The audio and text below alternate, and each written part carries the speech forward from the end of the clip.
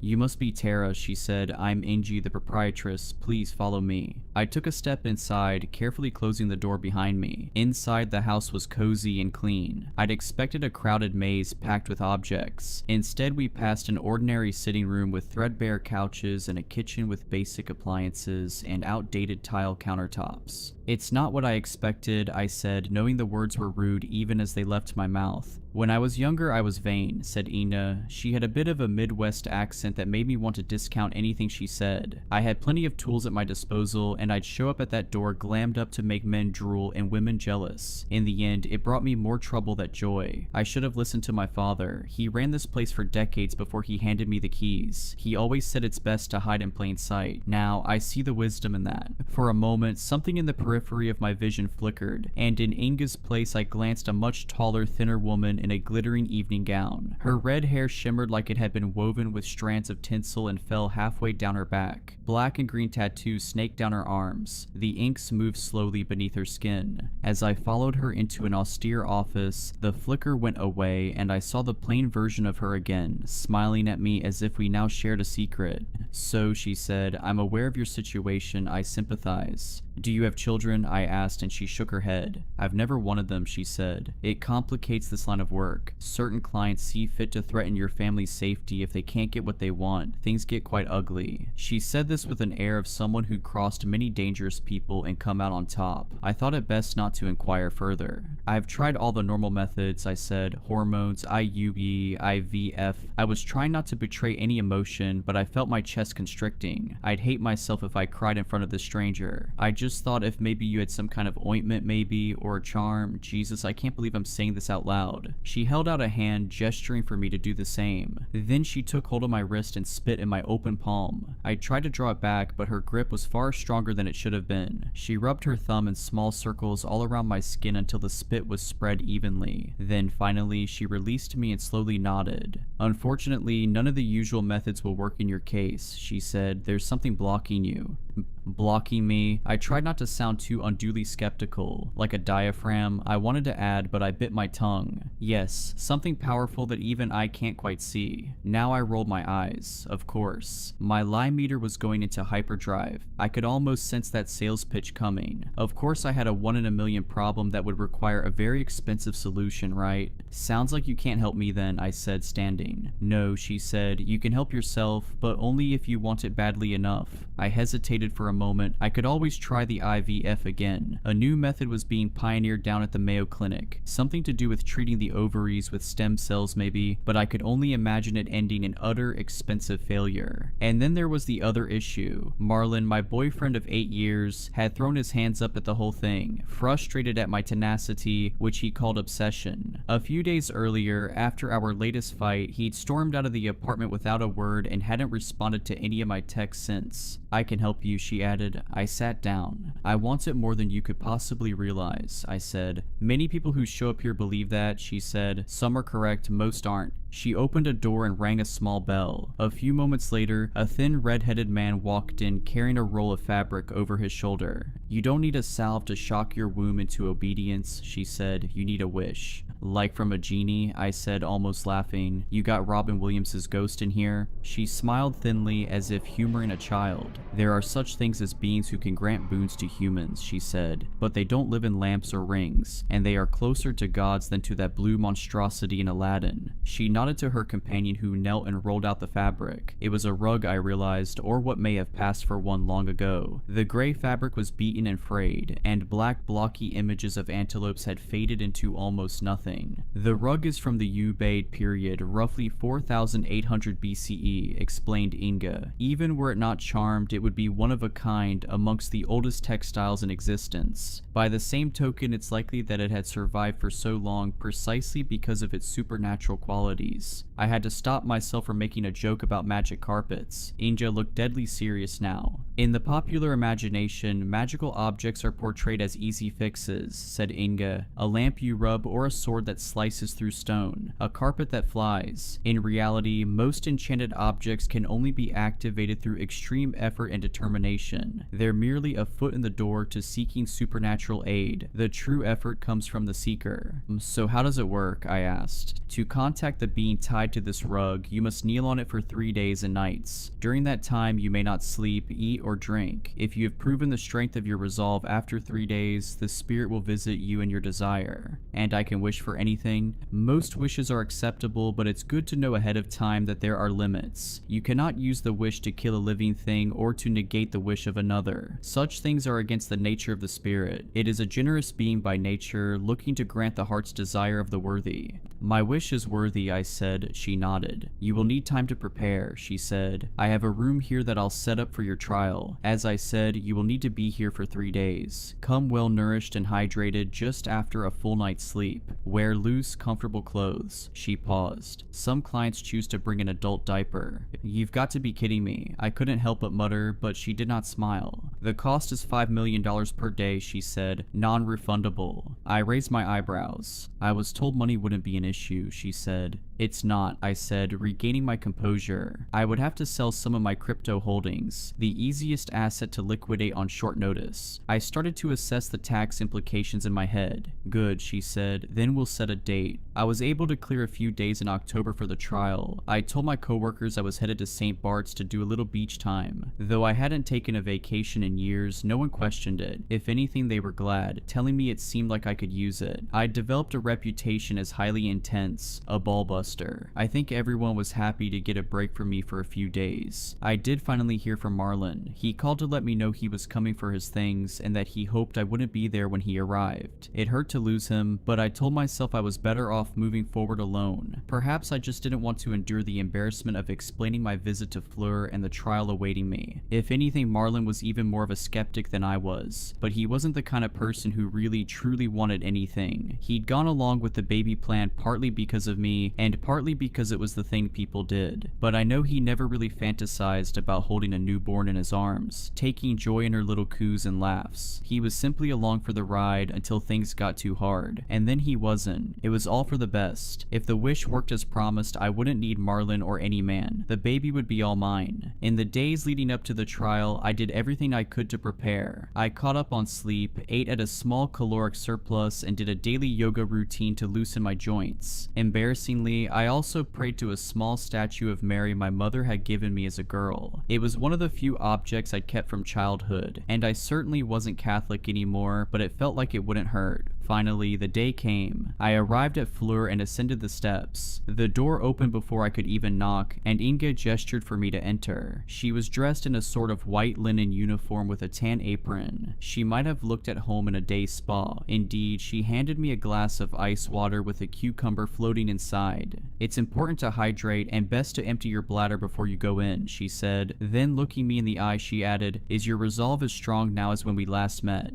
"Stronger," I said honestly, and she nodded. I followed Inga up a winding staircase up to the 3rd level, where a narrow, dimly lit hallway opened to an array of doors. As we walked through the hall, it seemed I could hear groans coming from behind several of the door, strange muttering that sounded like prayer from others. Busy morning, I asked. My client's business is strictly confidential, she said. Should anyone come asking about you, I'd say the same. I wondered if it was all people kneeling on rugs behind every door. Surely not. Behind each door was a different object, a different aspiration. I had heard rumors of others who come here for help. A woman in her 50s who lay in a glass coffin that superheated her skin, crisping it like a Thanksgiving turkey's. The pain had been unimaginable, but after 2 hours when she emerged from the coffin, her skin was as taut as a 20-year-old's. Another friend had been asked to finger paint portrait after portrait of her dead lover in blood, until finally the 44th one began to move of its own volition and carried out a long and heartfelt conversation that left her happy for the first time in years. Understood, I said. Thank you. We reached a door near the end of the hall. She tapped the handle a few times in a kind of rhythmic sequence, then turned it slowly open. On the other side of the door was a barren room with no windows. 2 walls were of bare brick, the others were simple white, the paint chipping in places. At the center of the room stood the rug. It looked slightly more important now, set in the middle of the otherwise barren room, like an exhibit at a museum. I was struck by the feeling that I shouldn't touch it. Your trial begins as soon as you place your feet on the rug, said Inga. The spirit will expect you to kneel for the duration of your time here. A bit of stretching from time to time is acceptable, but under no circumstance are you to leave the rug. Should you wish to abandon the trial, simply walk to the door and knock thrice. No negative consequences will befall you, but you will still be expected to pay, and you will not be allowed to attempt the trial again. She paused for a moment. I should have asked this before, she said, but as I mentioned, there's some kind of blockage preventing you from having a child. Do you have enemies? Someone who would care enough to curse you? I tried to think. I'd upset plenty of people in my life, especially at Word. I had ruined certain companies, effectively putting my boot on their necks when they showed the first signs of weakness. I'd sparked selling frenzies that tanked stock prices and ruined small financial empires. An angry tech bro had once pelted me with a milkshake as I left the office. I don't think any of my enemies believe in this stuff, I said, and she nodded. Good, she said. The trial begins now. She walked outside, closing the door behind her, and though I was now the only person in the room, I didn't feel alone at all. The rug had a presence to it, I realized, just not necessarily a human one. Slowly, I removed my heels and circled the rug. The floor was frigid against my bare feet, cold enough to be uncomfortable, yet I found it difficult to will myself to step onto the fabric. Finally, I shook my head. I was being stupid. I would get on the rug. I had never shied away from anything simply because it was hard. This time would be no different. The first few minutes were unremarkable. I knelt on the old fabric and stared blankly at the wall. Years of classes, yoga, barre, Pilates, etc. had trained me for this moment. If anything, when I closed my eyes, I could pretend that I was simply holding child's pose for a bit longer than usual, and that I'd soon be hitting the shower and indulging in a green smoothie. As time wore on, it became harder to maintain this fantasy. My muscles began to ache and I shifted to other sorts of kneeling, sometimes with my torso elevated, sometimes lying forward and touching the rug with my fingertips. Initially, the rug had seemed to possess no smell, and I imagined it had dissipated over the course of millennia. Now though, with my mind emptied and my senses heightened, I caught notes of odd scents, a kind of burnt one emanating from the black dye and a musky, earthen one from the fabric itself. Did they have sheep back in the olden days of the Fertile Crescent, or had this been woven from the hair of some other animal? The pain became worse. My lower back and knees throbbed. How long had I been kneeling now? Surely not more than a few hours. Was I really ready to endure this for days? I'm going to stand and stretch now, I said, feeling like an idiot. I hope that's okay. That doesn't break the rules, right? There was no response, and I felt extra stupid. Okay, I asked one last time. Looking up, I seemed to spy a haze of something at the far end of the room near the wall in front of me. An old woman was sitting in a chair knitting. For a moment, she looked up from her work and met my eye, then she slowly nodded, giving me permission. Carefully unbending my knees, I stood. The relief was immediate. The fire that had been burning in my joints went out as if doused with a bucket of water. This is still the easy part, said the old woman quietly from the far side of the room. If you don't have the will to continue, better to quit now. There's no prize for quitting halfway or even at the 3/4 mark. You've never met anyone with a will like mine, I said. She snorted a little and went back to her knitting. Kneel, she said quietly, and then she disappeared. The pain grew worse, and if it was just pain, it might have been easy, but your mind plays tricks on you when you hurt. It'll tell you that you're doing permanent injury to your knees and ankles. It'll ask if the tingling sensation in your toes is nerve damage. Could your spine itself be in jeopardy? Will you still be able to walk at the end of all this? But through all of it, I didn't stop kneeling. Every time an intrusive thought arose, I made myself think of my daughter. At times, it was almost as if I could see her. In the vision though, she wasn't a baby, but a woman fully grown, perhaps even my same age. She stood behind the old woman, a hand on her shoulder. She stared at me as if looking for something, perhaps wondering if I'd soon give up, if she'd never come to exist. This wasn't the first time I'd seen my daughter. Since I was a teenager, I've had vivid dreams about her. Us at high tea in matching dresses, arguing the merits of English breakfast and Earl Grey. Me at her college graduation, my eyes welling with tears as she collects her Princeton diploma. Me popping a bottle of champagne to celebrate her putting the down payment on her first apartment, a little one-bedroom in Brooklyn. It was all so clear that it seemed inevitable, like the dreams were a reality just waiting for me once I reached the proper time. I knew I was destined to become the mom that my own mother never was. Yes, my mother was a disaster. She'd moved to New York from rural Virginia, assuming she'd be discovered by some producer at the cafe where she worked and book her ticket to Broadway. Every morning she spent an hour in the mirror, preparing for her big break, but it never came. Instead, there was only an endless procession of men, some with promises of fame and fortune, but mostly just a string of losers that grew increasingly dangerous. I don't like to talk much about that period of my life, except to say that it was terrible and not something I'd wish on anyone. It all ended when I was 12 and came home from school to find her half dead off a bag of gray powder, lying on the couch beside her fully dead boyfriend. I went to live with one of her cousins in Brooklyn after that. She had 2 daughters of her own and worked almost constantly. To her credit, I wasn't treated any worse than her biological children, but that's not saying much. At best, we were all seen as burdens, but at least I was safe. I suppose it made me tough and eager to be nothing like my mother. I grew up hating her and had very little contact with her once I stopped living at her place. At some point, I heard that she died falling from a balcony, an act that may have been self-inflicted or at the hands of a jealous boyfriend, though the truth was never discovered. I chose not to attend the funeral. I suppose I was driven to be my mother's opposite in every way. Through high school, my grades were perfect and I never dated. I told myself that when I was older, I would give my daughter the things I never had. A clean apartment looking over the park, and a stable dad who never drank and woke up early each morning to brew coffee and read the news. A mother who loved her above all other things. I looked up at the old woman. My daughter's shade stooped down and whispered something in her ear. "What?" I asked, attempting to bend my head up to look at them. I realized I barely had the strength to do so. How long had I been here now? I had no phone, no watch. The room had no windows. It could have been the first day or the second, certainly not the third. "She says that you could never love her above all other things," the old woman muttered. "You love yourself too much." Had they read my thoughts? "What does she know?" I asked. "She doesn't know me. She's not even real."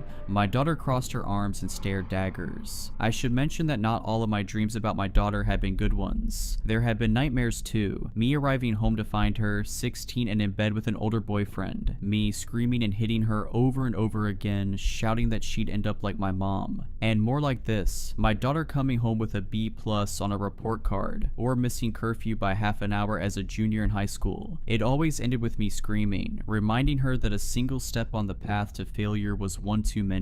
I would wake from these dreams full of anger at her, incredulous that my imagined daughter could betray me in such a way. At some point, my right knee gave out. I wasn't sure if the joint had ruptured permanently or if it just needed some rest, but there was physically no way I could make it hold position. I collapsed face first onto the rug and looked up at the old woman as if to ask if this was acceptable. She nodded almost imperceptibly. At some point that I had soiled myself. Not quite sure what to do, I removed the stained pants and underwear and tossed them to the side of the room. Then, for whatever reason, I removed my shirt as well, throwing it after the others. I lay curled in a naked ball, looking weakly up at the old woman, who kept busy with her knitting. "How long?" I asked, but she didn't answer. Beside her, my daughter never took her eyes off me. She was smirking just a bit, reveling in my pain. She was the bad girl, the one I'd seen in my dreams. She would disobey me. I would come home from work to find her in a cloud of pot smoke listening to an old Nirvana album, and I would rip the buds from her ears and smash them underfoot over and over again until they were plastic dust. Give up, she mouthed. And never, I tried to say, but my lips were chapped and bleeding and the words caught in my throat. I knew then that I would amend my wish. I would wish for a good daughter, not her, not the brat looking down at me from the old woman's side. I tried to give voice to these thoughts, to shout them at my daughter, and found I could not. For the first time I felt a pang of true fear. Not that I would give up, but that I would die here, naked on this rug, before I had a chance to make my wish. There had been no promise that I would live. How long could the body go without water? I would have drunk from a gutter or a horse trough were it in front of me. Anything. Shadows were dancing all around the room, a great revel, all ready to carry me off to somewhere dark and permanent. I knew I could make them go away. I could roll off the rug, crawl to the door, beg to be let out, but I would not. I would never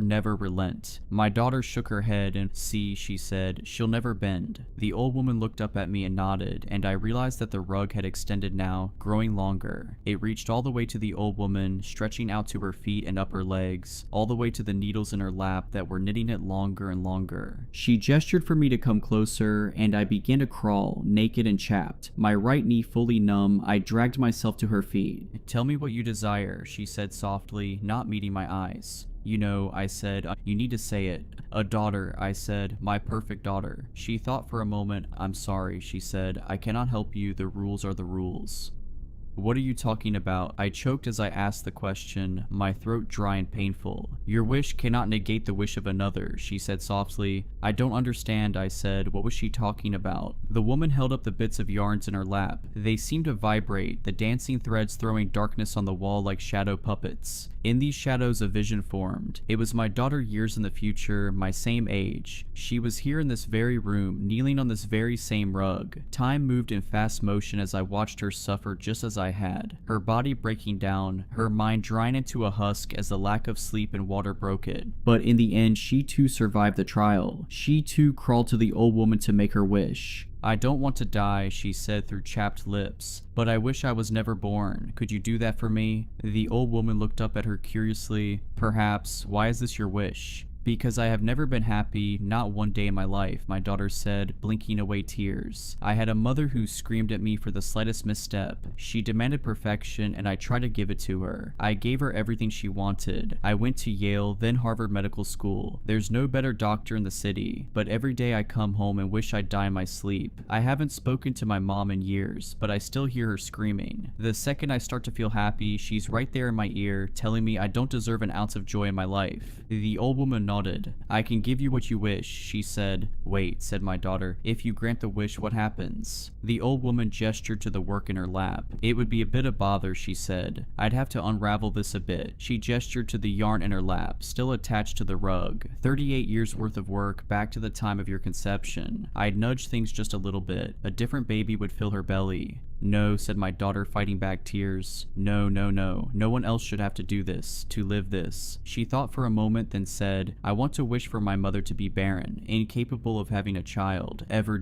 The old woman smiled a bit sadly and nodded. She began to pull at the thread in her lap, unraveling the rug. Anything else? Yes, said my daughter. One day I want her to find out why. The old woman looked over at me now, then over at my daughter's specter. She shot me one last cruel smile, a look of satisfaction. Then she turned and walked through the darkness of the wall. She would not return. Do you understand? Asked the old woman. I can't allow your wish to undo hers. I understand. Is there anything else I can offer you? She asked. I shook my head. She looked up from her knitting one last time. You may yet think of something, she said. Come back any time. You know where to find me. Inge must have entered the room shortly after. She gave me a glass of water, which I drank desperately, and a fresh robe. She took me to a shower where I sat and cried on the wet floor. My skin was so broken that I could barely handle the lukewarm temperature. My knee throbbed but had regained a bit of its function. I saw that I would be whole again, physically at least. Since that day I've been at home, slowly repairing myself. Long baths, lunches of chicken broth and juice cut with water. But I can't bring myself to call work or anyone really. I feel that the motor has been ripped out of me, that there's nothing to make me go anymore. What is a life without a purpose? I am not someone accustomed to drifting. And of course I've been angry. At my daughter and at myself. But there's nowhere for those feelings to go. Nothing to do with them. I can't undo the mother I was in some other fabric of reality. reality. I am stuck, but at the same time, I have no desire to die. And lately, my thoughts have turned to my own mother, who I suppose made me this way. As I said before, so much of who I am came as a reaction to who she was. I think of the way she cackled when she was high. It was a selfish laugh, a laugh you couldn't share. Late at night, I find myself waking impossibly thirsty, but I do not drink. Instead, I kneel on the bed and stare into the darkness, and I think I see the old woman sitting there. I imagine crawling to her and whispering that I too wish my mother had been barren, that I too want her to know why. I imagine the old woman unraveling another few decades from her work to go back and fix things. And in my reverie, I sometimes hope that I won't be the last one to make this wish, that my mother will do the same, wishing her mother barren, and then on until each bad mother through the centuries is erased along with history itself, the whole rug disappearing as the old woman pulls the thread, until all traces of humanity are wiped away, leaving nothing but a pile of tangled yarn.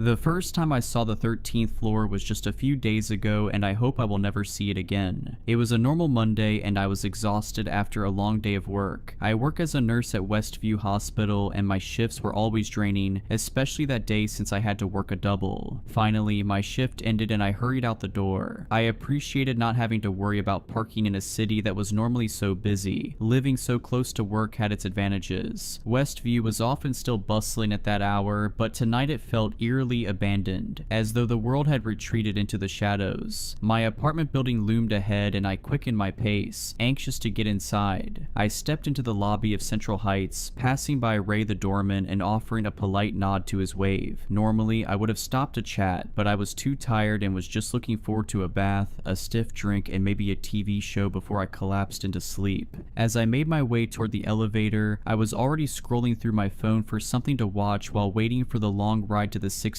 floor. I pressed the button and suddenly felt a strange sensation. The hair on my arm stood on end and I felt like I was being watched. I glanced over my shoulder but saw nothing. No one was in the lobby. Ray was still at his station, absorbed in a novel. It must have been nothing, I tried to reassure myself, yet the feeling persisted, like unseen fingers trailing along my spine. When the elevator finally arrived, I stepped in without hesitation. I quickly pressed 16 and waited. Out of the corner of my eye, I noticed something odd. A powdery white dust near the elevator console. I checked myself to make sure I hadn't gotten any on me, but there was no trace of it on my clothes or skin. Then I looked closer and saw a chalk-like smudge right on the console between the numbers 12 and 14. A disturbing chill ran through me as my hand hovered near the strange mark. I paused, processing the bizarre sight before the bell chimed and the doors opened to my floor. Shrugging off the unease, I stepped off. I walked down the hall to my apartment and sighed with relief that my day was over. As I approached my door, eager to collapse onto my couch, I rummaged through my bag. A knot formed in my stomach as I realized my keys were still at the hospital, left on the break room counter. I groaned and trudged back to the elevator, resigned to having to retrieve them. I pressed the down button, and after a brief wait, the door opened, not far from where I stood. To my surprise, I wasn't alone in the elevator. There, occupying the small space, was an impossibly large figure draped in a long white coat. Their face was hidden by a hood, and their tall, rail-thin form exuded an unsettling presence. I took an instinctive step back, disturbed by the sight, but I tried to steady myself and not stare. I considered waiting for the next elevator, yet the door wouldn't close. The figure remained motionless, its hood concealing any trace of expression as it stared impassively. Realizing I had no way to get back to my apartment without my keys, I reluctantly stepped into the elevator with the tall figure and pressed the button for the lobby. That's when something made me do a double take. Even with the giant hooded figure standing silently beside me, I noticed an extra button on the panel, a softly glowing 13. It wasn't there earlier when I'd gone up to my own floor. I noticed the 13th button bore a large imprint of white chalky powder, and I saw that the looming figure's feet were also surrounded by that same odd substance. The elevator lurched into motion as I felt a cold dread wash over me. The buttons on the panel flickered in a strange, otherworldly rhythm as the elevator began its descent. The The hooded figure beside me remained completely still, filling the confined space with an oppressive silence. I felt its unseen gaze upon me, its face forever obscured by the hood. My breath caught when the elevator slowed and the digital display above the doors flickered from 14 to a distorted blur, then to a number that sent a chill coursing through my veins, 13. When the doors slid open with a hollow clang, a dimly lit hallway unfolded before me, a place that didn't belong in my building. Thick, damp air spilled out, carrying the scent of old dust mixed with a trace of something metallic. My heart pounded as the figure stepped forward with an unnervingly fluid grace. Pausing in the doorway, it slowly turned its hooded head in my direction, as though silently inviting me to follow. I stood rooted to the spot, unable to move. My legs refused to budge as my mind screamed for me to run, to shout, to do anything other than step further into that dark, unnatural space. Suddenly, I felt lightheaded and tried to steady myself against the elevator wall, but before I knew it, I crumbled to the floor, unconscious. When I came to, I sat up abruptly and nearly screamed, only to realize that I was still in the elevator. It had descended back to the lobby, and the strange hooded figure was nowhere to be seen. I had no idea how I passed out. Perhaps I was more exhausted than I thought, yet it had felt so real, too real. I'd never experienced such a vivid nightmare before. As I stepped out, I glanced back at the elevator panel one last time and noticed a faint smudge of white powder near it. Shaken, I left and headed back to work to retrieve my keys. When I got back to my building, Ray commented on how stressed I looked. I told him it was nothing more than bad nerves after a long day. He nodded and I pressed on. Yet when I arrived at the elevator again, that inexplicable, unsettling feeling returned. Despite how late it was and how tired I felt, I decided to take the stairs. I was sweating and utterly exhausted after the climb, but eventually I reached my apartment. I chose to forgo the bath in favor of a quick shower and then went straight to bed. The next morning on my way to work, I was disturbed to see paramedics gathered outside the building. Approaching Ray, I asked him what had happened. His face was drawn, his usual smile absent. Leaning in closer and lowering his voice, he said, "It's Mrs. Donovan from 1406. They found her this morning when she didn't answer her door. Her daughter called worried when she couldn't reach her." A chill ran through me. What happened to her? "Nobody knows for sure," Ray replied, glancing toward the paramedics. "The police say it looks strange. There are no obvious signs of what killed her, but..." He hesitated, shifting uncomfortably. "They mentioned she was covered in some kind of white powder, like chalk or something. I've never seen anything like it in my 30 years here." The world seemed to tilt beneath me. White powder, just like in the elevator, just like in my nightmare. "Did you know her?" Ray asked, noticing the pallor in my face. "Not really," I managed to say, my mouth suddenly dry. "I only passed her in the halls sometimes." I tried to recall her face, but all I could conjure was a vague image of an elderly woman with silver hair who always nodded politely when we crossed paths. "They're saying it might have been sudden cardiac arrest, but who knows," Ray continued. "Poor woman, living alone all these years after her husband passed. At least it was quick, whatever it was." I nodded mechanically, my eyes fixed on the elevator doors. I thanked Ray for the information and mentioned that I had to get to work. Yet deep down, I felt disturbed. I had wanted to dismiss the unsettling news about the tenant found dead, but with that bizarre substance mentioned, it was eerily similar to what I'd seen with that tall hooded figure. The thoughts clung to me, refusing to let me find any peace. The rest of my workday passed in a hazy blur, and I felt detached from everything as I struggled to process the bizarre events of the previous night. I hurried home with anxious dread gnawing at the back of my mind. Arriving back at my apartment building, I mustered the courage to approach the elevator again. The metallic door slid open with a soft ding, and though I hesitated for just a moment, I stepped inside. My eyes darted around the small, dimly lit space, half expecting shadows to flicker in the corners. Taking a steadying breath, I pressed the button for my floor while carefully scanning the panel for anything unusual. This time, the area between the numbers 12 and 14 was clean and unmarked, devoid of any peculiar chalky residue. The elevator hummed quietly as it ascended, leaving only the sterile scent of metal and the gentle whir of machinery. I exhaled a sigh of relief at the return to normalcy and walked down the hall to my apartment. Just as I inserted my key into the lock, I heard footsteps approaching down the hall. smile. Oh hey, I thought that was you.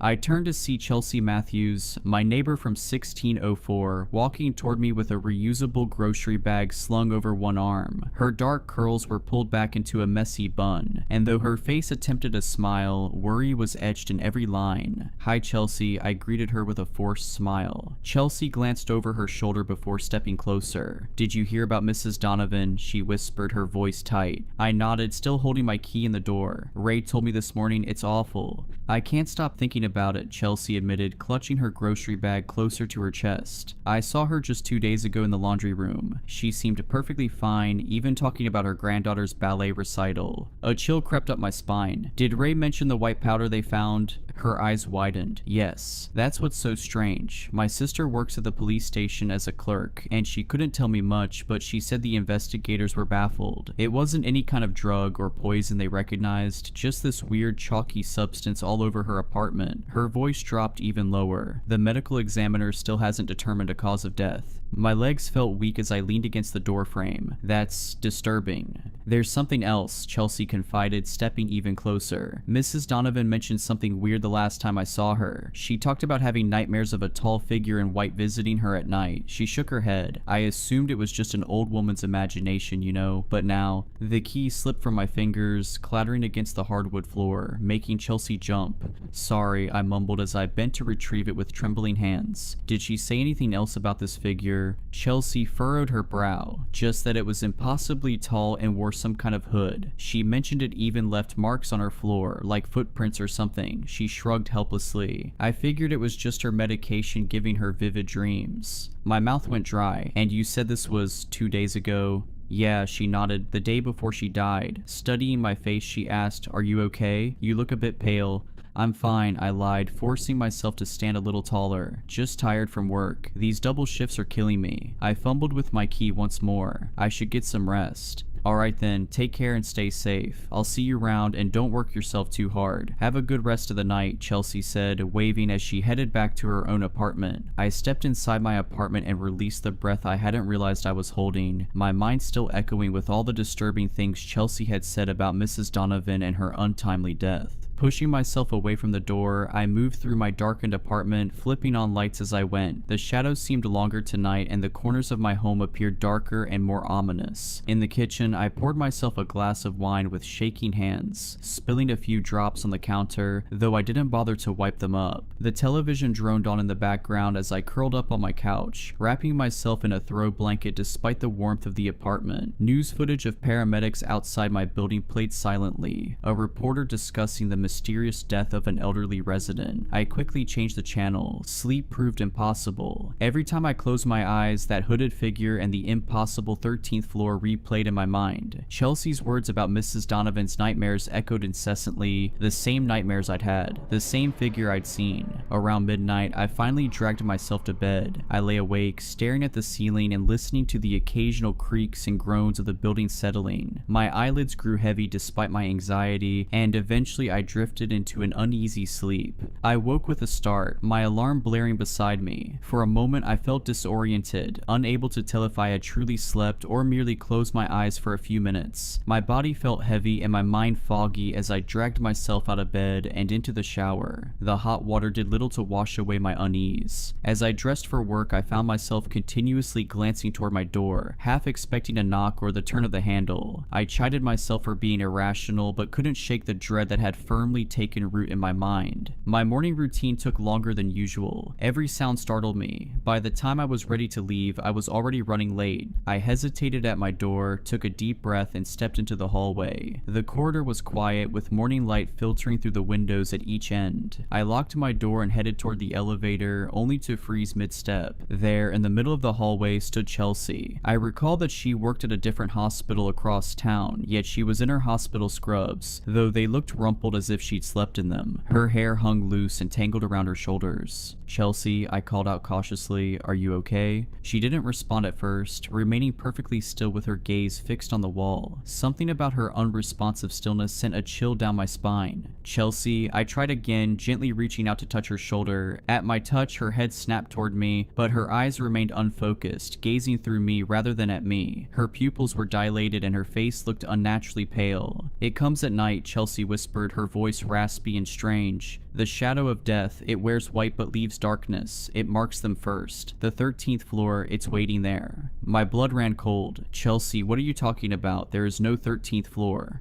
"I saw it last night," she continued, her voice slurring slightly. "In the elevator. The button appeared, white dust, so cold." She shuddered violently. "It knows who's next." I gripped her shoulders, shaking her gently. "Chelsea, snap out of it." Blinking rapidly, Chelsea's eyes gradually focused. Color slowly returned to her face as confusion took over. She looked around disoriented before finally recognizing me. Why am I in the hallway?" she murmured, touching her forehead and wincing. "God, I have such a headache. Was I sleepwalking?" "I'm not sure," I said uncertainly, my eyes still fixed on her face. "You were just standing here talking about strange things." "What things?" she asked, frowning as she rubbed her temples. I hesitated before replying, "About a shadow of death, and the 13th floor." Her eyes widened in disbelief. "I don't remember any of that." Glancing at her watch, she gasped, "Oh God, I'm late. I need to get to work." She hurried toward the elevator, then paused and looked back at me with an embarrassed smile. "Sorry about that. Must have been sleepwalking or something. Too many night shifts, you know." Before I could utter a word, Chelsea disappeared around the corner toward the elevator, and I stood frozen in the hallway, my mind racing. The coincidence was too overwhelming. Mrs. Donovan's experience, my own, and now Chelsea mentioning the same horrors. Later, at work, I couldn't focus. Twice, I nearly administered the wrong medication to patients, catching myself just in time. Colleagues asked if I was feeling ill, noting my pallor and distracted state. I blamed it on lack of sleep, which wasn't entirely untrue. During my lunch break, I sat alone in the hospital cafeteria, picking at a salad that I had no appetite for. I pulled out my phone and searched for information about my building's history. Central Heights had been built in the 1970s and renovated in the early 2000s. Nothing unusual, a standard high-rise apartment building. I scrolled further until I stumbled across an old newspaper article about an architectural controversy during its construction. The original plans had included a 13th floor, but due to superstition, the developers had labeled it the 14th, skipping 13 altogether. What caught my attention was a small paragraph noting that the chief architect had either gone missing or died mysteriously before construction was completed. His body was never found either way. My hands trembled as I set down my phone. It couldn't be a mere coincidence. The rest of my shift dragged on endlessly. By the time I clocked out, darkness had fallen and a fine mist hung in the air, diffusing the streetlights into hazy orbs. I considered taking a different route home, maybe even staying at a hotel for the night, but the thought seemed ridiculous in the rational light of the hospital lobby. I pulled my coat tighter around me and stepped out into the night. The walk home felt longer than usual, each shadow making my heart skip a beat. When I finally reached my building, I noticed Ray was gone for the day, replaced by a night doorman whose name I couldn't recall and who barely looked up from his phone as I entered. I hesitated at the elevator and then decided to head for the stairs, unwilling to risk another encounter. However, when I reached the door to the stairwell, to my shock, it was locked. I turned around and tried to flag down the night doorman, but he had vanished. I looked around unsure of what to do next when suddenly the elevator doors opened. I stared at the vacant elevator, its fluorescent light flickering ever so slightly. The interior was pristine, no white powder, no mysterious buttons, no towering figure, just an ordinary elevator waiting patiently for a passenger. Rational thought urged me to step inside, especially since the stairwell was locked and I needed to get to my apartment, yet my feet remained rooted to the lobby floor, my body refusing the simple command to move. A soft chime sounded as the doors began to close. Acting on instinct, I lunged forward, thrusting my arm between the closing doors. They retracted immediately and I stepped inside, my heart hammering against my ribs. My finger hovered over the button panel. 16. I could just press 16 and go home. But then my eyes were drawn to the space between 12 and 14, the unmarked space where 13 should be. The doors closed behind me with a soft thud that, in my heightened state, sounded like the slam of a prison gate. I pressed 16 quickly, then backed into the corner, watching the numbers illuminate as the elevator began to ascend. Everything seemed normal at first, and as I ascended I tried to ignore the lingering feeling of dread. I watched the display numbers slowly increase. Then, to my horror, the elevator stopped. It had halted at 12, but the door wouldn't open. Then the number distorted and went blank, and I felt the elevator creeping up several more feet before stopping on a floor higher than the 12th. The door slid open and there it was. A hooded figure stood in the doorway, impossibly tall, its white coat hanging from skeletal shoulders. I pressed myself against the back wall of the elevator. My scream caught in my throat. White dust swirled around the figure's feet, drifting into the elevator like fog. "Please," I managed to whisper, though I wasn't sure what I was begging for. The hooded figure bent down and stepped into the elevator. With each step, a noxious cloud of chalky dust spread around it, and I covered my mouth in horror. It extended one impossibly long arm, the sleeve falling back to reveal a hand made entirely of bone, gleaming white in the dim light. It reached out with slow, deliberate motion. I shook my head, tears streaming down my face. "No," I said, my voice growing stronger. "I won't go with you." The figure tilted its hooded head as if puzzled by my refusal. It took a step forward. With every movement, white dust billowed, filling the cramped space with a fine mist that made me cough. A cold emanated from it, an otherworldly chill that penetrated my soul and froze my thoughts. Its hand moved toward the panel, paused, then withdrew as it stepped back into the opposite corner of the elevator. It stood motionless, waiting for the doors to close. I couldn't fathom why it had ignored me, seeming content to ride the elevator up to the 16th floor rather than drag me down into the sepulchral darkness of the 13th. The elevator rose without further incident, the floors passing by in terrible silence as I remained breathless and terrified alongside my monstrous companion. When we arrived at the 16th floor, the entity extended an arm as if bidding me to disembark first. Oddly polite, though still utterly horrifying. I took a nervous step forward, scared of moving, yet even more terrified of staying a moment longer with that skeletal nightmare. I crept past the looming figure and eventually broke into a mad sprint down the hall toward my apartment. I stole one last glance behind me. The thing was gone. Whatever it had been doing on that floor, I couldn't say, but I felt an urgent need to get inside and hide as quickly as possible. I made it to my door, my heart racing as I fumbled with my keys before throwing myself inside, quickly closing and locking the door before bolting to my bedroom. The night stretched on interminably as I huddled beneath my blanket, feeling both foolish and fearful. Part of me knew that the skeletal figure I dreaded wouldn't materialize in my bedroom or elsewhere in my apartment, yet another part couldn't shake the unsettling anticipation that it might. As the hours dragged by with no sign of the apparition, I hesitated, relieved yet still anxious, before finally succumbing to an uneasy sleep. That sleep, however, was short-lived. I awoke abruptly to a horrible scream that pierced the quiet night. Bolting upright, my heart pounding, I realized the scream wasn't part of a nightmare. It echoed through the hallway outside my apartment, followed by a heavy thud. I scrambled out of bed, fumbling for my phone as I debated whether to call 911 or hide in the bathroom.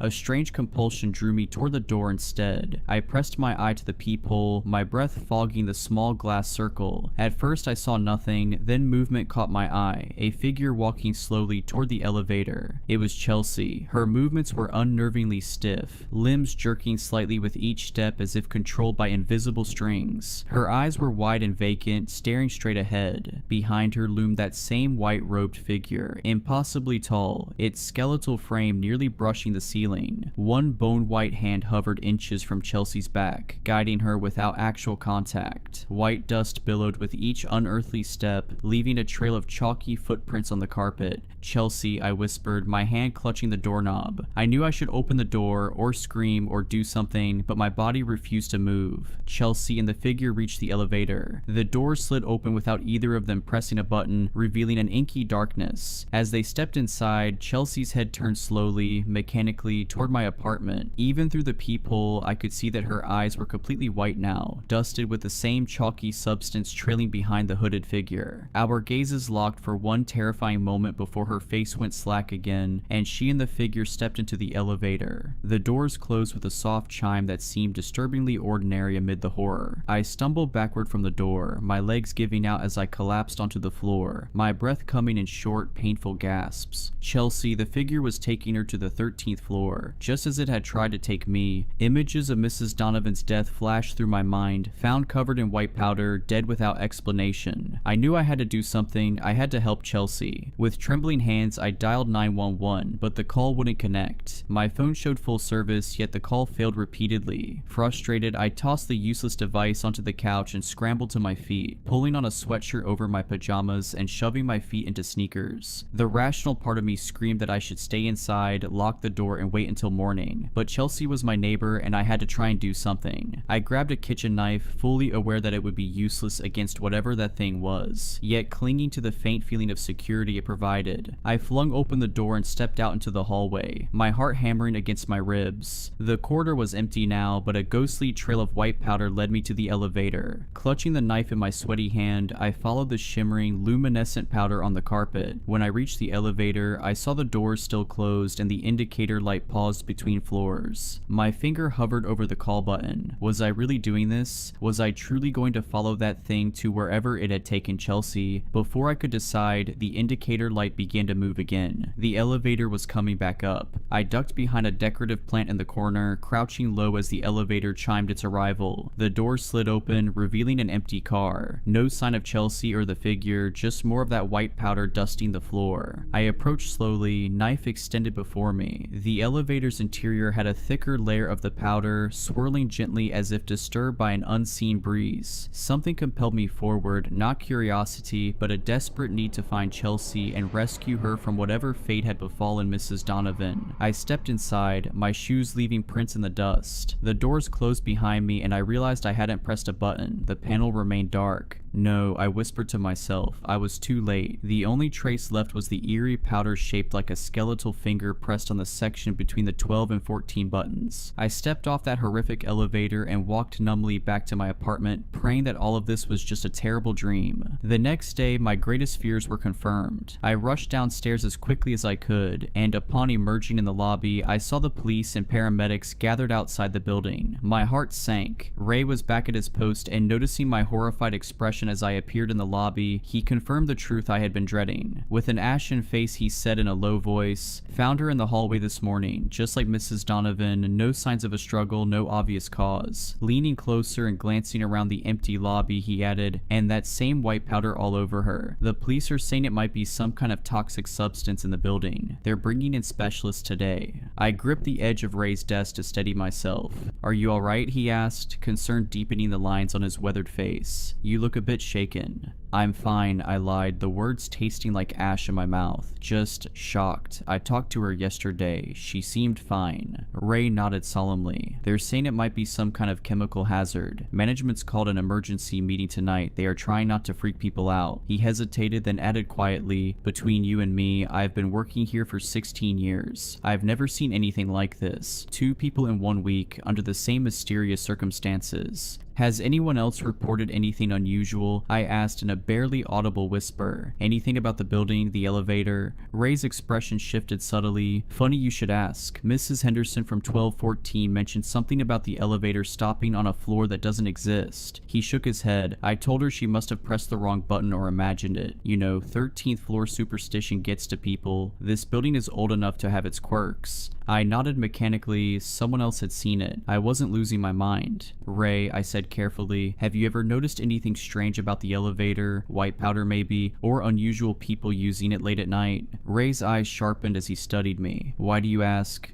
"Just curious," I offered, my attempt at casual conversation failing miserably. Glancing around once more, Ray motioned for me to lean closer. "There have been stories about this building for years," he whispered. "Back in the 70s, during construction, workers refused to continue after dark. They said they saw things. Management called it superstition and fired anyone who complained." He paused before adding, "The architect went missing and the foreman died before it was finished, found in the elevator shaft between what would have been the 13th floor. Covered in white powder," I murmured, finishing for him. His eyes widened and he nodded slowly. For a long, heavy moment, Ray was silent. Finally, he sighed, his shoulders slumping. "I've worked here for 30 years. I've seen residents come and go. I've watched this building age. 3 years ago, the night janitor quit without notice, left his keys, his uniform, everything. He just disappeared. Before he left, he told me something I've never forgotten." He swallowed hard. "He said he'd seen death itself in the service elevator, wearing a heavy white coat."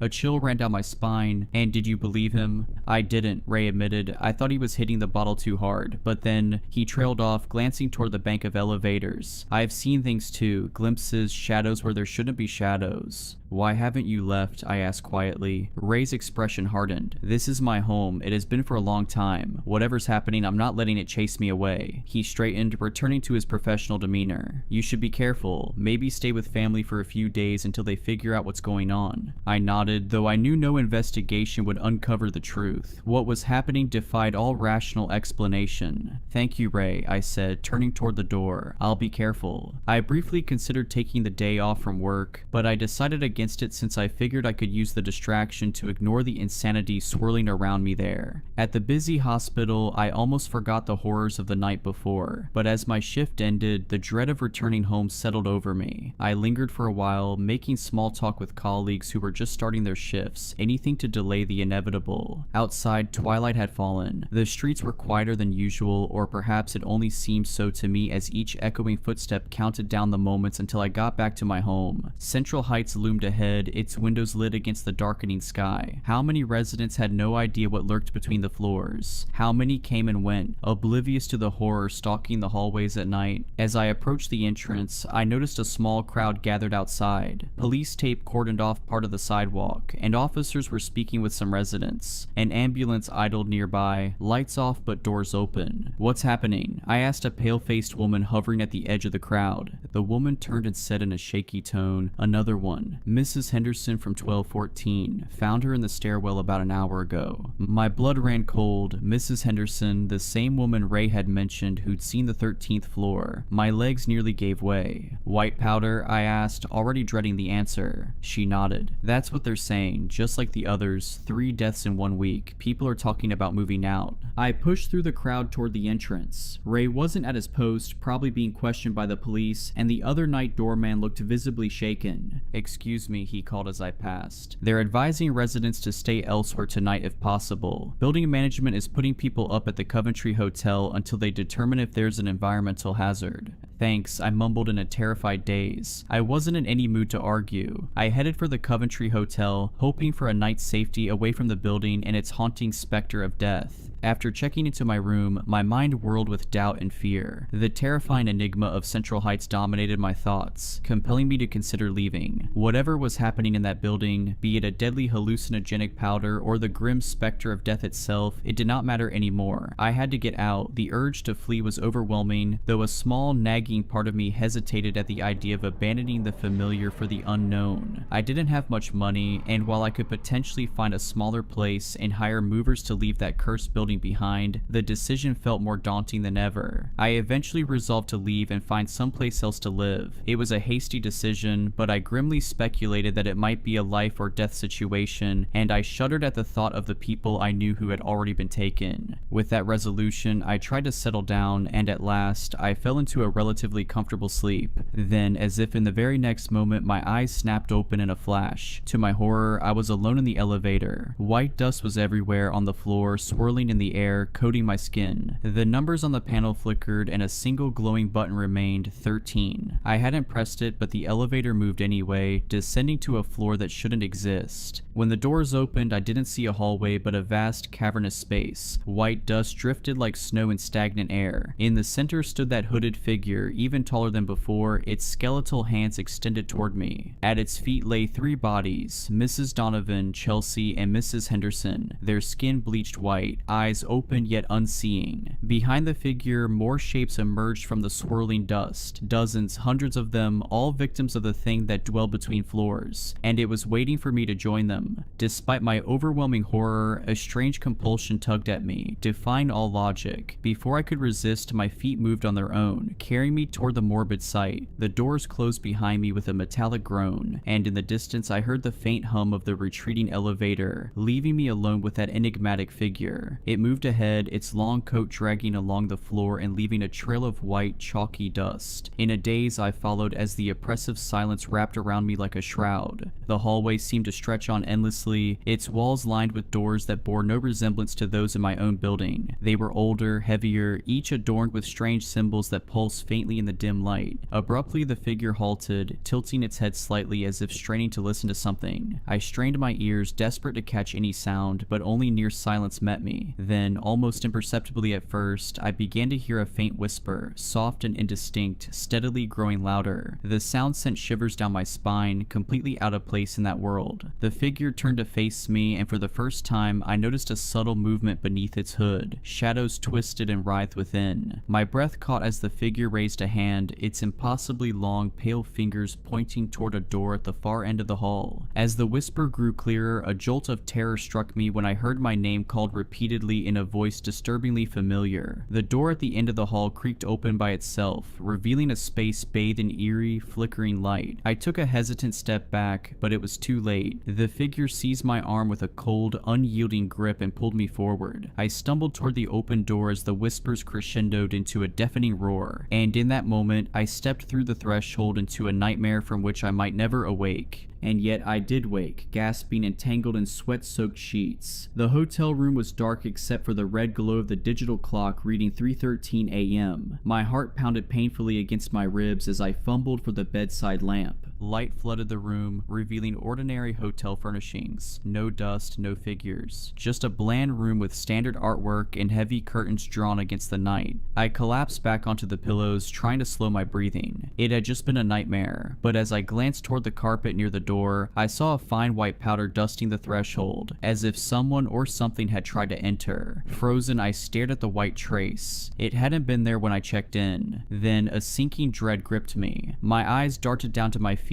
now engulfed in a thick layer of the eerie, chalky substance. Panic surged as I bent to touch my foot, and there it was, a bruise, vivid and sinister, marking the exact spot where an otherworldly hand had seized my arm with unyielding force. Desperation clawed at my mind as I scrambled for a shred of logic, but only chaos answered. The figure had found me. Even here, miles from Central Heights, it had tracked me down, or perhaps I'd even ventured into its lair in my sleep. It couldn't be real, but the powder by the door and on my feet was real. The deaths were real, and whatever was hunting me wouldn't stop until it had claimed me too. I hurriedly dressed, hands shaking as I stuffed my few belongings into a bag. I knew I had to leave, to put as much distance as possible between myself and everything here. I crossed several state lines and did not have a destination, besides as far away as I could get from that nightmare and the being that might even now still be searching for me. Yet, even abandoning my possessions and leaving, doubt still gnaws at my resolve. Perhaps leaving the city entirely and abandoning everything might be enough. But deep down, I wonder whether it could ever be enough. I don't know if I can ever outrun the shadow of death itself that haunts the 13th floor. I turned 18 in 2008, and on the day of my birthday, for reasons I won't bore you with, I packed up my things and moved out. For 4 years, I lived in my car, working as a barista from 6 to 2 and as a line cook from 4 to 10. My plan was to work until I had enough money for my own place, and then to either go to college or get a more stable job. Looking back on it now, I don't know how I did it, but by 22 I'd saved up a decent sum of money and began my hunt for a semi-permanent place of residence. I was living in Los Angeles at the time, and though housing prices weren't as bad as they are now, it was still a pricey county. After months of asking around, I was connected with Anders, an elderly man who was leasing a 2-bedroom, 1-bathroom house in North Hollywood for far below market rate. The catch, because there's always a catch when it comes to affordable housing, was that the house had been terribly maintained. It had been unoccupied for a year and would need some serious TLC before most people could comfortably reside in it. I, however, had been living out of a car for 4 years. As long as the place had running water, it would be an upgrade for me. I moved into the house in fall 2012. Anders gave me a tour before I got settled. He was a short, joyful old man, well-meaning, but, how do I put this, maybe not the most focused as a result of his age. At one point during the tour, he showed me the bathroom, then the master bedroom, then the bathroom again, then the master bedroom again. He was about to walk into the bathroom for a 3rd time before I gently guided him down the hall. The house itself was livable but weathered. Dim lighting from outdated fixtures cast long shadows over peeling wallpaper. mirror. The ceiling in many of the rooms was discolored from past leaks. The faucet in the kitchen sink was broken, the bathtub was badly chipped, and a few of the cabinet handles fell off in my hand. It was a rundown place located in a bars on the window kind of neighborhood, but still it was my place. I was smiling ear to ear when Anders gave me the keys. "It's a good house with good bones. You take care of it now," he instructed, which I found ironic. Before he left, he paused in the front doorway, drawing a hand to his chin as he looked behind me into the house. I tried to follow his gaze, but couldn't figure out what he was looking at. "Everything alright?" "Yes. Just that something looks different about that bathroom, though I can't put my finger on what. Well, it's a good house with good bones. You take care of it now." And with that, he gave me a nod and left me to my unpacking. I hadn't realized how much I'd missed living in a house. I didn't care how rundown the place was. Just having an accessible bathroom and a full-size mattress to sleep on made me feel like a king. After I'd spent a few days cleaning the place up, I invited my sister and her fiance over for dinner. I'm sure it sounds stupid, but my newly acquired ability to host company made me proud. In no time at all, I'd comfortably settled into my new home. That evening, after saying goodbye to my guests, I took a shower. The bathroom lacked a traditional above-the-sink mirror. Instead, it had a wide, full-length mirror mounted on the wall to the left of the vanity. When I exited the shower and stepped up to the glass, raising a hand to wipe away the fog, I noticed something odd. In the condensation, right at my eye level, was the word "hi." I didn't know what to make of it. Somehow, the letters seemed intentional. It was hard to pass off as simply the way the steam had settled. My sister had been in the bathroom just before she left. Maybe she had written the word on the mirror with her fingertip, and the steam had only made the letters visible after my shower. I almost texted her about it, but the message seemed ridiculous when I typed it out, paranoid even. I wiped the mirror down and turned in for the night, and soon I forgot about it entirely. The following week, I received a promotion at one of my jobs, and while I was grateful for the additional income, my new position meant longer days. Additionally, I realized that a few of the house repairs were beyond my ability, and so I started outsourcing some work to contractors. It was annoying to only have the house to myself at night, but I didn't have another option with my busy schedule. Things were generally progressing smoothly, though every once in a while, in the middle of the night, I would be awoken by a sound that I couldn't quite place. When I next noticed writing on my mirror, I had been living at the house for a month. The second sighting occurred in much the same way as the first. I came back home after work and took a shower. When I pushed back the shower curtain, I looked at the glass and saw, written in the condensation, the words, "Staying long." Now, I could pass two letters off as a coincidence, but two words, an entire question. That was no coincidence. Someone had been in my bathroom, and recently. I had contractors in and out of my house all the time, so one of them could have written the message, but why? I got dressed and put a hand on the bathroom doorknob, about to go back into my bedroom, when it occurred to me that whoever had written the message might still be around. I slowly cracked open the door, peering down the dark hallway in one direction, then the other. I listened very carefully, but heard nothing. I walked around my house, which didn't take long given its size, and looked for anything out of place. All of my doors were locked, all of my windows were shut, and none of my personal items had been disturbed. If someone had broken into my house, they were long gone by the time I looked around. That second message put me on edge for days. I triple checked that my windows and doors were locked each night. I looked in every potential hiding spot, of which there were few in my little house, after I came home from work and before I went to sleep. And yet, though I was certain that my house was secure, I couldn't shake the sense that something was wrong. A month passed without incident. I had almost started to feel at home in my new lodgings again until one Friday morning I awoke just past 3 a.m. I couldn't immediately tell what had woken me. Often the house settled at night, creaking and groaning in ways that made it sound alive, but in that moment the house was silent. It was only after I turned my head to the side did I realize that my bedroom door, which I was certain I had shut, was wide open. I stared down the hallway, feeling as though I were gazing into a black hole. The darkness was abyssal. I kept waiting for my eyes to adjust, waiting for them to pick out the familiar shapes of my home, but they never did. I couldn't see a thing, so why did I feel like something could see me? Like there was something in the house with me, just feet beyond the threshold to my bedroom, watching, waiting. Somehow, I found the courage to rise from my bed and walk toward the door. When I made it to the handle, I grabbed it and slammed the door shut. I didn't investigate further, didn't so much as stick my head out into the hall for a closer look. My bedroom door didn't have a lock, none of the doors except the bathroom did, so I dragged my bookcase in front of the door. It was a small bookcase, and an intruder could probably ram the door open anyway if they wanted to, but not before the sound alerted me. When morning came and I had to leave the house for work, I genuinely considered exiting my house through the window. I was almost late by the time I worked up the nerve myself to look around my house before I left. As always, I found nothing amiss. After work, when I reluctantly returned home for the night, I ate a quick dinner and hopped in the shower. I remember standing in the tub for a long time, mulling over my predicament. I'd heard horror stories about people secretly living in other people's homes. Maybe I'd become a victim of a frog without even knowing, but if that was the case, then where the hell were they? There was nowhere to hide in that tiny house. I'd torn the place apart multiple times by then, checking every cabinet and closet. The inside of the house couldn't be accessed from the crawl space, and the air vents were too small for a person to fit in. Suddenly, I heard a click, so tiny that I'd almost missed it entirely. I tore back the shower curtain, gripping the shampoo bottle like I was about to bludgeon an intruder to death with it. As I'd come to expect, there was no one in the room, but there was a new message on the mirror. This one was bold, the easiest to read of any of the messages I'd received so far. It was 3 words long: I see you. Some awful amalgam of fear, confusion, and anger made my stomach churn. Ultimately, the latter emotion rose above the rest. I hastily dried off and threw on some clothes, then grabbed my phone from where I'd left it on the bathroom counter. I punched in Anders' number and glared at that mirror as I listened to the phone ring again and again. I'd started to think it was too late for him to be awake when he suddenly picked up. He started to ask me how I was faring in my new lodgings before I cut him off.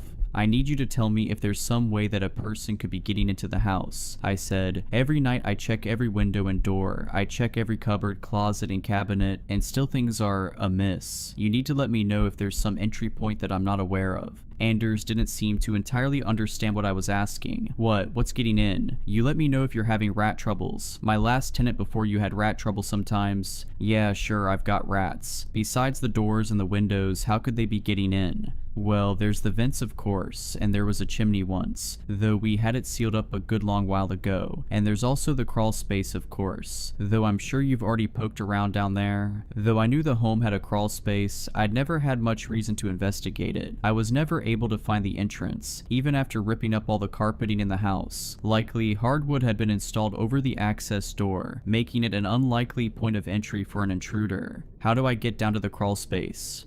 Yes, you should give the crawl space a gander. I barely stopped myself from smashing the phone into the counter. I plan to, where can I find the entrance? That'll be on the floor of the bathroom closet. I looked around the room. Surely I'd misheard him. Either that or he was confused again. What? I know, it's an odd place for it, but it's only there because that room didn't always used to be a bathroom. The bathroom doesn't have a closet. Oh, sure it does. Just to the left of the vanity. I looked at the mirror, at that long, oversized mirror. I'd always found it odd for a bathroom of that size to have a built-in floor-to-ceiling mirror. What was it that Anders had said when he'd first visited? That something had looked different about the bathroom. Setting my phone down next to the sink, I stepped up close to the glass. I spent a few moments feeling around the frame, looking for a latch, then I grabbed a portion of the right side of the frame in 2 hands. After one hard yank, the mirror swung open like a door, revealing a large walk-in closet. Anders was saying something on the other end of the line, but I was too stunned to answer. There was a square-shaped hole at the back of the closet, which I assumed led down to the crawl space beneath the house. The closet floor was littered with all kinds of trash, filthy sheets, fast food containers, beer cans, and I realized some of my own items. Little things I thought I'd misplaced. A sock, a toothbrush, a comb, and a small frame photograph of me, my sister, and our old family dog. I crouched down to pick up the photo, perched in the doorway as I studied my younger, smiling self. I heard Anders say my name over the phone, except the voice didn't sound much like Anders at all. It was too deep, too clear, too close. When I looked up, a man was peeking out at me from the hole in the floor. He smiled at me, his eyes wide and pupils blown, his smile so wide it looked painful, and his hair long and matted. He was only visible from the neck up, and the harsh lighting made it look like a disembodied head was grinning at me from the back of the closet. Horrified, I rose to my feet and ran. I didn't stop running until I made it to my car, which I promptly drove to my sister's house. The next day, I drove to the police station to file a report. An officer met me at the house to check the scene, and I showed him the hidden closet, which indeed had an entrance to the crawl space. My best guess was that the intruder was entering my crawl space from the small door on the side of my house. He'd likely been squatting in the house during the year in which it sat unoccupied, and when he saw it was being prepared for sale, he had disguised the closet door so as to keep a little room for himself. Why he decided to stay or why he was leaving me messages, I can't say. From his actions and from what little I saw of him, I think it's safe to assume that he wasn't of sound mind. Unfortunately, the man was never found. For all I know, he's still in that same neighborhood. Hell, he might even be in the same house. I moved across the county afterwards and have lived in studio apartments ever since. The thought of living in a big house with all those rooms and corners and places to hide gives me the creeps. It's not just houses that the incident soured for me, but mirrors as well. These days, when I visit a friend or stay at a hotel, I always have to carefully inspect the bathroom mirrors, shining a light directly into their faces and tapping a finger against the glass. Because the worst detail of the whole ordeal was that, when revisiting the bathroom with a police officer, I stepped into the old closet, closed the door, and looked into the mirror. Instead of the mirror backing, I saw the officer's face on the other side of the glass.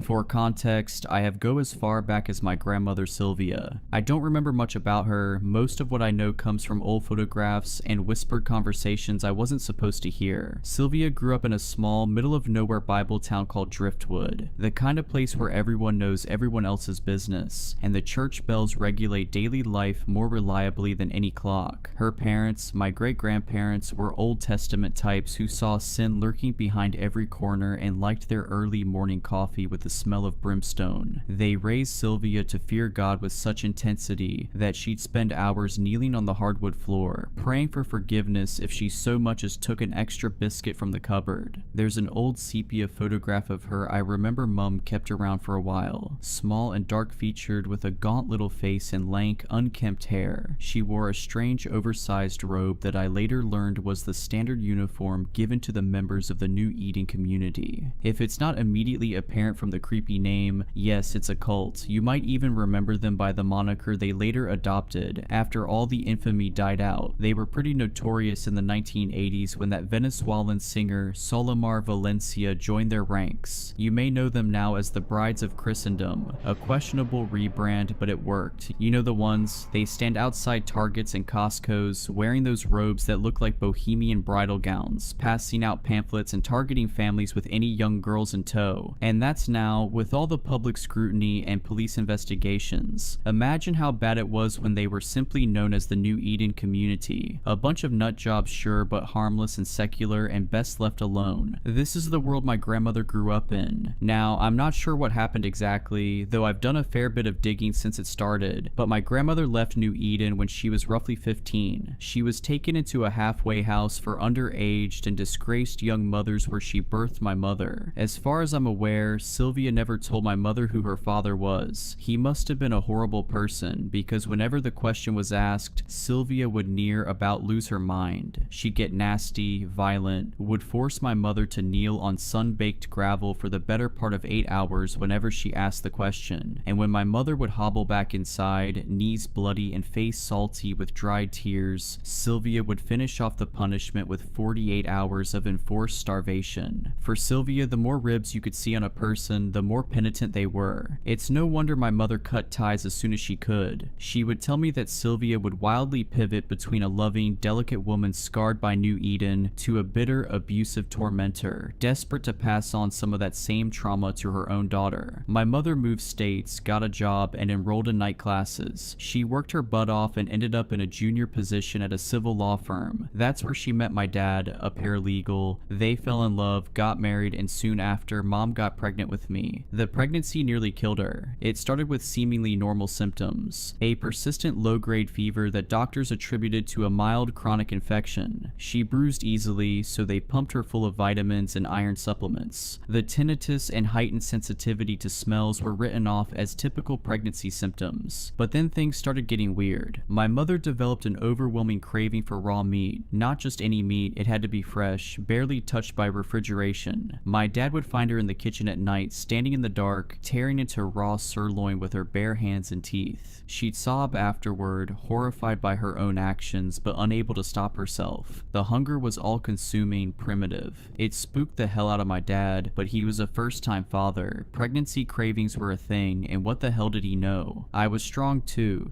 strong for a developing fetus. I broke 3 of her ribs as I grew, and the doctors couldn't explain how. But worse than the physical symptoms was the fear. My mother carried around a consuming, endless sense of doom that didn't abate until my birth. She couldn't describe it, couldn't rationalize it, but she was terrified. Not of birth, not of me specifically, but of something else. Something she could sense but not see. It was during her 3rd trimester that she reached out to Sylvia. I think the fear finally overcame her pride, her justified anger at her mother's abuse. No matter their strained relationship, she wanted her mama, and surprisingly, Sylvia came. I found my mother's diary after she passed, and that's how I learned about Sylvia's brief return to our family's life. According to the entries, Sylvia was different, softer, more present. She doted on my mother, cooked for her, helped prepare the nursery. My mother wrote about hope, about the possibility of healing generational wounds through shared experiences of motherhood. Sylvia was respectful, helpful, and anchored during a stressful time, until she tried to drown me in the bathtub when I was 2 weeks old. My dad found her just in time. He didn't see the knife at first. He was too focused on fishing my tiny body out of the water. Sylvia stabbed him, but the blade caught mostly fabric and just a bit of flesh. She was small, malnourished from years of religious fasting and self-imposed punishment, so my father was able to subdue her while still holding on to me. My mother came running when she heard the commotion, and that's when Sylvia started screaming. The things she screamed haunted my mother, enough that she wrote about them constantly in her journals, etched permanently into ink-stained pages as much as her mind. Sylvia had raved about a curse on the women in our family, about how she hadn't been strong enough to kill my mother when she had the chance, and she wouldn't make that mistake with me. Apparently she screamed so hard she coughed up blood. She begged my mother to end our line, said each daughter born was like rolling dice. Not all of us would birth daughters, she said. Some of us would birth something else entirely. They took her away in handcuffs, still screeching about darkness and choosing and something about rooms deep underground where the brides would go. The doctors diagnosed her with religious psychosis, citing her involvement with the New Eden community as the root cause of her break from reality. 3 weeks later, they found her hanging from a bedsheet noose in her room at the psychiatric facility. She left behind a single note for my mother. I tried to save you from being chosen. Now you must save your daughter. End the bloodline before they find her. And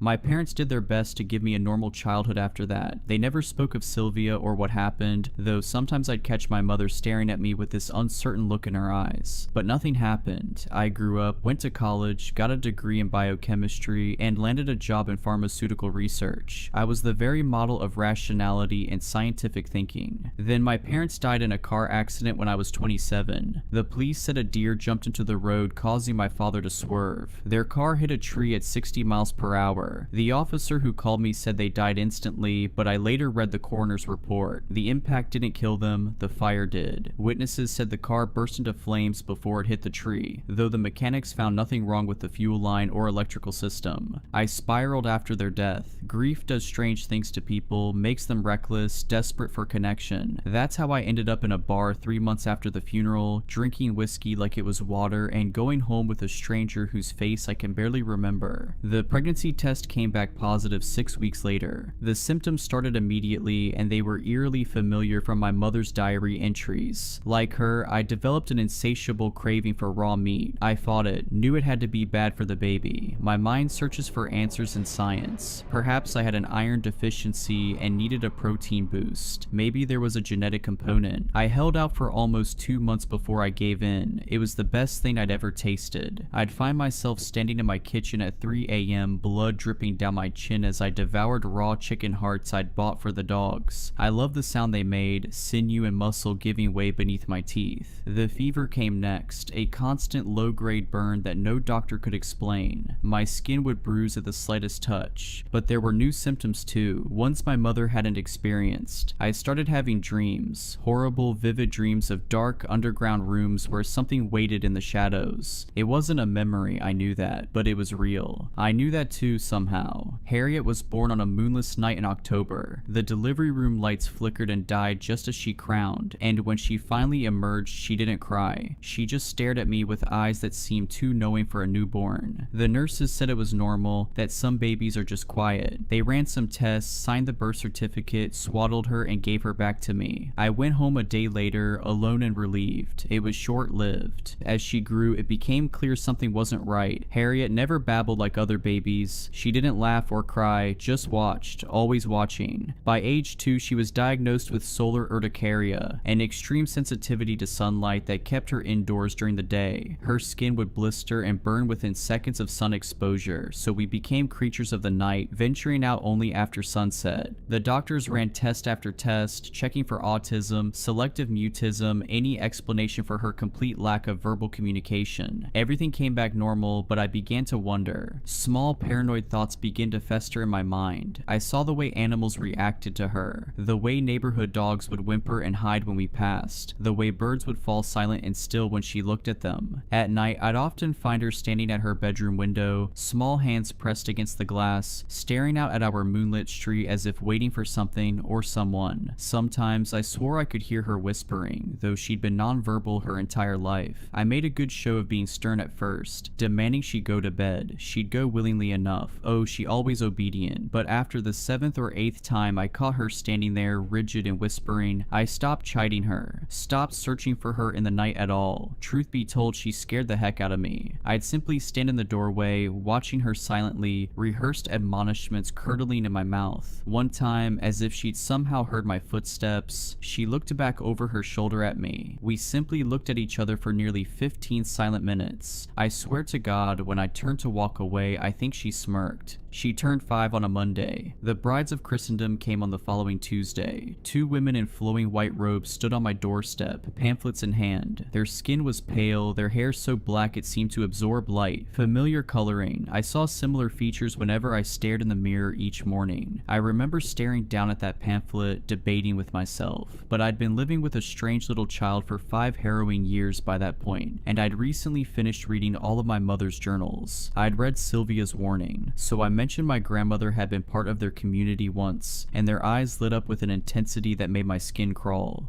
Sylvia's granddaughter, one of them breathed, reaching out to touch my hand. We've been looking for you for so long. I shouldn't have invited them in, but I was desperate for answers about my family history, about Sylvia. They sat primly on my couch, their white robes pooling around them like spilled milk. We talked about mundane things at first, the weather, the neighborhood, their charitable work. They were articulate and warm, speaking passionately about their women's shelters and educational programs. Something about their careful politeness reminded me of funeral directors. Then Harriet wandered into the room. The change was subtle but immediate. One of them stopped mid-sentence, her carefully practiced smile faltering for just a moment. They exchanged a glance that lasted a fraction too long. The younger one leaned forward slightly, hands clasped in her lap so tightly her knuckles bled white. "What a beautiful child," the older one said. "Is she yours?" "Yes." "Biological?" "Why does that matter?" They began asking questions then, each one seemingly innocent but somehow wrong. Had she always been so quiet? Did she have many friends her age? Was she eating well? Did she sleep through the night? When was her last checkup? When I tried to steer the conversation back to Sylvia, they barely seemed to hear me. Their attention remained fixed on Harriet, who stood silently in the doorway, watching them with her unnaturally still gaze. "We have a wonderful children's program," the younger one said, reaching into her bag. "Many special little girls like Harriet have found their true purpose with us, their true family." Something about the way she said purpose made my skin crawl. I asked them to leave. That night I heard voices from Harriet's room. Not children's voices, something else. Something that made my teeth ache and my vision blur. When I burst in, she was alone, but her walls, they were covered in drawings. I've worked in pharmaceutical research. I've seen medical textbooks with detailed surgical procedures. Nothing prepared me for what my 4-year-old had drawn. Women split open from throat to pelvis, their organs replaced with writhing shapes that might have been tentacles or might have been something worse. Faces caught in moments of transformation, skin peeling back to reveal something underneath that didn't follow the rules of anatomy. Not a simple child's doodling, I'm telling you. The drawings grew more detailed every night, more disturbing. She drew them with anything she could find, crayons, markers, her own blood when I took away her art supplies. I'd wash the walls clean before bed only to find them covered again by morning. The images more elaborate, more horrifying. Naked women being penetrated by shadows that seem to move on the paper. I have no idea how she even knows what sex is. She doesn't watch television, shows little interest in books, doesn't speak with and therefore cannot be influenced by neighborhood kids. I'm not even sure if you could call what she drew sex, to be frank. It came across as more violent, ritualistic. The changes in Harriet accelerated after that. Her skin began to slough off in patches, revealing something dark and iridescent underneath. Her eyes gradually darkened until they were completely black, and her fingernails turned the color of tar.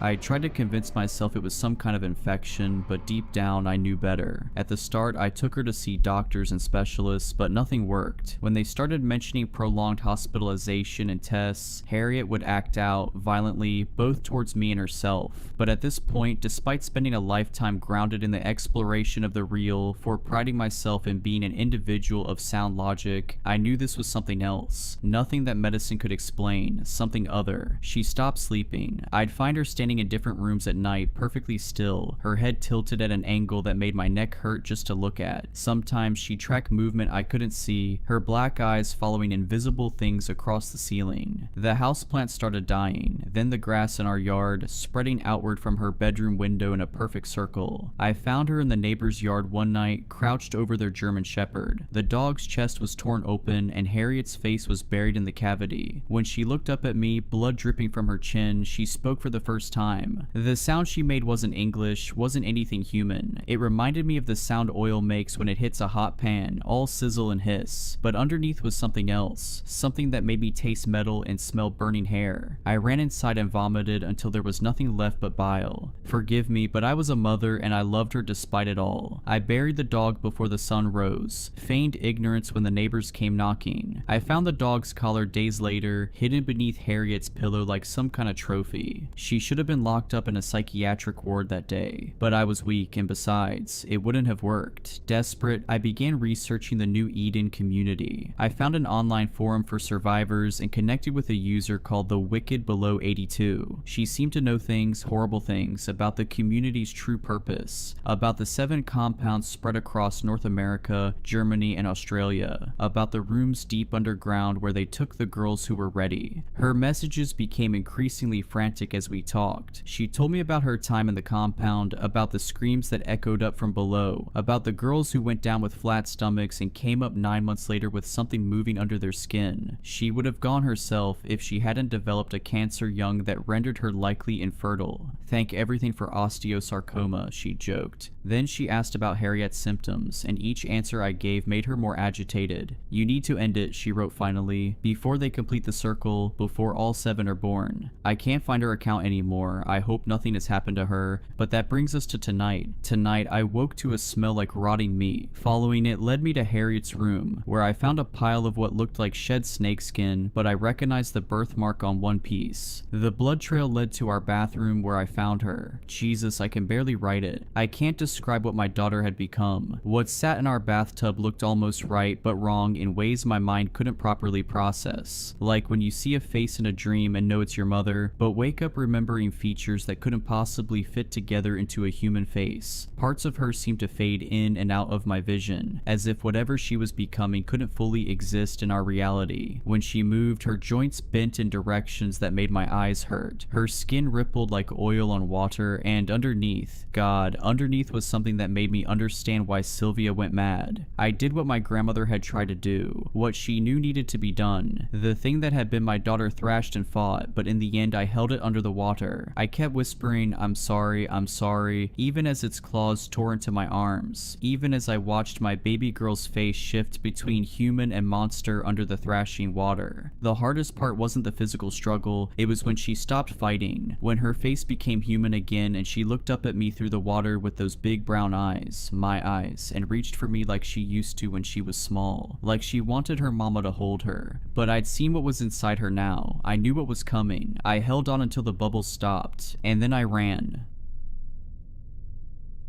Everything was completely normal until last year. We had what felt like a totally typical marriage. I remember the night things started to get weird because it was right after our 5th wedding anniversary. It was a regular day working at the bank when I got a text from my wife. A text from her in the middle of the day was not unusual, but what the text said was definitely not like my wife. Hey babe, I had an idea for something new we could try when you get home. Now, don't get me wrong, I was thrilled to get this text in the middle of my workday. I think any man would be ecstatic at a text like that, but I was having a hard time getting too excited because something about it felt so off. My wife has never been the kind of woman to send a message like this, let alone want to try something new. She is a very shy and to herself woman. The day moved at a snail's pace as I anticipated what my wife had in store for me. I tried not to overhype it in my head. I prepared myself to find a baked good or something when I walked into the house. I fully believed she didn't mean to send a winky face. Not to say I would have been disappointed with whatever she had in store. I'm not much of a wild guy myself, but a little spice never hurt anyone, right? When I pulled into the driveway, I was surprised to see most of the house lights were off. I suspiciously unlocked the front door to see my beautiful wife standing facing away from me in the doorway to the bedroom. My happiness from seeing her quickly grew into confusion when she didn't turn around to look at me when I walked in and said her name. She would normally run up to me and give me a big hug. In the past, my wife has always been the sweetest person I've ever known. For her to not run up and give me a hug and a kiss was strange. I made my way inside after waiting a second, trying to be as loud as possible in the hope she would suddenly notice I was home and look at me. I got closer and noticed she wasn't moving other than her soft breaths. I was standing right behind her and tapped her on the shoulder. Hey sweetheart, are you okay? Right as I got out my words, she jumped around to face me with a giggle and smile. Ha, that was so funny. Did I scare you? She said while covering her mouth in an attempt to hide her toothy laugh.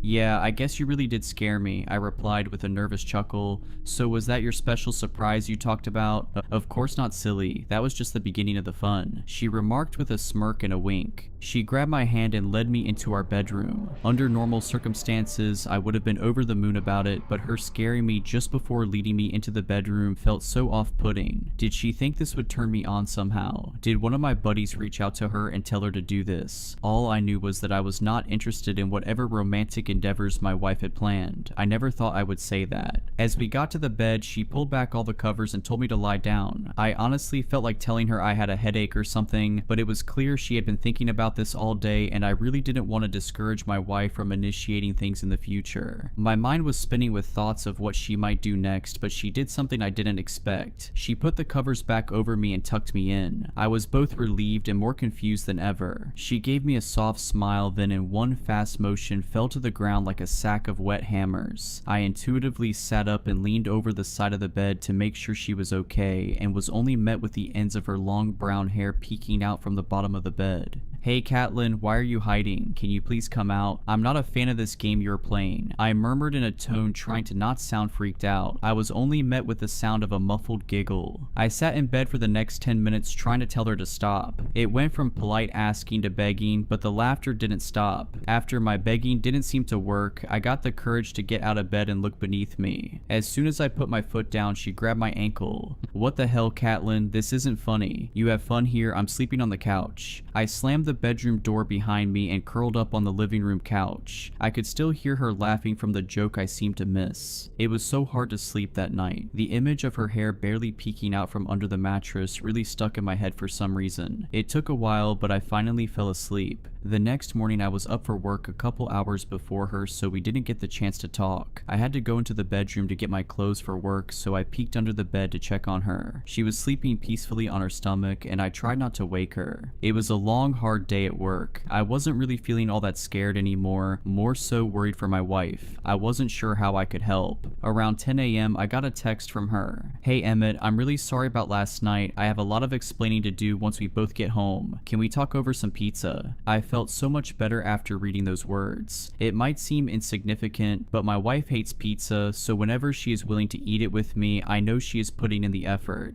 It was the end of the day and I headed home looking forward to some pizza and some time with my hopefully back to normal wife. I walked through the door and was relieved to see my wife setting the table and putting down a pizza box. She heard the door shut and ran to give me a hug and a kiss. I really felt like I had my wife back. "I'm so glad you're home. Sit down, sit down. I got pizza from your favorite place down the road," she said as she pulled a chair out for me to sit down. We were both quiet for a minute or two after we both sat down. I don't think either one of us knew how to start the conversation. Just as I was about to speak up, she started to talk. "So I know last night was weird. I just got really insecure after hearing a few of my coworkers talk about the things they do with their partners, and I was worried you thought I was too boring. I know I can be shy and don't like to do anything crazy and started to feel guilty for not doing more with you. I wasn't entirely sure how to even go about it or what you would like, so I just went for it. I understand now how I went wrong. I'm sorry, I just don't know how to do this kind of thing," she said as if she had rehearsed it many times in her head. "Why would you ever think I was bored of you? I don't need any of that wild stuff. I married you for a reason. You don't need to try to be something you're not. I love you for who you are," I said as I grabbed her hand. She took a deep breath and looked at me with watery eyes. "I love you too. Thank you for being so understanding. I really want to make it up to you."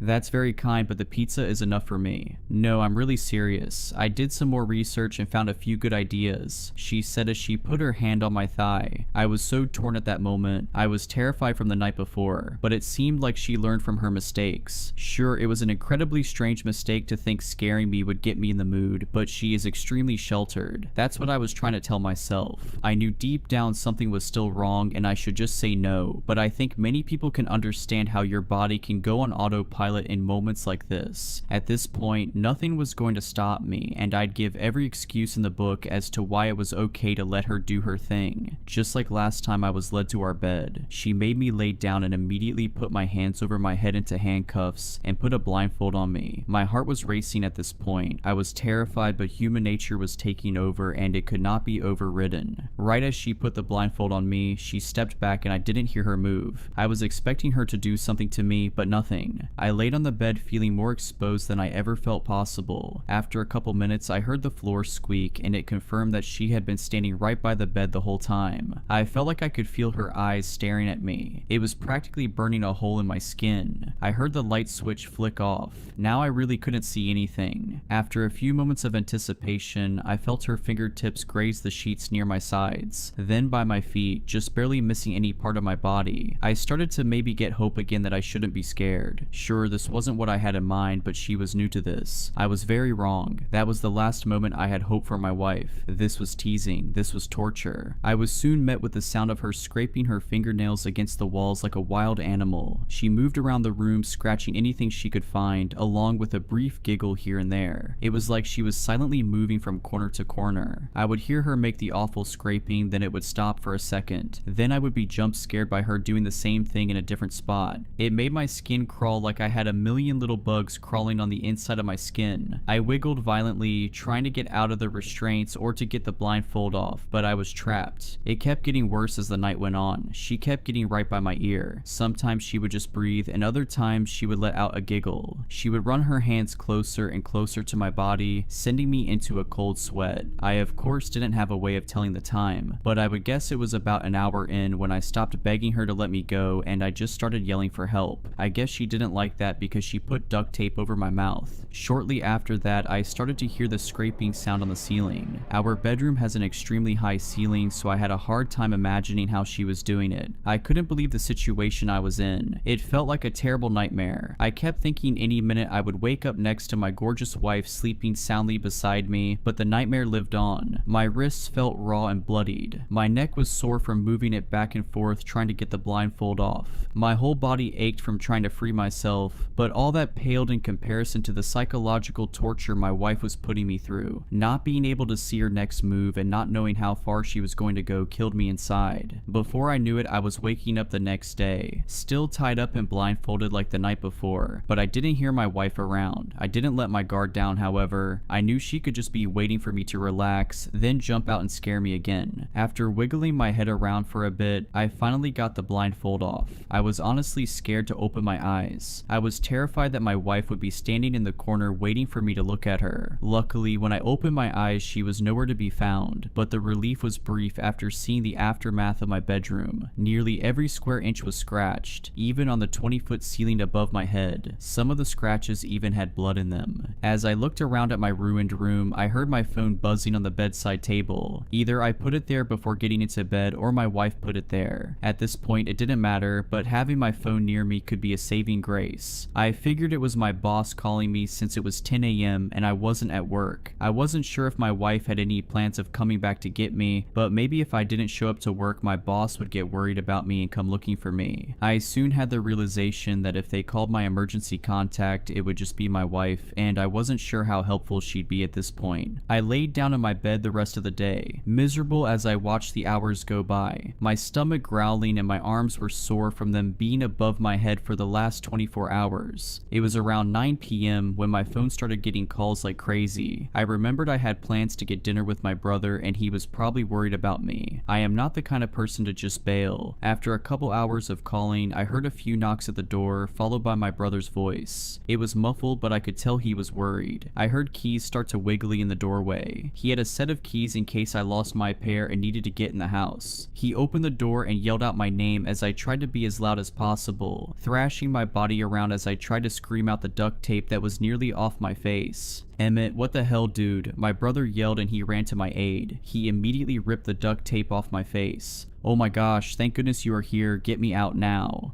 "Dude, I didn't think you and Catelyn were down bad like that. Nice," my brother said with a smirk. "Daniel, this is not the time, get me out," I said with more aggression. Okay, hang on," he murmured as he tried to get the cuffs off. After trying for a while, we found it impossible to get them off without a key. He ended up just getting my bolt cutters and cut them off. It was nearly midnight when I was finally out. My arms were so sore it took me forever just to get them back down at my sides. "So, do you want me to pretend I didn't see any of this or something?" Daniel said in a casual tone. "What? No, it's not what it looks like. Trust me. I wish it was what it looks like. Catelyn is sick or something. She trapped me here all night and practically tortured me. Look, I know we are close and all, but I don't think I need those kinds of details from my own brother," he remarked with a chuckle. "You aren't listening to me. Look at the walls and the ceiling. She did this. She is scaring me. I don't know what to do." He looked around the room and then at the ripped apart ceiling, not fully grasping the situation but clearly concerned. "Okay, come stay with me tonight if you are freaked out," he said, half annoyed and half worried. I grabbed a few pairs of clothes out of the closet and shoved them in a bag. I wasn't sure how long I was going to be gone, but I wanted to be prepared. My brother only lives a few minutes down the road, so it was an easy drive. The whole time I was worried my wife was going to appear and scare me. We made it inside my brother's house and he apologized for not having a guest bed. He's in his early 20s and lives alone, so he doesn't have much space. But honestly, I didn't want to be far away from him. I didn't dare to tell my little brother I needed him and I was scared, but I think he could tell I wasn't okay. "Listen, I don't really get what is going on, but it's getting really late and we both should sleep. Let me know if you need anything," he said as he awkwardly walked into his room 10 feet away from the couch I was lying on. I had a terrible time falling to sleep that night. Whenever I closed my eyes, I just heard the sounds of her nails scraping the walls in my head. I kept thinking, and I felt her warm breath against my ear. I'd open up my eyes to find the room empty. It was starting to feel like the anticipation of her was becoming just as bad as her actually torturing me. I woke up the next morning exhausted. My whole body felt like I was just in a car accident from being so tense for so long, and I only got 3 hours of sleep. I realized that if life was still normal, my wife would make me hot tea and a warm bath with all her fancy essential oils that probably do nothing, but she always puts so much love into it. I started to feel myself slip. I felt sadness creeping in, but none of that mattered. I had to go to work. I couldn't have a no call no show and then call out of work the next day. I would feel terrible about it. Plus, I wanted to apologize to my boss in person. The work day started out strange when I tried to ask forgiveness from my boss, but he acted strange at my apology. He explained that my wife gave him a call and said I wasn't feeling well and I would be absent from work that day. I guess despite everything, my wife still didn't want me to get a slap on the wrist at work. That was only the beginning of the strange day. I found a dead rat in my desk drawer, spiders in my locker, and a huge clump of hair in my lunch. It seemed like I was the only employee being harassed, but they ended up closing and sending everyone home at around 3 p.m. because a few higher ups got nervous and thought they needed to look into into it. Banks tend to take stuff like this seriously. I went out to my car to leave for the day and was in shock to find a note on my car. Did that do it for you? Catelyn. I knew it was her, I just didn't want to believe it. The last thing in the world I wanted to do was talk to the woman. I was terrified at this point, but I had to beg her to stop. For some reason, she thought I had some weird kink for being scared. Or maybe she developed one. Regardless, I had to tell her if it didn't stop, I was going to leave her, or even get a restraining order. I didn't want to meet her in person by myself. I didn't know what stunt she would try and pull to convince me to give her one more chance. Since my brother was already partly up to date on the situation, I asked him if he would be there for our meeting. It might be awkward, but I needed him. I didn't want to involve more people than necessary. I texted them both individually and told them to meet me at a coffee shop that night. It was 7 p.m. and my brother was already sitting next to me waiting for my wife to walk in. As she walked in, it was clear she was putting on an act. She looked overly sad and was dressed in bright clothes that she'd never worn in the past, trying to make herself look innocent. She pulled out a chair and sat down at our table. The air was thick and awkward. Catelyn, I wanted to meet in person and have Daniel here because I need you to know whatever you are pulling here isn't what I want. I'm not enjoying whatever act you are putting on. I'm not turned on. I don't find it sexy. Whatever you want to call it. Please stop. If this is something you are into, I think we need to talk to a professional because it's scaring me, I said earnestly as her eyes got watery and Daniel slouched in his chair uncomfortably. I don't know what to say, babe. I have to say I'm confused. I know I'm new to this experimenting thing, but I'm doing my best. This is what you asked of me. I'm just trying to be a good wife. You know me, I'm as vanilla as they come. You are the one who asked me about these acts. I'm just doing my best. She stressed as she fought back tears. Daniel looked at me with confused eyes. Wait, hang on, what's going on? I didn't think you asked for any of this, Emmett, Daniel said. I didn't, I swear. I have no idea what she is talking about. I would never ask anything like that from her. I pleaded to my brother. You are sick, you know that? Why are you doing this to me? She uttered as she pulled out an envelope and tossed it on the table. Daniel and I looked at each other before he reached for it and opened it up. Inside was a letter that Daniel read out loud. Dear Catelyn, I love you with all my heart, but I'm afraid I'm getting bored of the same old.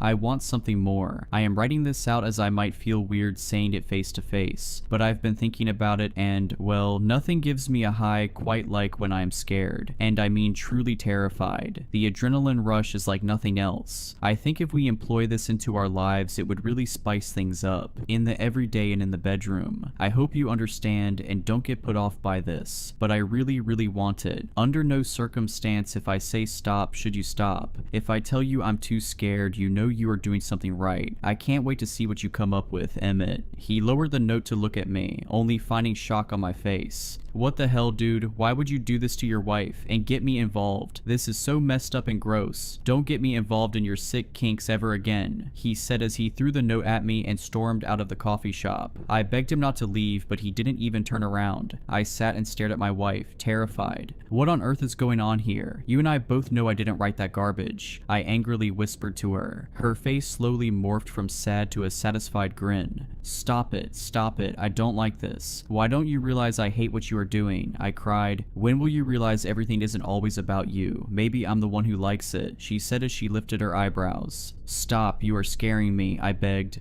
Good, then it's working, she said as she pushed her chair back and stood up. She turned around and looked like she was going to leave. Just as she was about to open the door, she stopped. She turned back around and looked at me. She slowly walked back toward me and picked up the note my brother threw. She grinned at me smugly as I trembled in fear. She leaned down to my ear and whispered, I guess I did a good job imitating your handwriting, huh? She said as I remained frozen in my seat. I watched as she walked out, got in her car and left, not knowing what to do next. She turned my own brother against me. This wasn't a miscommunication or something. She was doing this on purpose. She was torturing me. But why? It couldn't be just because she was bored of everyday life. Something was wrong. I knew my brother wouldn't want me back at his place. He saw what looked to be proof of me being a nasty scumbag. I wouldn't be able to convince him otherwise. I went to a hotel for the night. I didn't have other options. I didn't want to burden anyone else with this. Plus, I figured she'd just turn them against me too. After what felt like the longest day of my life, I was in my hotel bed trying to relax. I got a text from my boss letting me know they had to close the bank for the next couple of days because they were doing an investigation. I felt some relief from this. At least I didn't have to worry about work for a day or two. I don't remember much of that night, but I do remember the outcome of the early morning. I remember feeling cold and wet. I opened my eyes to see I was in the woods woods and lying in a very shallow grave. Most of my body was above ground with a small pile of dirt on top of me. I was frozen in fear, the fear of my wife lurking around somewhere. It seemed like she tried to bury me alive but did a half-worked job. I tried looking around at the dark forest to try and get my bearings, but only found more confusion and dread. The cold morning wind whistling around me added to my looming fear, as if it was taunting me, but it didn't scare me nearly as badly as my wife. I looked around for her to try and find her, but only got more and more worried when I didn't see her. I heard the sound of twigs snapping from every side. Eventually I heard a grinding, clicking sound. It sounded robotic but also human. Then it turned into a giggle. I never thought the sound of my wife's giggle would haunt me so feverishly. The sound would come from far to the right, then switch to my left, faster than she would have been able to get that far, much like she did in our bedroom a couple nights back. I started to hear footsteps along with the twigs breaking. I swore it didn't sound like she was walking on 2 feet but on all fours. I tried not to think about it. I told myself my mind was playing tricks on me. I shook my head back and forth in an attempt to shake the visions out of my head. I found the strength in me to get to my feet and to run. I noticed what looked like the right direction to move in, based on the ground being disturbed. Like she dragged me through the dirt to the spot I woke up in. After running for a few minutes, the trail looked familiar. I knew I was close to home. When I would hear the footsteps, I would turn my head to look, only to barely miss her. After what felt like forever, I saw her. She was on all fours circling me, running like a wild animal, her tongue sticking out of her mouth like a dog. I hardly recognized her. Her circles around me got tighter and tighter. As she got closer to me, she slowed down. Eventually, she got right in front of me and stood up on her 2 legs. I tried to run around her, but before I knew it, she pinned me down. I could barely recognize her up until this point, but something clicked when she got close to me. I looked into her eyes, but I didn't see my wife. I saw something else. I guess I should have guessed sooner, but something was wrong with my wife, because this thing wasn't my wife. "What did you do with her?" I yelled in her face. "You will never find her," she whispered with a hoarse voice. As drolls started to come out of her mouth, she abruptly jumped off of me and scurried back into the woods. The last words she said echoed in my head: "You will never find her." The relief I felt knowing my wife might still be out there, but how was I supposed to find her? I couldn't keep up the running my whole way home, but managed to sprint. I kept thinking she was gone, then I would hear her nearby, taunting me. I got back to our house. I hadn't been there since this all started happening a couple days ago, so I was scared to see what the inside looked like. I knew I couldn't stay for long. I saw her car still in the driveway, so I planned to take it. My car was still at my hotel, but I needed to make it hard for her to get around. I thought I would also look for clues for my real wife while I was there. After I entered the house, I was shocked to see the state it was in. My wife would rather die than see her home look like this. Glass broken on the ground from wine glasses, dirt and trash in random piles, a foul stench filling my nose. I couldn't believe what that thing did to our once beautiful home. The horrible smell distracted me, but I remembered my goal once I saw some blood. I followed it to the basement staircase. I grabbed the fire poker by our fireplace and walked to the door leading to the basement. I felt guilty for taking so long and not just heroically running down the steps to hopefully see my wife, but my whole being was so full of dread I couldn't help but feel fear. I knew I had to fight, but every part of my body wanted to flee. The door creaked as I pushed it open. It was hard to tell if it was louder than normal or if the moment made it feel excruciating. I peered through the door to see more blood on the stairs. A lot of blood. I ran down as fast as I could without slipping, noticing blood on the guardrails as I tried to grab them. As I made it to the bottom of the steps, I was in shock. I saw my wife. She laid on the cold, unfinished basement floor. Her breath was visible but faint, covered head to toe in cuts and scrapes. I ran to her and collapsed beside her, weeping like a baby. Catelyn, please get up. Come on, we need to get you out of here. You need help and I don't want her to find us," I said with a panicked breath. What's going on? Was I sleeping down here? Wow, my head hurts," she whispered in a groggy voice. "No time for that now. I'm getting you some help," I proclaimed as I lifted her up in my arms with a sudden burst of adrenaline. It was clear from her injuries she needed medical attention, but I wasn't worried for her life. There is no way the amount of blood I saw in the house was all from her. If it was all hers, she'd be on the verge of death. That awful creature must have gotten some blood somewhere else to scare me more, as if the sight of my wife on the floor was grisly enough. off. We rushed to the hospital in what felt like record time. As I carried her in, the hospital staff approached us asking all kinds of questions. I tried my best to explain, but it didn't sound right coming out of my mouth. I couldn't explain any of it because I was still trying to understand it myself. The staff got my wife set up in a hospital bed. She had an IV for some fluids and some stitches here and there. After a couple hours, she seemed to perk up, but she could tell I wasn't being myself just yet.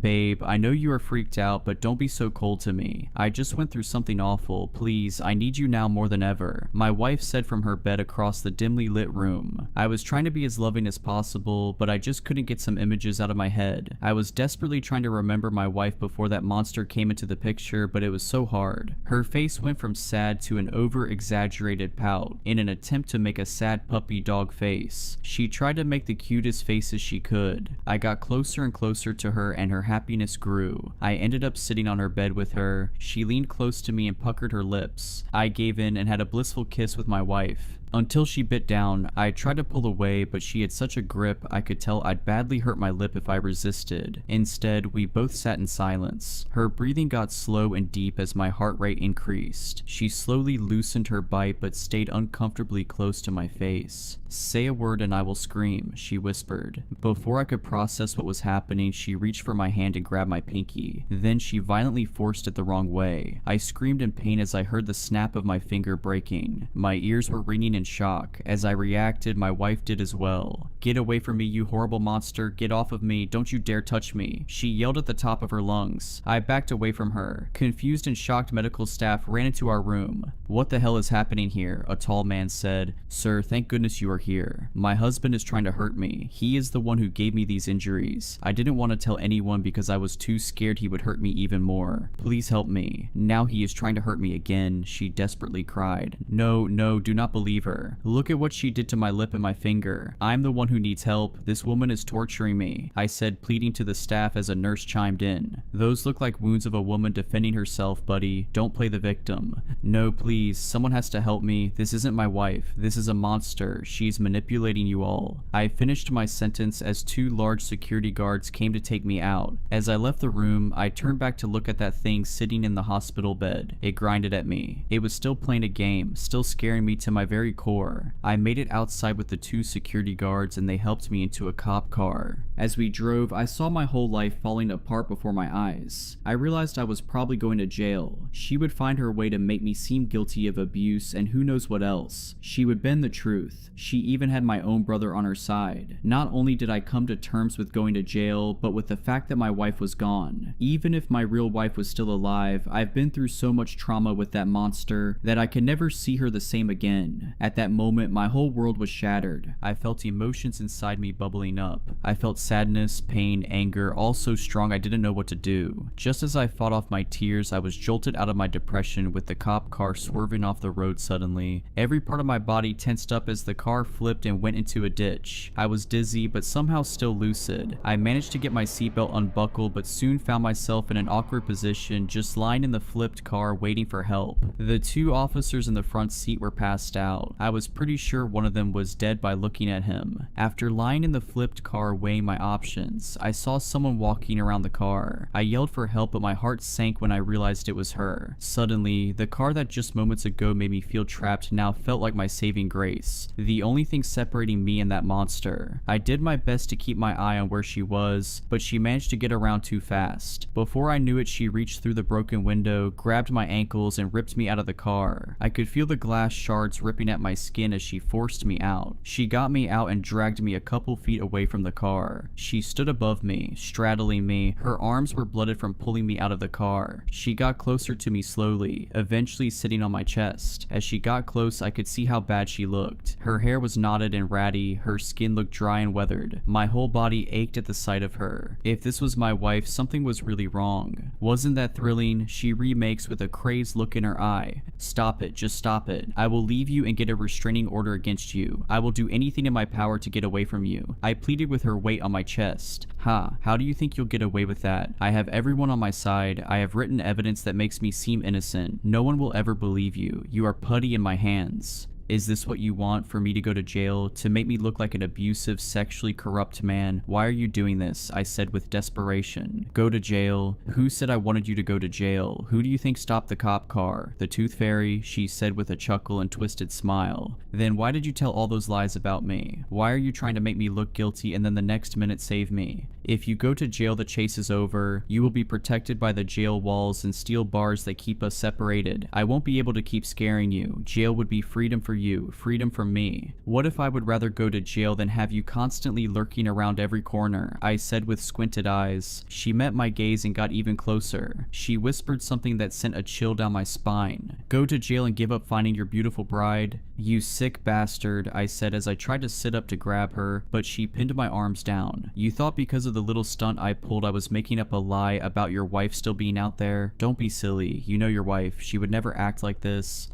How do I know you aren't bluffing? I said as my eyes filled with hate. Think of it this way. Would you rather keep looking for her your whole life, then on your deathbed realize it was all a lie, or go to jail and realize on your deathbed that your real wife was alive the whole time, trapped away somewhere, desperately waiting for her knight in shining armor to come to save her, but he never came? What a shame that would be, huh? She uttered with a soft, maniacal tone. Who are you? Why are you doing this? I said as she let go of my wrists and sat up, and began to speak in a normal, cheering tone. What do you mean, goofball? I'm your wife. I'm doing it because I love you. I felt even more scared to see her attitude shift so suddenly. I could see what she was trying to do, showing me how she could manipulate me and others. She got off of me and walked a few feet away. More cops will be here soon. I will keep them off your trail so you have time to get away, but don't get too comfy. Wherever you go, I will find you. Once I find you, keep running. I want you to keep having a sense of getting away from me. I want you to feel safe so I can take that feeling away from you again. I rose to my feet, looking at her in awe. I knew I couldn't be completely confident in my real wife still being alive, but the thought of her in a cold room waiting for me echoed through my head. I had to keep running. I had to keep looking, even if that was exactly what she wanted from me. I started to run. I ran with no clue where I was going. I didn't have a home to go to. Nowhere was safe. I was hopeless. I spent the next several months running away. I hitchhiked and found odd jobs. I even found a super sketchy doctor's office that took some cash I had in my wallet. I had to get some help with the injuries I sustained. A few separate times I thought I was safe. I thought I had outrun the police and, more importantly, my wife. The first time I realized she found me, I opened the door to find bloody teeth all over my doorstep. I was in the next place for about 6 weeks but kept getting ding-dong ditchers. I thought it was just kids, but no kid would be doing it on the hour every hour for days straight. That brings us to the current day. I won't give details on my location in case she is reading this. However, I'm not completely sure if she has found me or not. Sometimes I hear scraping on the outside of the house, or what sounds like something inside my walls. I tell myself it's just animals because it makes me feel better. She might be trying to be less obvious, so I stop running. I was relieved at first that she wasn't doing anything too terrifying, but then I realized it's worse to not know if it's her or not.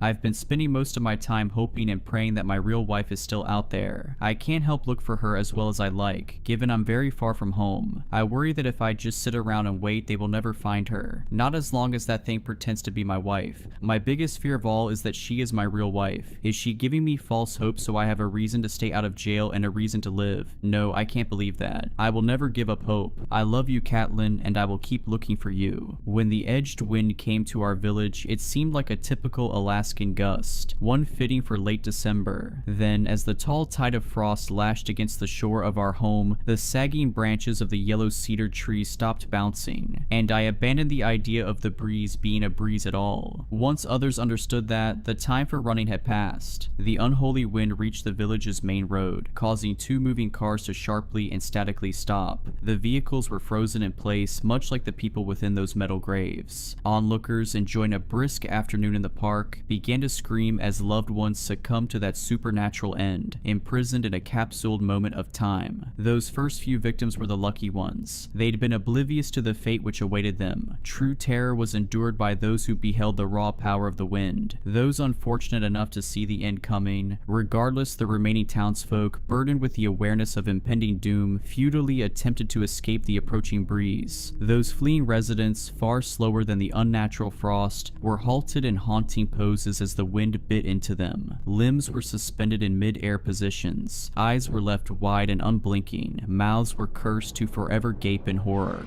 "Run," Dad screamed, sprinting towards us from a nearby park bench. My brother, my childhood friend, and I were sitting in a sandbox. Already engrossed in a fantasy world, I wondered whether my imagination had conjured the wind. I thought my mind had transcended to a higher plane. It was my way of processing the trauma. However, I accepted the reality of the situation when my father shoehorned the three of us into his Volkswagen Golf. The icy jaws of the wind were nearly nipping at the rear of the vehicle as Dad twisted the key in the ignition, but the beat-up car rapidly lurched forwards. My father wrenched us away from the frost, seconds before it consumed us. "Daddy, where are we going?" I tearfully asked. "I don't know, Jillian," he weakly moaned, maneuvering around fleeing cars and pedestrians. "Are we picking up Mummy?" Alan asked. Dad ignored my brother's question. I was only 8 years old at the time, but I knew that my mother wasn't coming. I understood the significance of the tears in my father's eyes. For 26 years, I successfully managed to suppress that memory. Did such a good job, in fact, that I almost believed it had all been a dream. I started to believe that we had simply moved away from our hometown, and Mum had simply chosen to stay. Dad never convinced me otherwise. He never talked about what happened. Neither did my brother. As for Leon, he moved to an orphanage in Anchorage. We wrote to each other for a couple of years, but his replies became less and less frequent. Eventually, he stopped responding entirely. I used to wonder why my father didn't adopt my childhood friend, but I suppose that would have forced him to accept what happened, and like me, he had no intention of doing that. I thought we would run back to England, having failed to achieve the American dream, but Dad kept us in Alaska. I assumed that he'd been driven by stubbornness, or guilt perhaps. We'd already fled our home. Perhaps fleeing across the pond would have been a step too far. Perhaps it would have felt like truly abandoning our mother. Whatever his reason for staying, Dad didn't tell anyone the truth. He never went to the police. He never returned to look for Mum. "Don't look back, kids," I remember him whispering as we fled the frost. I followed that advice for the next couple of decades, only recalling the event for the briefest moments from time to time. When Dad bought the first computer for our family in 2000, I googled the name of our old town. I typed the word before realizing I was even doing so. I was still young, of course, but I knew that nothing about our speedy departure had been normal. I wanted answers. I'd expected to discover that my village had become a ghost town. That would have made sense. Alaska's unforgiving climate breeds desolate places born to be abandoned. However, the search results revealed nothing, so I told myself I'd imagine the village. I told myself we'd always lived in Anchorage. As the years passed, I became comfortable with the notion that none of it had ever been real, not even my mother, and that was why I did not expect to see a certain person again. Happy birthday, Jill. My jaw dropped when Leon Taylor appeared on my doorstep. It might seem strange that I would recognize a man who was a child when I last saw him, but Leon always had distinctive features. I immediately identified the mole on his neck, just below his facial scruff, and those sorrowful eyes shadowed by his unmistakable overgrown brows. "Leon," I gasped, "what are you doing here?" The man smiled weakly. "Sorry, Jill, I should have done this the millennial way, reconnected through Facebook.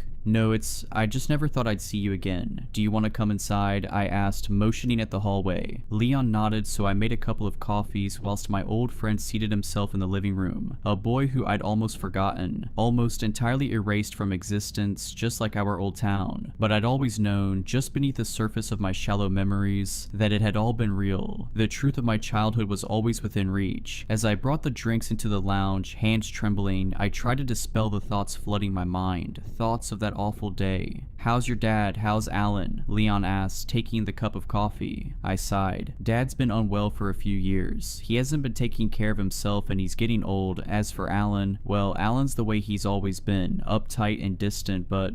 "When was the last time you spoke to him?" Leon sharply interjected. The question caught me off guard. "Huh?" "Your brother. When was the last time you spoke to him?" Leon asked. My face drained. He knows, I thought. How on earth does he know? 3 years ago, I answered. My old friend nodded. "Did you fall out?" I scoffed. "That's an understatement. You remember what he was like when we were kids, don't you?" Leon shrugged. "He was 2 years older than us. We must have infuriated him." I nodded. "Sure, but I grew up and he never did. We had a big argument and we haven't spoken since."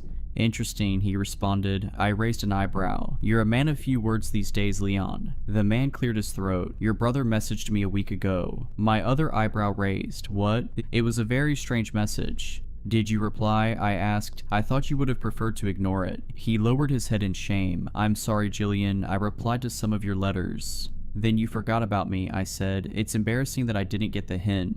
It wasn't embarrassing, Leon sheepishly muttered. I read all of them, every last letter. Oh well, that's great, I laughed. Nice to know that you cared.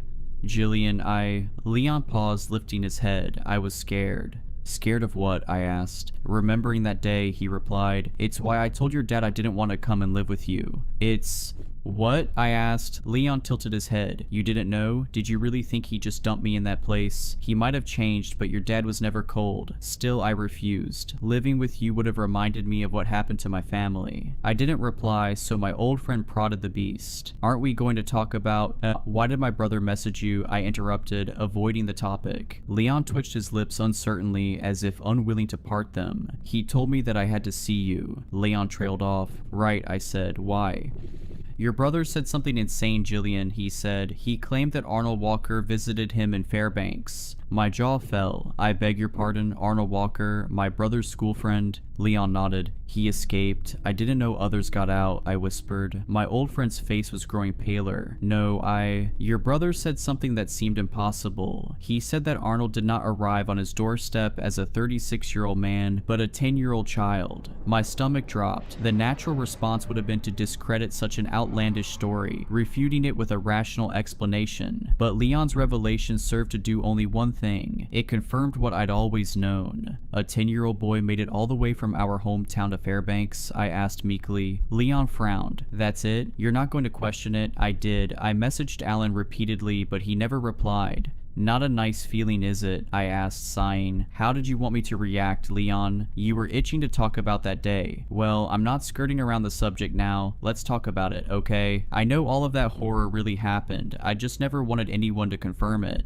Me neither, Leon said. I was trying to avoid your family for the rest of my life. Your brother ruined that. Yeah, he tends to ruin things, I replied. So that's it? Alan wanted you to tell me about Arnold Walker? Leon shivered. There's more, but look, I know I should have messaged you about all of this first, but I thought about the way Alan avoided my questions. I didn't want you to do the same. I assumed if I were to show up in person, then I wouldn't be able to run away, I finished. I understand, Leon. I just hate that my brother is still too childish to talk to me. And funny, he called you childish too. Listening to you two bicker is nostalgic. Leon smiled before quickly adopting a solemn expression. I'm trying to change the subject, but I need to rip off the band-aid. Alan said that Arnold took him to a car on the front lawn. There was a man in the driver's seat, barely clinging to life, with a face mangled beyond recognition. Your brother said the man's skin had been peeled from his face, and he was still somehow alive. I shuddered, vomit climbing my throat. Arnold told your brother that the man was Mr. Johnson, Leon whispered. The farmer? The one who ran the local grocery store? I asked, shivering. My friend nodded. Yeah. Alan said he'd aged a little. Well, his hair was grayer than he remembered. The pair must have been on the road for hours, and your brother didn't know how they knew where to find him. He had so many questions for them, but Mr. Johnson died before the ambulance arrived, and whilst Alan talked to the paramedics, Arnold ran away. He's missing. Crap, I whispered. I'll call my brother. You might struggle, Leon said. Alan ended the message by saying that he was going back home. I gawped.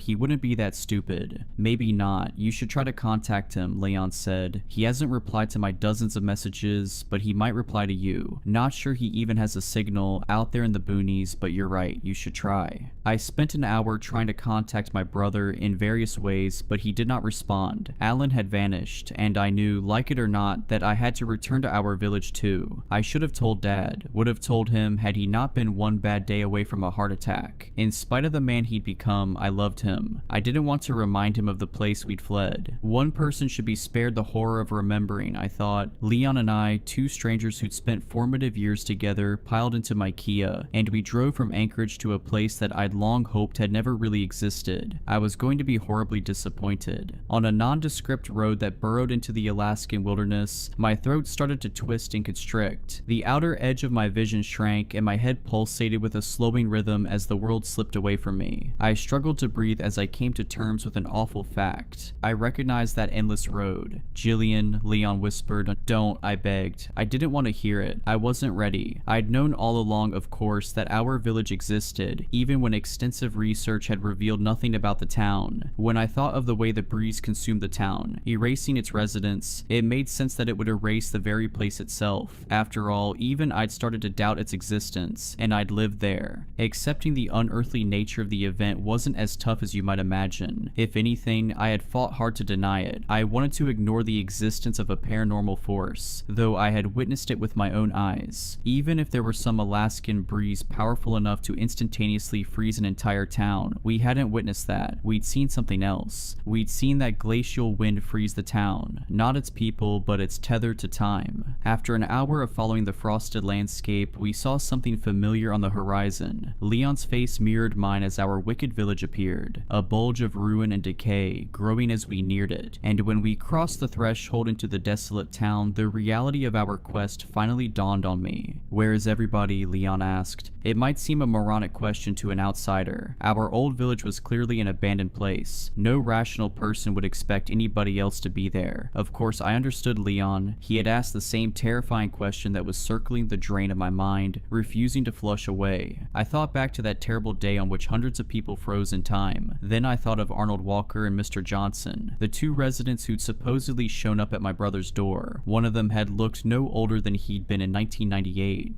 Time resumed. I finally mumbled, "Yes, but where did everybody go?" my childhood friend asked. I didn't have an answer, neither did my brother, and that was why he'd come here. That's not the real reason, I thought. He was hoping to find her. I rolled onto my old street, noting that the trees swayed in the wind and birds flew overhead, signs that time was flowing. I wondered whether others had fled in the same fashion as Arnold and Mr. Johnson. I even allowed my heart to soar a little as I considered that my mother might have freed herself, might have found Dad in Anchorage, might be wondering where Alan and I had gone. However, I knew that not to be the case. Mum had not arrived at my door, and there had been no national news coverage about people emerging from a town that didn't exist. There had only been an old, half-butchered man and a quiet boy. Both were gone, and I had questions about the nature of their escape from our hometown, given my brother's ominous message to Leon. Something was still dreadfully wrong with our village. 26 years had not changed that. The people of the village had not disappeared into the sunset. Whatever had happened to them, I knew it wasn't good, possibly worse than what happened to Arnold Walker and Mr. Johnson. I pulled onto the driveway of my childhood home, gently trundling over cracked asphalt. Weeds squirmed through the wounds of the suburb as nature sought to erase my childhood from existence. There was no need for that, of course. The wind of 1998 and whatever secrets it held had already done a fine job of wiping my hometown from reality.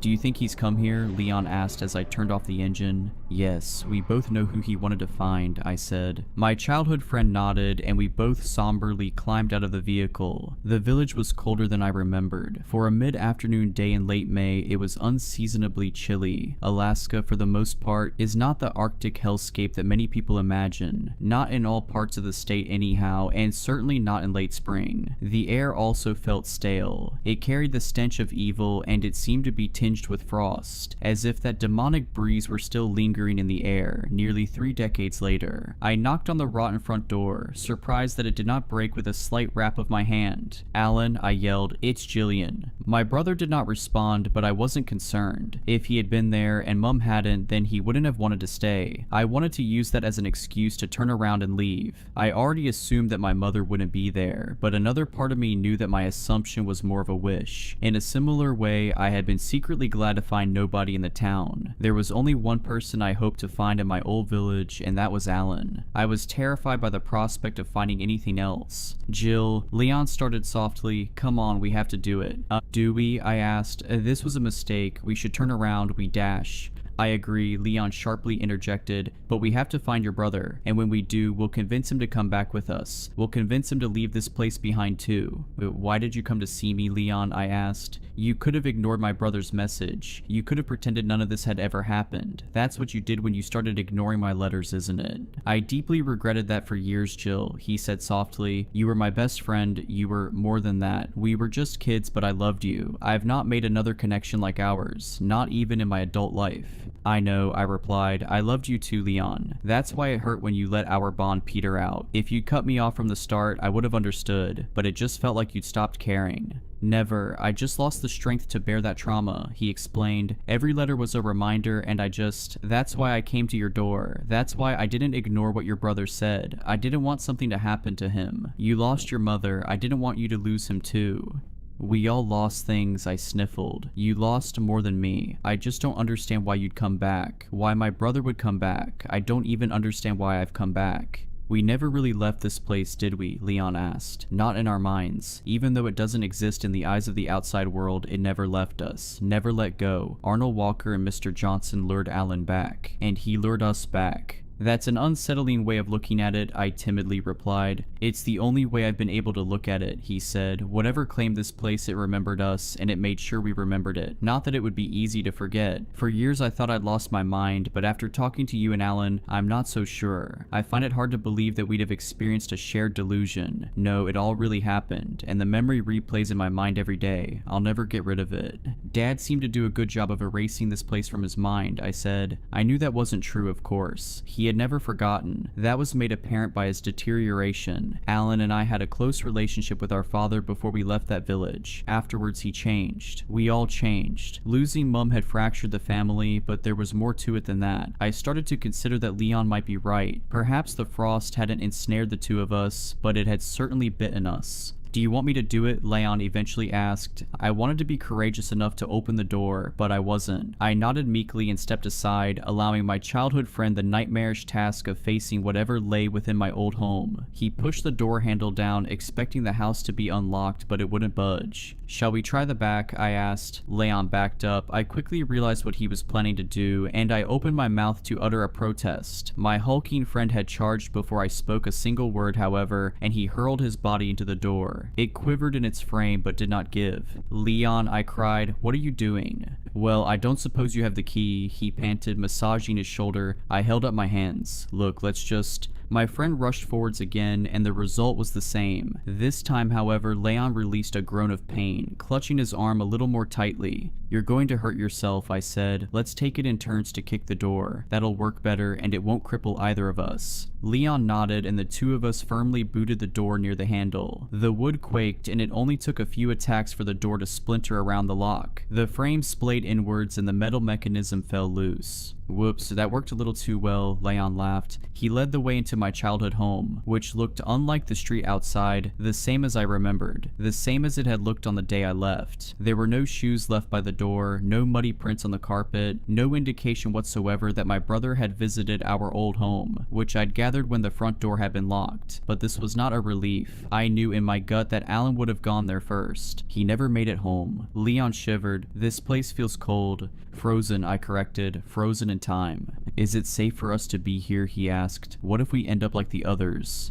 It's a bit late to ask that now, I replied. The breeze passed long ago. This just seems to be the horror it left behind. Leon accepted my suggestion, then he wandered over to the staircase. My friend took one step before halting in place. For a haunting moment, I believed that he had been frozen in time too. I believed that I'd been wrong and the frost had come for us. But I quickly realized that my friend was still moving, still twitching. He was frozen by fear, not a supernatural gale. There's someone in the bathroom, Leon wheezed. With physical dread in every inch of my body, I joined my friend and looked up. Artificial light spilled beneath the bathroom door onto the dark landing. There might not be anyone in there, I shakily said. Jillian, this is an abandoned town. There is no electricity. Your house is still frozen in time, and it froze with the bathroom light left on. Somebody must have been... Don't say it, I pleaded, upper lip trembling. Do you want me to lead the way? He asked. I didn't. I wanted to run, but I knew I would never forgive myself for doing so. Leon was right, of course. I hadn't allowed him to finish his sentence, but it was clear that he was going to mention somebody in particular. Somebody whose face flooded my mind as we ascended the staircase, one tentative step at a time. Somebody whose name started to tickle my lips as Leon grasped the handle to the door. It wasn't locked. Mum, I moaned as Leon inched it open. My ageless mother was inside. I'm sure I would have screamed at whatever we found, but I was not prepared for the state of the statue before me. Mum was standing at the sink, hands cupped below a stream of tap water suspended in time. As I had always feared, the frost caught her. It was horrifying enough to be frozen in time for 26 years, whilst the rest of the world continued, but that wasn't why I screamed. I'd braced myself for that possibility. I'd spent my entire adult life coming to terms with it. I screamed because I wasn't prepared to to see her face. Mom was smiling, not a wholesome smile. It was a taut grin that etched an unnerving crescent shape across her cheeks. There was nothing unnatural about the grin, but it looked painful, and it appeared as if cataracts had taken the entirety of her pupils. "Mum," I asked weakly, "do you hear me?" There was no reply. I peered around the side of her face, and I immediately regretted it. Though she was frozen in time, she did not look unaware. I felt her sightless eyes boring into my face, and I quickly jumped backwards. "Let's go and find your brother," Leon fearfully said. As I nodded, backing towards the doorway, I locked my gaze onto my mother's profile. My heart pounded as I started to close the bathroom door. I was trying to ignore the idea that had wormed into my mind. The possibility that, behind the glassy cataract, a pupil might still exist, lying dormant, watching me from a face that no longer seemed to belong to my mother. After I shut the door, Leon and I took a few moments to control our breathing. With a slight tremble, my friend finally walked over to the light switch and raised a hand, but I caught his wrist. "What are you doing?" he frowned. "Leave the light on," I whispered. "I don't like the idea of leaving her in the dark." My friend's expression softened, and he nodded, seeming to understand my explanation, seeming to empathize, but I was lying. I wasn't worried about leaving my mother in the dark. I was worried about the thing behind that smiling face.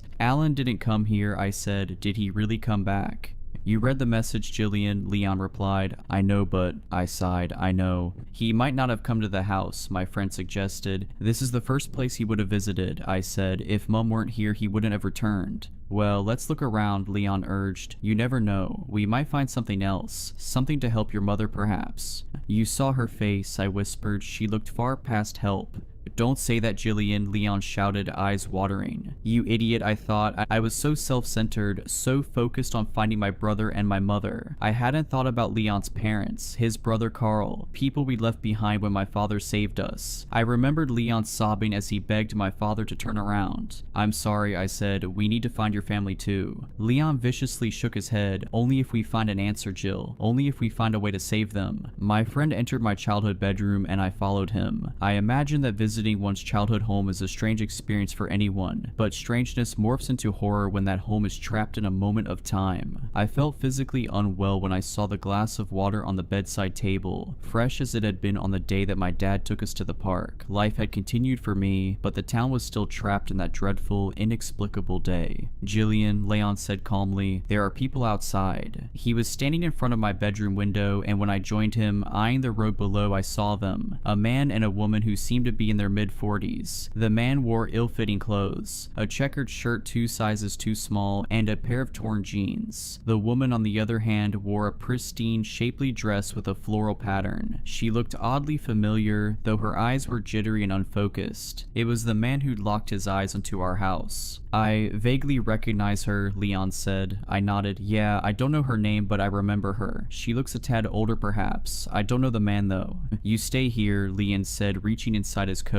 "Don't come out." "What are you holding?" I frowned, noting his shiftiness. "Just..." Leon concealed his hand within the thick, wintry coat. "Are you going to stay in here?" My eyes grew as I spotted a glint of metal. "You don't..." "No, Leon, please, don't tell me you have what I think you have." "We had no idea what we were going to find here," the man protested. I scoffed. "Leon Taylor, carrying a gun, the boy who berated me for killing me a spider." Before he replied, there came the sound of the front door swinging open, and when we spun our heads back to the bedroom window, we saw that the man and woman were no longer on the street. I realized they were inside. "Hello?" called a man from downstairs. "We mean you no harm." "I have a weapon," Leon yelled, slipping the pistol out of a hidden holster. "Don't shoot. It's Bernie Bradley," the man shouted weakly. My mouth gaped. Bernie Bradley was in my brother's school year. I remembered him, and as I recalled the face of the man I'd seen on the street, I didn't find it hard to believe it had been the face of that same boy, 26 years into the future. "What do you want?" I yelled. "To help you," he replied, "before they come." "Who?" Leon asked. "I'll tell you if you put that weapon away," Bernie said. "I don't trust you enough for that," my friend growled. "Are you Leon Taylor?" the man asked. "Why?" Leon responded. "Sydney Manley pushed you off the swing set and you called her a fat cow," Bernie said. "She ran home in tears." It wasn't enough. In a place like that, which defied all laws of rationality, it wasn't enough for Bernie Bradley to know that, but Leon and I needed it to be enough because we were hopelessly alone, hopelessly afraid, and hopelessly desperate. My friend reholstered his weapon and we walked onto the landing. Bernie and the woman were midway up the stairs. The man's hands were raised, but the woman barely seemed aware of where they were. car, barely seemed aware of herself. Leon Taylor and Jillian Maynard, is that right? Bernie asked. How did you recognize us? I asked. You were the only ones who escaped, he replied, the Maynards and Leon Taylor. The only ones? Leon asked incredulously. Bernie nodded. Others tried, but the frost got them. So why aren't you? I started, unable to finish. Mind if we sit down before I answer that? He asked. I looked at Leon and my friend begrudgingly nodded. We all headed to the living room and sat down. Once we did, Bernie Bradley told us an incredible story, and the woman beside him simply rocked on the sofa, face painted with a disturbing smile. Bernie had been a 10-year-old boy, sitting at his bedroom desk when the chill swept through his room. He told us that he remembered nothing but a black void. He might have been there for an eternity, or it might have been less than a moment. When he woke from that dark slumber, still a 10-year-old boy sitting in the desk chair, Bernie looked out of the bedroom window. He was overcome by the horrible feeling that time had been lost, but he didn't know how much. And when he saw residents frozen in the street, he realized that something awful had happened. Bernie found his own paused parents in the kitchen, and they were completely unresponsive to his pleas. The lonely, frightened boy ran through the town, calling for help. Nobody answered. After a long day of searching, he returned to his house in tears. For a week, Bernie lived on cans of food from the cupboards, and then he heard shouting from the street. Hello, is anybody there? A man called. Bernie ran outside to find Mr. Johnson. The farmer had just woken from a darkness to find the town full of statues. Bernie told Mr. Johnson that he'd been alone for a week, but he had no idea how long he'd been frozen before that. The boy wanted to leave, but the farmer said they had to save as many people as possible. They had a duty to do so. After all, neither the farmer nor the boy knew what might happen to them if they were to run. The frost might return. Anyway, Mr. Johnson took Bernie under his wing. The crops in his field thankfully had unfrozen, as had his entire farmhouse. Mr. Johnson fed Bernie, and the two of them survived. A week later, they found Elizabeth Coulter, the local head teacher, wandering through the town. Over the course of the following year, a dozen more unfrozen souls were saved and brought back to Mr. Johnson's farm. But things changed as time passed. The newer thawed souls were unhinged. The longer a person had been trapped in that black stasis, the less human they became. They were still intelligible, but they spoke only of the voice in the void, a voice that they missed in the land of the living. They were irritable, but Mr. Johnson cared for them all the same. Eventually they fled. This only worsened as the years went by. After a decade, Bernie's mother and father unfroze. However, his dad ran and his mom only remained because she was lost and confused. She would rant and rave about the speaker, the one that would make everything better, the one that would make them all eternal. It was during the year of 2018 that things crossed a terrifying line. Mr. Johnson had decided that newcomers were not welcome. It was a decision of necessity, not cruelty. The recently unfrozen folk had become more than unintelligible. They had become dangerous. Hark, the speaker calls, Walter Frankton screamed. The middle-aged man who had once been a police officer was standing outside Mr. Johnson's farmhouse. When the community of sane people emerged, they screeched at the sight of Walter holding a charred body above his head. Nobody identified the burnt corpse, but Mr. Johnson wasted no time in drawing his rifle and giving Mr. Frankton 10 seconds to flee. Bernie explained that Walter laughed demonically before disappearing into the night. Over the coming years, bodies were found in the street. Followers of the speaker would relentlessly pursue Mr. Johnson's community, so the sane folk kept distant from the people of the speaker. Few of Mr. Johnson's followers understood why they stayed, yet nobody felt able to leave. Something was keeping them there. A couple of weeks before Leon and I arrived, however, Bernie said that Mr. Johnson finally announced his plan to leave. There were murmurs of uncertainty. Everybody wanted to escape, of course, but fear had always stopped them. Still, they trusted Mr. Johnson. If anybody had the power to safely lead them away from the place controlling their minds, it had to be the brave farmer. Packing and preparations began. However, some days later, Bernie Bradley happened to look out of an upstairs window and noticed Mr. Johnson. The old man was wandering aimlessly onto the driveway, stumbling like a drunken man towards his vehicle. Bernie said there was a small child standing beside the car. The young boy led Mr. Johnson to the driver's door with a smile, and the two of them fled. Things disintegrated after that. When a Molotov cocktail found its way through a window, the community dispersed. The sane folk fled in different directions, and Bernie was left alone with his mother. We've been running for days, Bernie explained. I keep finding the bodies of people from my community, charred corpses in the street. I tried to leave this town, but it wouldn't let me. The farther I drove, the sharper the pang in my heart. I knew I'd die if I were to keep going. How did you find us? Leon asked. I heard you, Bernie replied. Hard to miss the sound of an engine in a dead place like this. I had a hunch that it might be you. You must have heard my brother then, I asked hopefully. Bernie frowned. Alan's here? That might explain the raucous a few days ago. I don't know what I heard. Noise. Lots of it. You won't find him, Jill. You have to run whilst it still lets you. The frost might be gone, but something lingers. The speaker, Leon asked. Bernie nodded. I was fortunate enough to never hear it, or never remember hearing it. I don't know what it said to them. My mother won't tell me. Bernie looked at the woman next to him, the one who appeared to be the same age as him, though I realized he was still a decade younger. The horror of our town had aged him beyond his years. It will be so glorious. Bernie's mother giggled, eyes bearing faint pupils behind mild cataracts. You're lucky that they didn't see you arrive, Bernie said. Otherwise, you'd be dead already, but they'll come sooner or later. And you need to listen to me if you want a safe way out of here, okay? We need to distract them, keep them off your backs. I shook my head. I need to find my brother. I know he came to this town. I thought I'd find him in our home, but...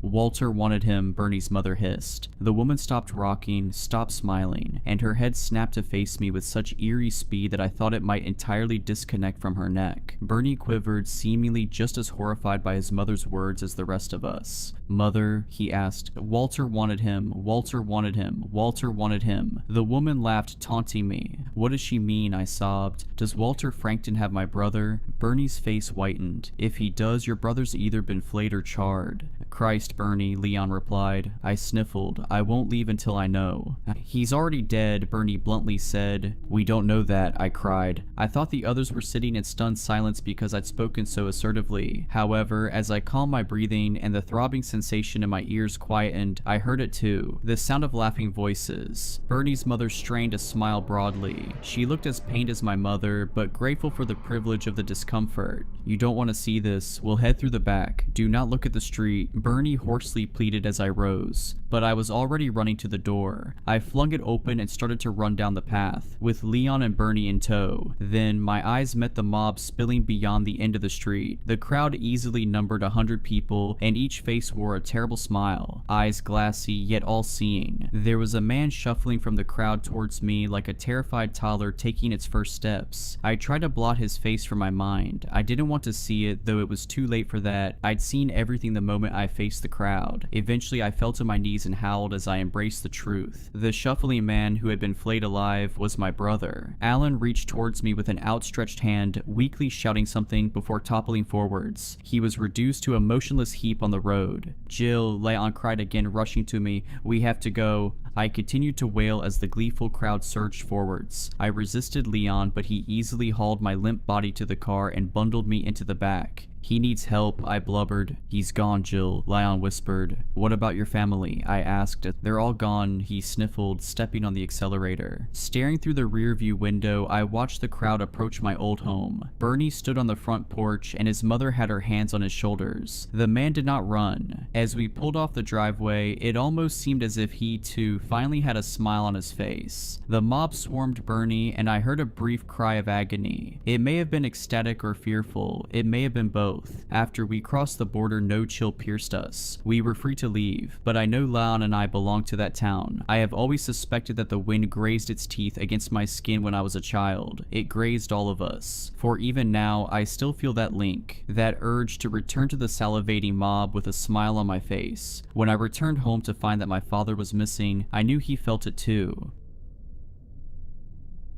On November 20th, 2018, Clark County Fire Department personnel responded to a blaze at a remote location in the Mojave Desert. Upon arrival, they noted that the burning building was an abandoned train depot. Once the fire was contained, they noted several irregularities in the ashes. Although the fire had destroyed the building far beyond any hope of repair, hundreds of personal items scattered across the floor were undamaged. These items included purses, glasses, personal identification cards, dog collars, laptops, cell phones, coats, jackets, pagers, backpacks, hygiene supplies, hats, tools, and much more. The items spanned multiple decades in terms of manufacturing date. Some of the items were tools and implements dating back centuries. No items could be linked to the others. Approximately 350 human bones were discovered under the floor, arranged in what law enforcement later described as a ritualistic array. Chief among these irregularities was a large skeleton that exhibited what the coroner described as unnatural proportions. One redacted report suggests that the skeleton possessed structures similar to wings. The most surprising discovery, however, was a middle-aged man weeping among the ruins. He introduced himself as David and apologized for burning the depot down. It didn't have to be done, he allegedly stated, but I still had to do it. He was detained and arrested for suspicion of arson and homicide. The homicide charges were later dropped when testing indicated that the human bones were a minimum of 300 years old. The arson charges were successful. Based on the details of his testimony and his clearly unstable mental state, however, the suspect was sentenced to a secure mental health facility where he spent 4 years before undercover personnel discovered him, at which point he was transferred to AHHNASCU.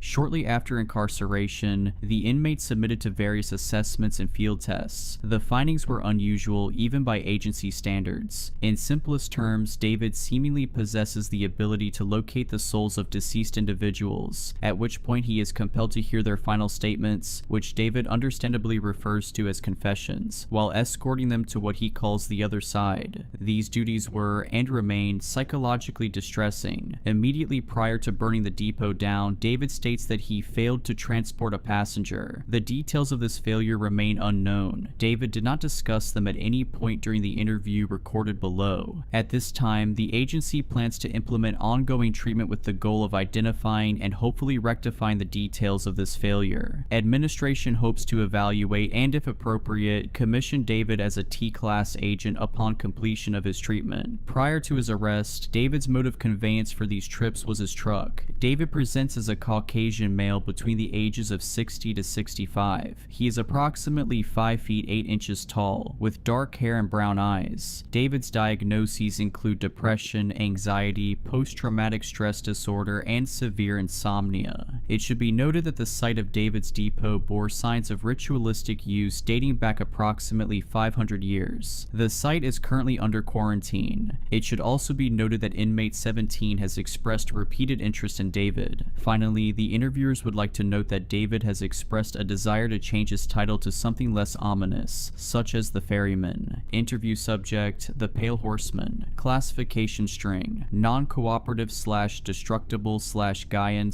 / constant / low / Phalos. Interviewers: Rachele B. and Christoph W. Interview date: December 19th, 2024. One night I woke up and really needed to talk to my dad. Of course I couldn't because he died about a month before. I paid for the funeral. It was so small and so cheap it was basically an insult to his memory, and it still ate most of my savings. I didn't regret it. I was just ashamed I couldn't afford to give him something better. Still am. Arranging the burial kept my mind busy. When you're busy enough, nothing really has the opportunity to sink in. But the night I woke up needing to talk to my dad was when it sank in that he was really gone. I got out of bed and went for a drive. Drives were something my dad and I used to do. Probably the only actual bonding time we ever had. It was hard for us to talk to each other, or to anyone really. We were both human dams. But something about those drives broke. The dams broke down. We had to actually be driving though. For some reason we said a word till after the wheels were moving. Night drives were the best somehow. We never even looked at each other but talked all the way to the other end of the highway and back. He'd always play music from when he was a kid. Sometimes he'd stop at the gas station for sodas and candy. Once in a while, he'd pull into the all-night diner and buy me breakfast for late dinner. Mostly we didn't stop at all. We just drove. But it didn't matter where we did or didn't stop. All that mattered was I got to go for a drive with my dad. The night I needed to talk to him but couldn't, I went for a drive. Partly because I missed him, partly because I wanted to be able to cry privately. Me crying always freaked both Amber and Devin out, and she didn't need any extra stress. But mostly because when it comes right down to it, solo driving is the most soothing thing I've ever done. Night driving particularly. Night driving in the desert especially. The moon-silvered landscape is this patchwork of contrasts. All shadow and silver, dim light and dark so deep it makes that dimness look bright. There's an inhuman, almost primal peace I find when I'm out there. It's liberating and eerie and beautiful all at once to be alone on the road at night. An exercise in isolation. Isolation can be hard, but it's the only time I feel comfortable being myself. So the isolation has always been a draw. So is the desolation. The desolation of the desert is impersonal and gentle. Sometimes that's exactly what you need. A reminder that you're less than the blink of an eye, that everything you feel and everything you've done won't even be remembered. That sounds bitter, but it's not. At least not to me. In fact, that's the only time I get safe enough to actually feel the things that make me hurt.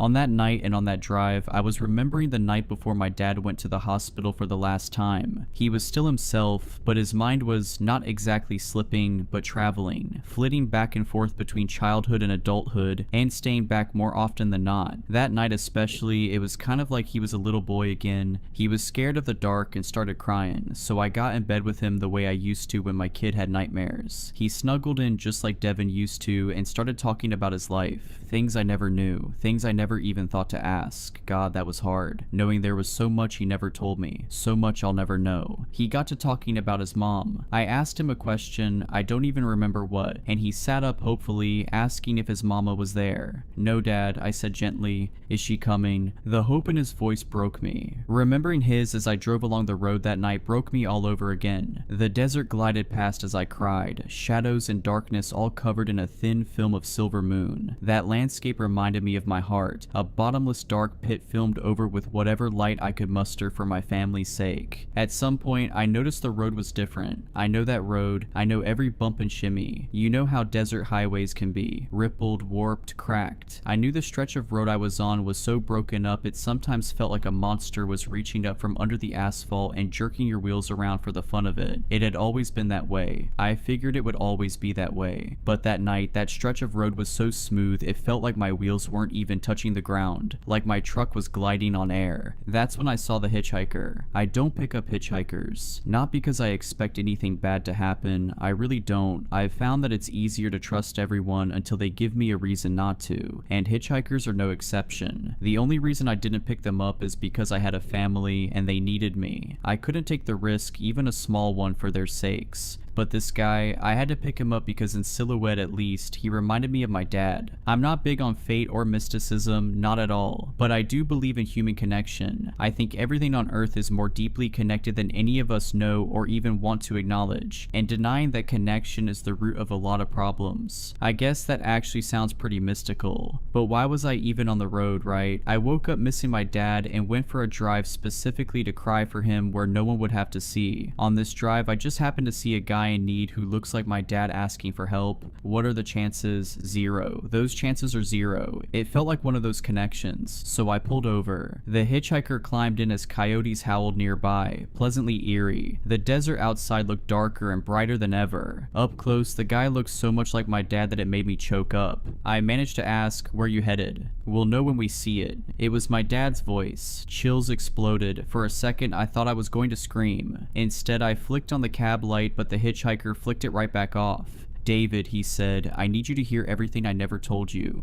Dad, I remembered the way he'd said mama on his last night at home. That's what my voice reminded me of. Where's my mama? Is she here? Mama, are you here? Daddy, are you here? He didn't answer, but of course he didn't. He couldn't because the wheels weren't moving yet. I put the truck in gear and started driving on that road so smooth it felt like my wheels were touching nothing but air. Once we were at speed, my dad started talking. "I loved my mom," he said. "She did so much for me, more than I could ever do for her. I did everything I could. I went hunting out in the hills for food, set traps and checked them every day with my old hound dog. I miss him." He wiped his eyes. "But my mom, my mama, I helped her clean and make dinner, tried to do all my chores without being asked. She was the best, David, just the best. I'd give so much for you to know her. She'd have loved you. I think she would have showed me how to love you better than I did. Reminded me that it's not weak to love well, that not loving well is the weakness. I adored her, David. I wanted to grow up be like her." He sighed. "Instead, I grew up to be like my dad. That's not bad. He wasn't a bad man. He just was how he was, just like me. You'll know how he was because you know how I was. Always telling you how you did this or that or said that wrong. I did that because I saw what he did to me. And you know, it taught me to apply myself. Taught me to learn fast, to do everything on my own, to hold everything together even when I didn't know how to hold myself together. I saw what that did to him. I recognized that it did the same to me, and I know it's the same for you. I'm sorry."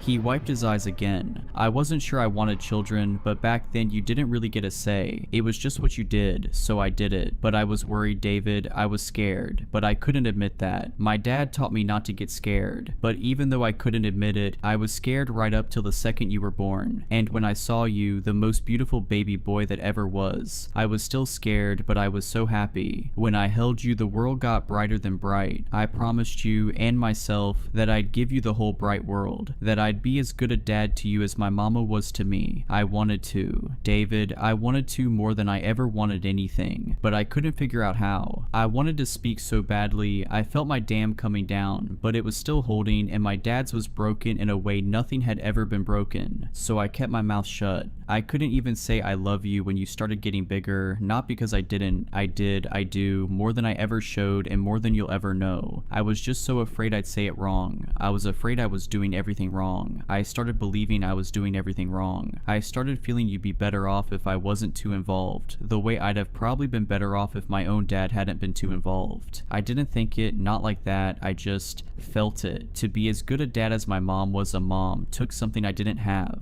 something I didn't know how to get. You know how I was, David. You know if I couldn't figure out how to do something in 2 minutes flat, then I just didn't learn. That's the worst thing I ever did. I wanted to tell you, I wanted to be that for you. I never was, and now I never will be, but I love you, and I wish I'd known how to make every minute of every day be as good as our night drives. Here's my stop, getting out here." He pointed to this little train depot just off the highway. It was tiny, lights spilled from the windows, so bright the building looked like it was suspended in a tiny sun. I pulled over, he patted my shoulder and said, "Thank you for hearing." Then he got out and walked across the sand to the depot. When the door swung shut behind him, the lights went out. I sat there for a while, gripping the steering wheel for dear life while I sobbed. Then I headed home. About 10 minutes into the drive, my wheels start grinding on the asphalt again. When I got home, Amber was awake and she was a wreck. She wasn't doing well, she never really had, but it got really bad after her sister passed and never got better. It took me hours to calm her down. She kept repeating, "I thought you left me." I told her what I always did, "I'll never leave you." Our son Devin was waiting in the kitchen after she finally fell asleep. "I hate her," he said, "or at least what she's become. And you're not any better, you never were." He took off before I could say a word. I didn't try to stop him, not because I didn't want to, just because I didn't know how. I didn't really get the chance to process what happened that night, but I don't think it would have made a difference. Definitely wouldn't have changed the fact that I didn't know what I thought about it. In the end, I wrote it off as a trick of grief. You know, near-death experiences supposedly only manifest to ease the distress of passing. I figured my experience with my dad manifested to soothe the distress of grief. Until a couple weeks later, when I woke up in the middle of the night needing to talk to Dad again. I can't describe the excitement or the hope. Hope that everything I ever believed about connection and interconnectedness was real. That my dad and I finally had the connection we always wanted but couldn't forge. A connection strong enough to bypass or even wormhole through death itself. I got in my truck and went for a drive. About halfway down that buckled, broken highway, the asphalt smoothed out and it felt like my wheels weren't touching the ground. And a couple minutes later, I saw a hitchhiker. My heart kind of swelled and I felt this big smile spread over my face as I imagined another night drive with my dad. But this hitchhiker wasn't my dad, it was a woman. I thought about my grandma, I even thought about Amber's sister. I pulled over, she got inside. I didn't know her, but she seemed to know me. "Mom," she said, "I need you to hear everything I never told you." I frowned but started to drive. "I took care of Roxy, just like you told me to. I really did, but I also really didn't do it right." I felt a sick swoop in my stomach, but didn't say anything. That's one of the rules of night driving, you don't interrupt. I wasn't cruel to her, wasn't mean, didn't neglect her, I would never, not ever, I took care of her, but I didn't love her. I didn't love her because I was jealous of her. How ridiculous is that, being jealous of a dog? She sniffed and wiped her eyes. "I was jealous because of how much you loved her. And Mom, I get it, dogs are dogs, and Roxy was really great even for a dog, but she was still just a dog, and you bought her more clothes than you ever bought me. You put more effort into her treats and prescription food than you ever did for me. You used to feed me stuff that made me sick. I know it was because you couldn't afford anything else, but you still spent more on her. You took her to the vet more than you ever took me to the doctor, and it's not like you knew, but not going to the doctor is how I ended up here at 44 years old. But none of that even even matters. What matters is you gave the dog all the love you didn't want to give me, and I get why I do. Roxy is Roxy, and I'm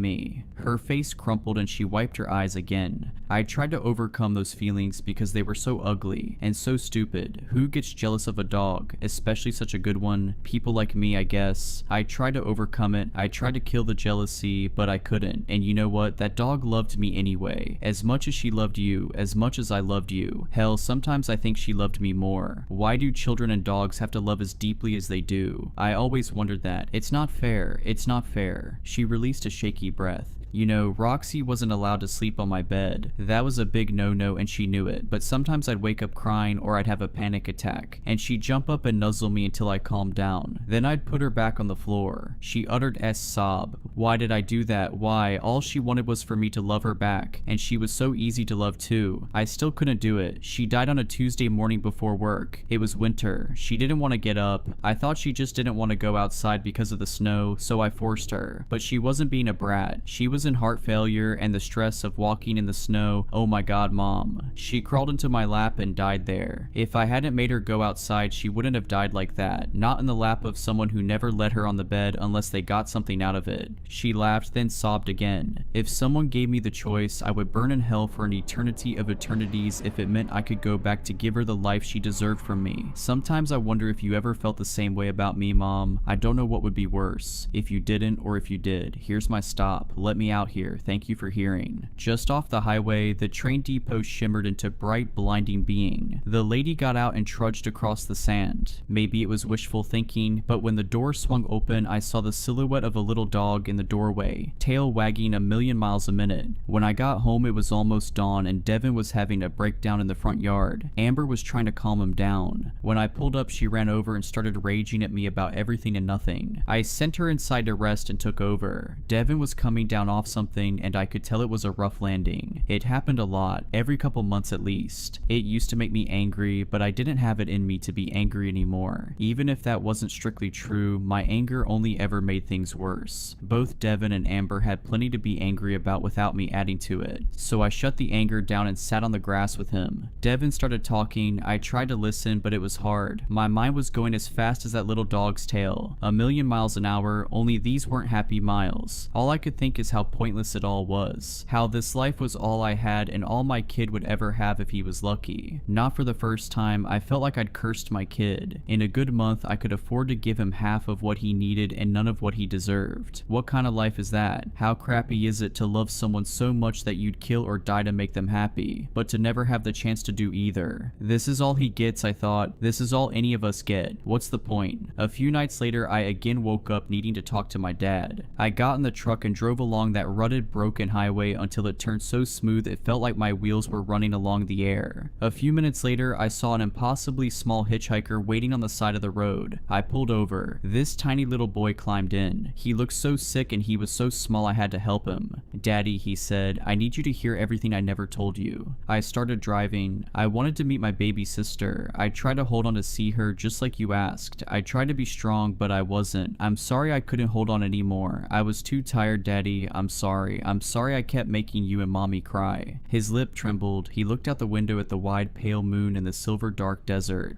Are you going to forget me, since you have a new baby now? I started crying too. Please don't forget me. I won't ever forget you. I won't forget Mommy singing to me and holding my hands when I was in the hospital. I won't forget when you were crying in the garage. I was scared because you never cry, but then you hugged me and said I was brave, and you were only crying because you were happy I was so brave. I won't forget that, Daddy. I'm sorry I made you cry all the time. I'm glad you'll have a new baby to make you smile. Just don't forget me when you smile. And please don't cry when you remember me. Please just smile. I think I need to get out here. Thank you for hearing. The depot shimmered just off the highway, brighter and soft. Can you walk with me, Daddy? I know you can't go in, but I'm scared of the dark. I got out first, then helped him down onto the ground. He squeezed my hand as we walked across the sand. Is it going to hurt? No, I said, I promise. When we reached the door, he looked up at me, beaming. He didn't look sick anymore. Thank you, I won't forget you, don't forget me. The door swung shut behind him and the lights went out. There was such pressure in my chest, heavy and painful, expanding at the speed of light. It felt like it was going to crush me and make me explode at the same time. I opened opened the depot door. It was dark inside and empty except for spiders. I went back to my truck and drove home. The road stayed smooth for hours. For so long I started getting scared. My wheels didn't touch asphalt again until dawn. It felt like a warning, so I decided no matter what that I would never touch the depot door again. This arrangement, if that's what you want to call it, continued for a while. Maybe once a week I'd wake up needing to talk to my dad. I'd get up and go for my night drive in the desert, trundling down the jagged highway that was so broken it felt like a monster was reaching up to mess with my axles right up to the second the road turned smoother than air. A couple minutes later I always found a hitchhiker. They were all sad, even the happy ones. That was hard. Being whoever they needed to talk to was harder. None of those people ever knew they were talking to an old fat truck driver named David. They thought they were talking to their dads or moms or grandparents or spouses or lovers or friends or siblings or enemies or kids. Most of them were relieved to see the depot come shimmering into view. A few were anxious. One was terrified. He was disgusting. From the second I saw his silhouette on the side of the highway, everything in me started screaming. For the first time I thought about driving on past and leaving him in the dust. I almost did, but then I remembered that morning where my wheels just wouldn't touch the ground again. So I stopped and he climbed in. He was too human and too inhuman at the same time. And what he told me, I've never even imagined someone could think those things, let alone say them, let alone do them. But he had. And he wasn't sorry. He was glad. He was gleeful. When he saw my disgust, he laughed. What did I tell you, Kate? I'm more than human, and I'm less. This is my stop. Thank you for hearing. The depot was there, but the windows dark. When we pulled up, his eyes went dark too. He looked at me. Instead of glee, I saw terror. I can't go in there, he said. I won't. Before I could stop him, not that I had any idea how I would, he jumped out and bolted out across the desert. The full moon cast a wild, awful shadow behind him. As I pulled away, I saw the depot door opening. Something slithered out, something huge and just as awful as him, and took off into the desert, chasing him and his hideous shadow. When I got home, there was an ambulance in my driveway. Paramedics were wheeling Devin out on a stretcher. Amber was sobbing. Before I even got out of the car, I was sobbing too. I tried to hug her, but she threw me off. Devin died that night. I didn't sleep for weeks. There was no one I felt like I needed to talk to for weeks. I'm not sure I felt anything. I think I just wanted to die. The first dead, dreamless sleep I had happened 5 weeks after he died. It lasted 2 hours. Then I woke up needing to talk to him. I was already crying by the time I reached my truck. I drove out onto the highway under the moon, through the silver darkness and the howling coyotes. Their songs sounded like what was inside my heart. The broken road knitted itself,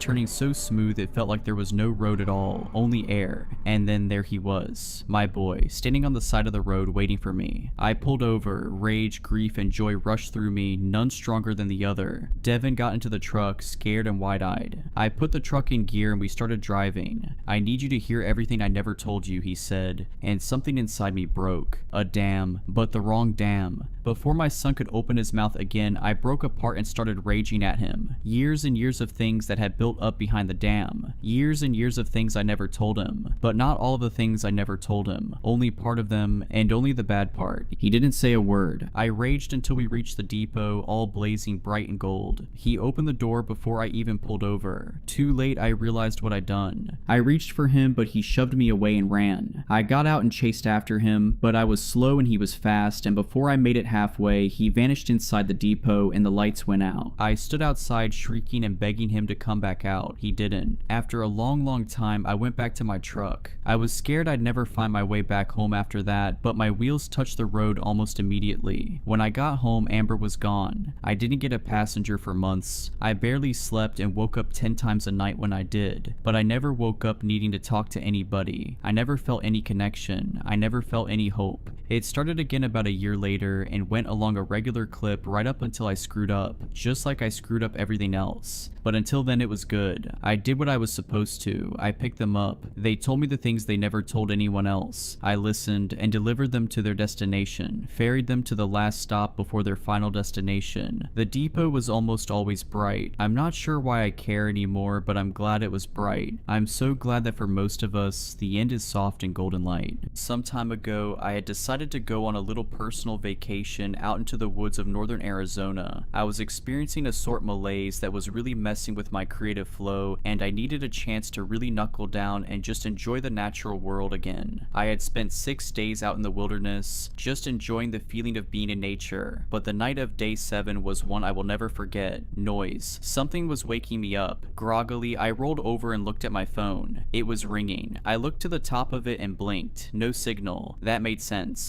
I had come out here for the isolation, a chance to clear my head and make some music again. So why was my phone ringing? How was my phone ringing? I stared at the number as my phone rang incessantly. An unknown caller. I heaved a tired sigh, swiped to answer, and croaked blearily, "Hello."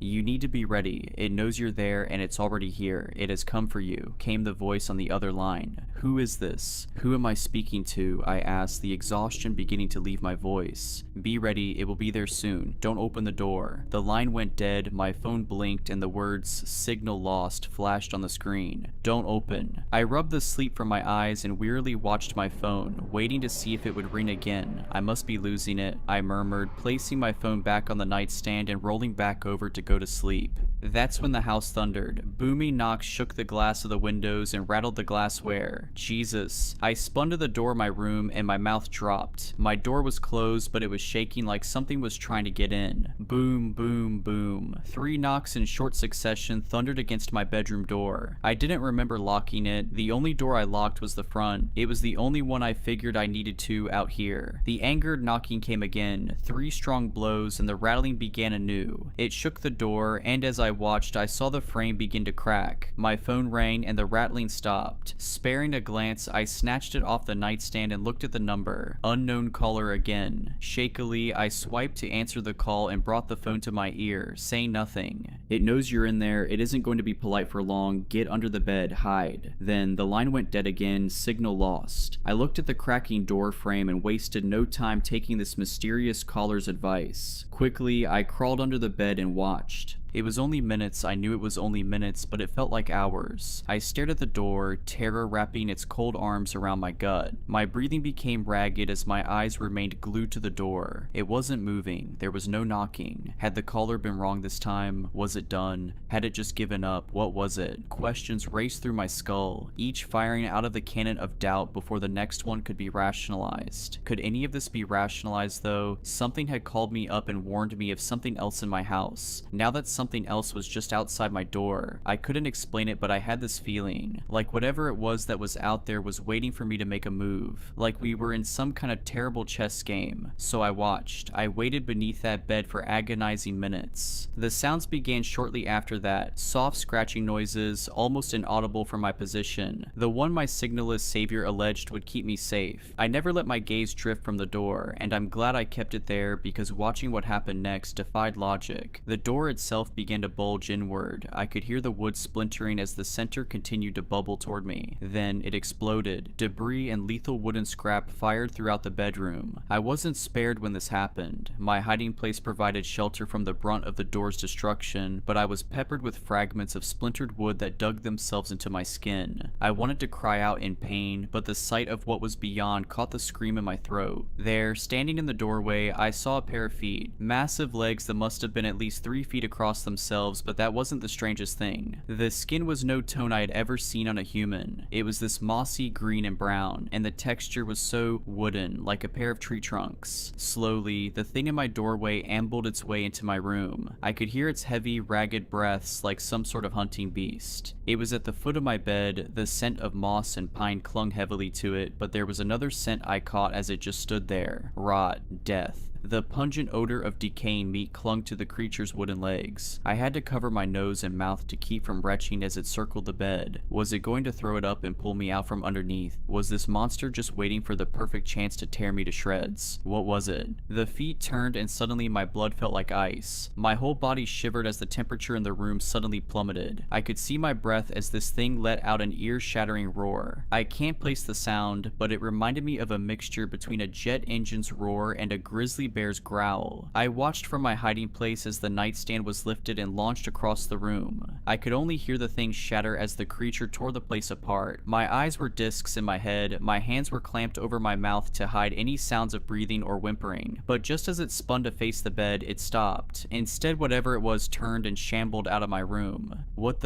They were the only words I could choke out as the creature disappeared from my sight. Then the phone rang again. Terrified, I seized it, trying to silence the ringer. I swiped to answer the caller and immediately began to whisper into the phone. What was that? Who are you? How did you know it was coming? There's no time for any of that. It knows where you are. You need to run. Jump out the window and keep running until you lose sight of this place. Keep going until you reach the highway. Don't come back until morning. Are you kidding me? That thing is huge. I can't outrun it. You have to. It's the only way you win this. Then the call cut out. Signal lost. I steadied my breathing and psyched myself up, shooting out from under the bed as I heard that dreadful roar again. It was coming back. I didn't have time to think. No time to find shoes. I bolted toward the now shattered window and dove, slicing my arms and legs against the shards of glass. Adrenaline coursed through my veins, urging me to ignore everything else. I ran, bolted through the forest as fast as my legs would carry me, twigs and rocks torn to my feet, but I kept going, even as my chest began to tighten and my lungs began to feel like there was a fire being set beneath them. I ran. I couldn't hear the monster behind me anymore. Maybe it stayed at my cabin, maybe it kept looking elsewhere. Every ounce of me just hoped I had gotten lucky, but the voice on the phone told me to keep running until I hit the highway, so I did. I ran through miles of backcountry woods, never stopping, pushing myself far beyond anything I thought I was capable of, just to get away from whatever the hell that thing was. I could see darkness starting to push its way into my vision. My legs were beginning to feel like they were made of stone. My body ached and every muscle screamed for me to stop, but I kept pushing. When I burst through the tree line onto the road, I stopped. Almost instantly, I began sobbing and I dropped to my knees. I gazed up at the moon as my phone began to ring again. I pulled it out of my pocket and looked at the number. Before I could do anything else, darkness overtook me. I woke the following day in a hospital bed. Apparently, someone had discovered my unconscious and bloodied body on the side of the road. The sheriffs had a million questions, none of which I had a good answer for. They thought my story sounded like something I made up, but when they went to the cabin, many of them were singing a different tune. It looks like you got lucky and escaped one of the biggest bears I've ever seen. One of them said, didn't find it, but the claw marks in the wood made it look like a dinosaur. Grizzlies are huge, son, but not even they leave marks like that. When I asked about the phone calls, they just shook their heads. There's no cell service that far out. You might have imagined that part and everything. It took me over a week to recover from my injuries. I was told I had lacerated a tendon in my right arm, and that it had never quite functioned the way it had before. That was the arm I used to play guitar, and to this day there are still certain notes my fingers just can't quite nail anymore. The day of my discharge, I was given the things that they had found me with, and given an escort back to the cabin. The debris was mostly cleaned up by the time I arrived to collect my things, but the damage to the building itself was visible, and the cops were right. Whatever the hell it was that came after me that night must have been massive to leave the marks it did so deep in the wood. I checked my phone as I crossed the threshold of the house to gather my things inside. No signal. Well, thanks whoever you were, I muttered, gathering what stuff was left after the attack. To this day, I don't know who called me or what it was that was in that cabin, but frankly, I don't think I want to know.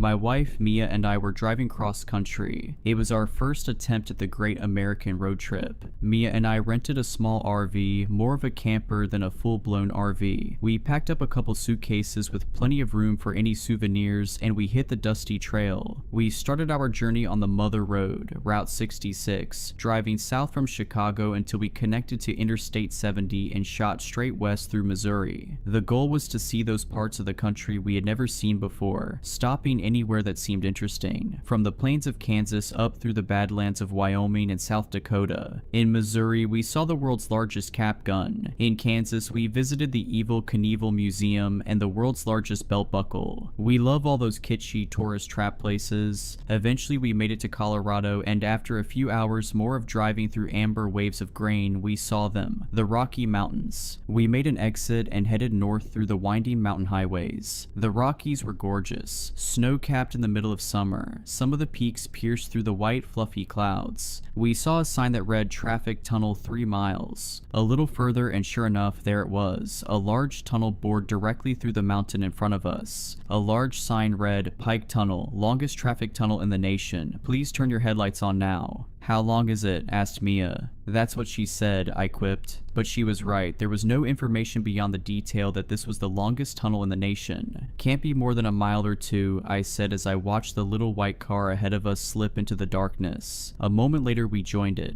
The tunnel was lit by fluorescence that gave everything a greenish yellow tinge. On the left-hand side was a raised walkway behind a railing for maintenance access. Initially, I was struck by the incredible amount of work that went into the construction of this man-made marvel. We're under 1 million tons of Rocky Mountain right now, I said. How many years before this caves in? Mia responded. I shot her a look. Let's save the cave-in talk until we're out on the other side. I'm just saying nature will take this back eventually, she continued. I scanned the empty road ahead of us. Where did the other car go? I asked. We were now alone in the tunnel, no cars ahead of us nor behind us.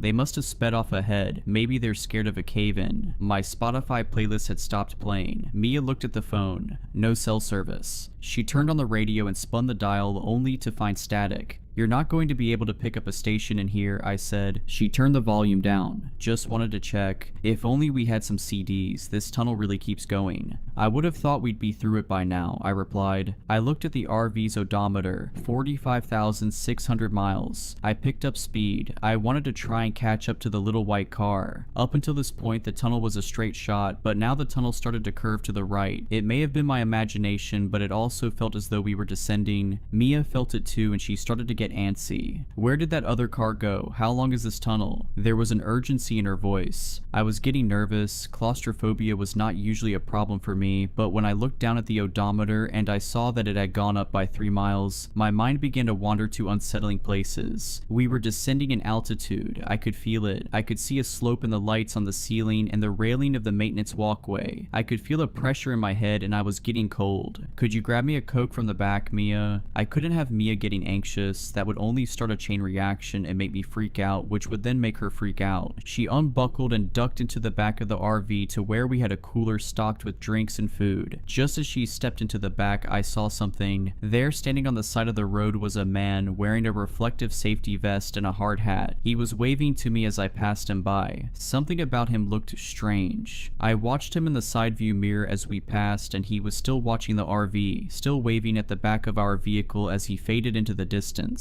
Mia reappeared from the back of the RV, Coke in hand. She popped it and handed it to me. You look worried. I'm fine, I smiled and took a sip of the Coke. Eric, slow down. I slammed on the brakes as I saw what made Mia scream. In the road in front of us was a roadblock. 2 reflective traffic sawhorses blocked both lanes of the tunnel. Beyond the roadblock, the lights of the tunnel were dark. There was nothing but a void of blackness. Standing in front of the roadblock was another man wearing a reflective vest and a hard hat. Only this time his hard hat had a light on top which obscured his face. We came to a jolting stop. I turned to Mia. Are you okay? I asked. I'm fine, she replied. It's a cave-in, isn't it? God, I hope not. I rolled down the window, leaned out and yelled to the man in the hard hat. Hey, what's going on? The man was about 5 yards away. He took 2 steps towards us and then raised a hand to his mouth and yelled, just doing some maintenance. How long is it gonna take? I yelled back. The man made a hand gesture as if he didn't hear me. How long is it gonna take? I called again. He made the same gesture. I unbuckled my seatbelt and grabbed the door release. What are you doing? Mia asked. I gotta know what's going on. Eric, just stay here. It might not be safe. I'll be just a second, I said. I pushed the door open and stepped down from the RV.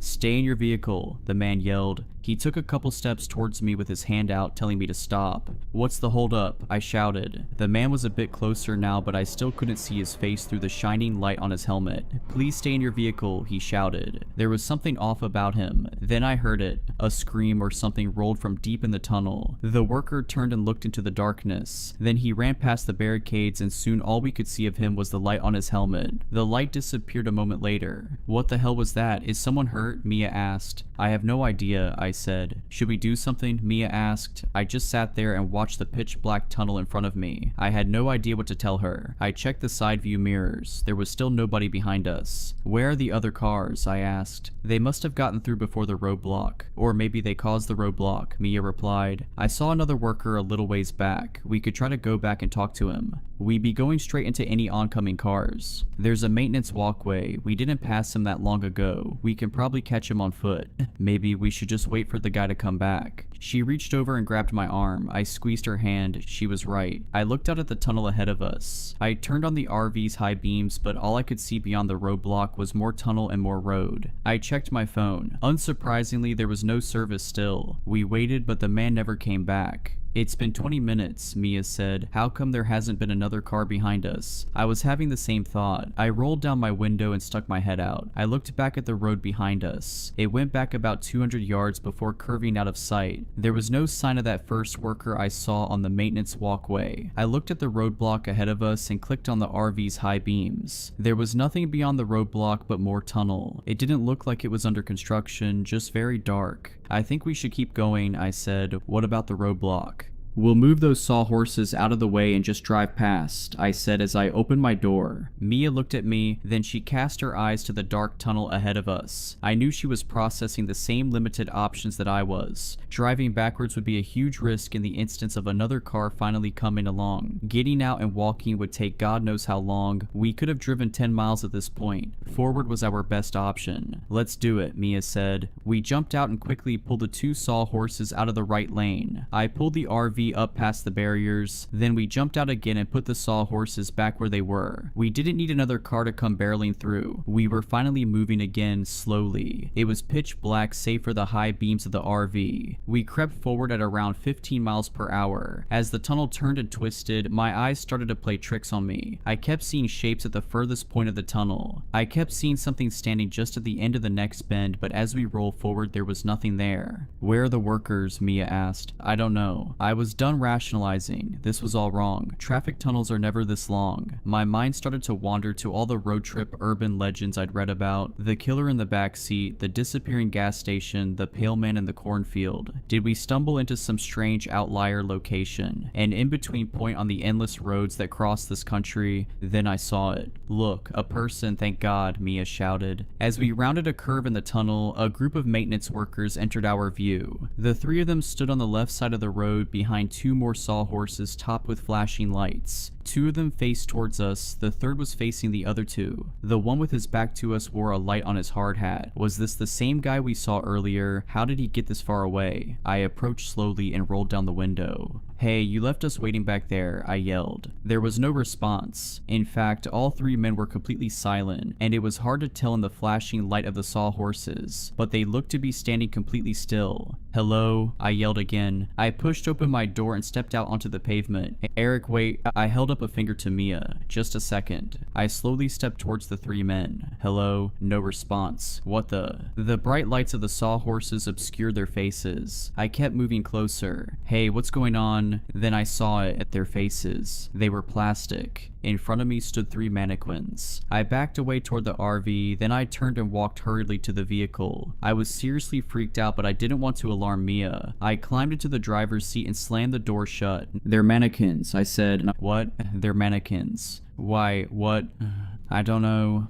I looked back over at the three figures and my blood ran cold. The hard hat mannequin had somehow turned around to face us. All three figures appeared to be watching us now. Then we heard it. A loud resonant banging on the side and then the roof of the RV. What the hell was that? Mia whispered. We listened, holding our breath. Then dash. A shuffling sound, dash dash. Something was moving on or in the RV. Stay here, I said. I got up. Eric, wait. I moved to the back of the RV. It was dark. I went for a drawer in the kitchenette space and pulled out a flashlight. I moved to the rear of the RV, the bedroom. My flashlight illuminated an empty room. Whoever is back here, I have a gun. A terrible bluff, but I didn't see anything. I shone the light out of the windows of each side of the RV. Nothing. Then I heard it. A shuffling sound from right above me. I looked up and screamed, crap. On the roof of the RV, staring through the skylight, was a woman with vacuous black eyes and a dead smile. Her stringy black hair dangled down towards me, casting thin black shadows across her horrible pale face. "Mia, drive, fast," I screamed. Mia jumped over to the driver's seat, shifted into gear, and stomped on the gas. The RV was clunky, but it could move when it needed to. We lurched forward and I fell back. I trained my flashlight up onto the skylight again and the woman was gone. I scrambled to my feet and looked out of the side windows. Did Mia shake her off? There was no sign of the woman. I moved to the passenger seat, breathing heavily and sweating. "What happened?" she asked, keeping the RV at a steady 50 miles per hour. "There was a woman on the roof," I said flatly. I realized now that I was in a kind of shock.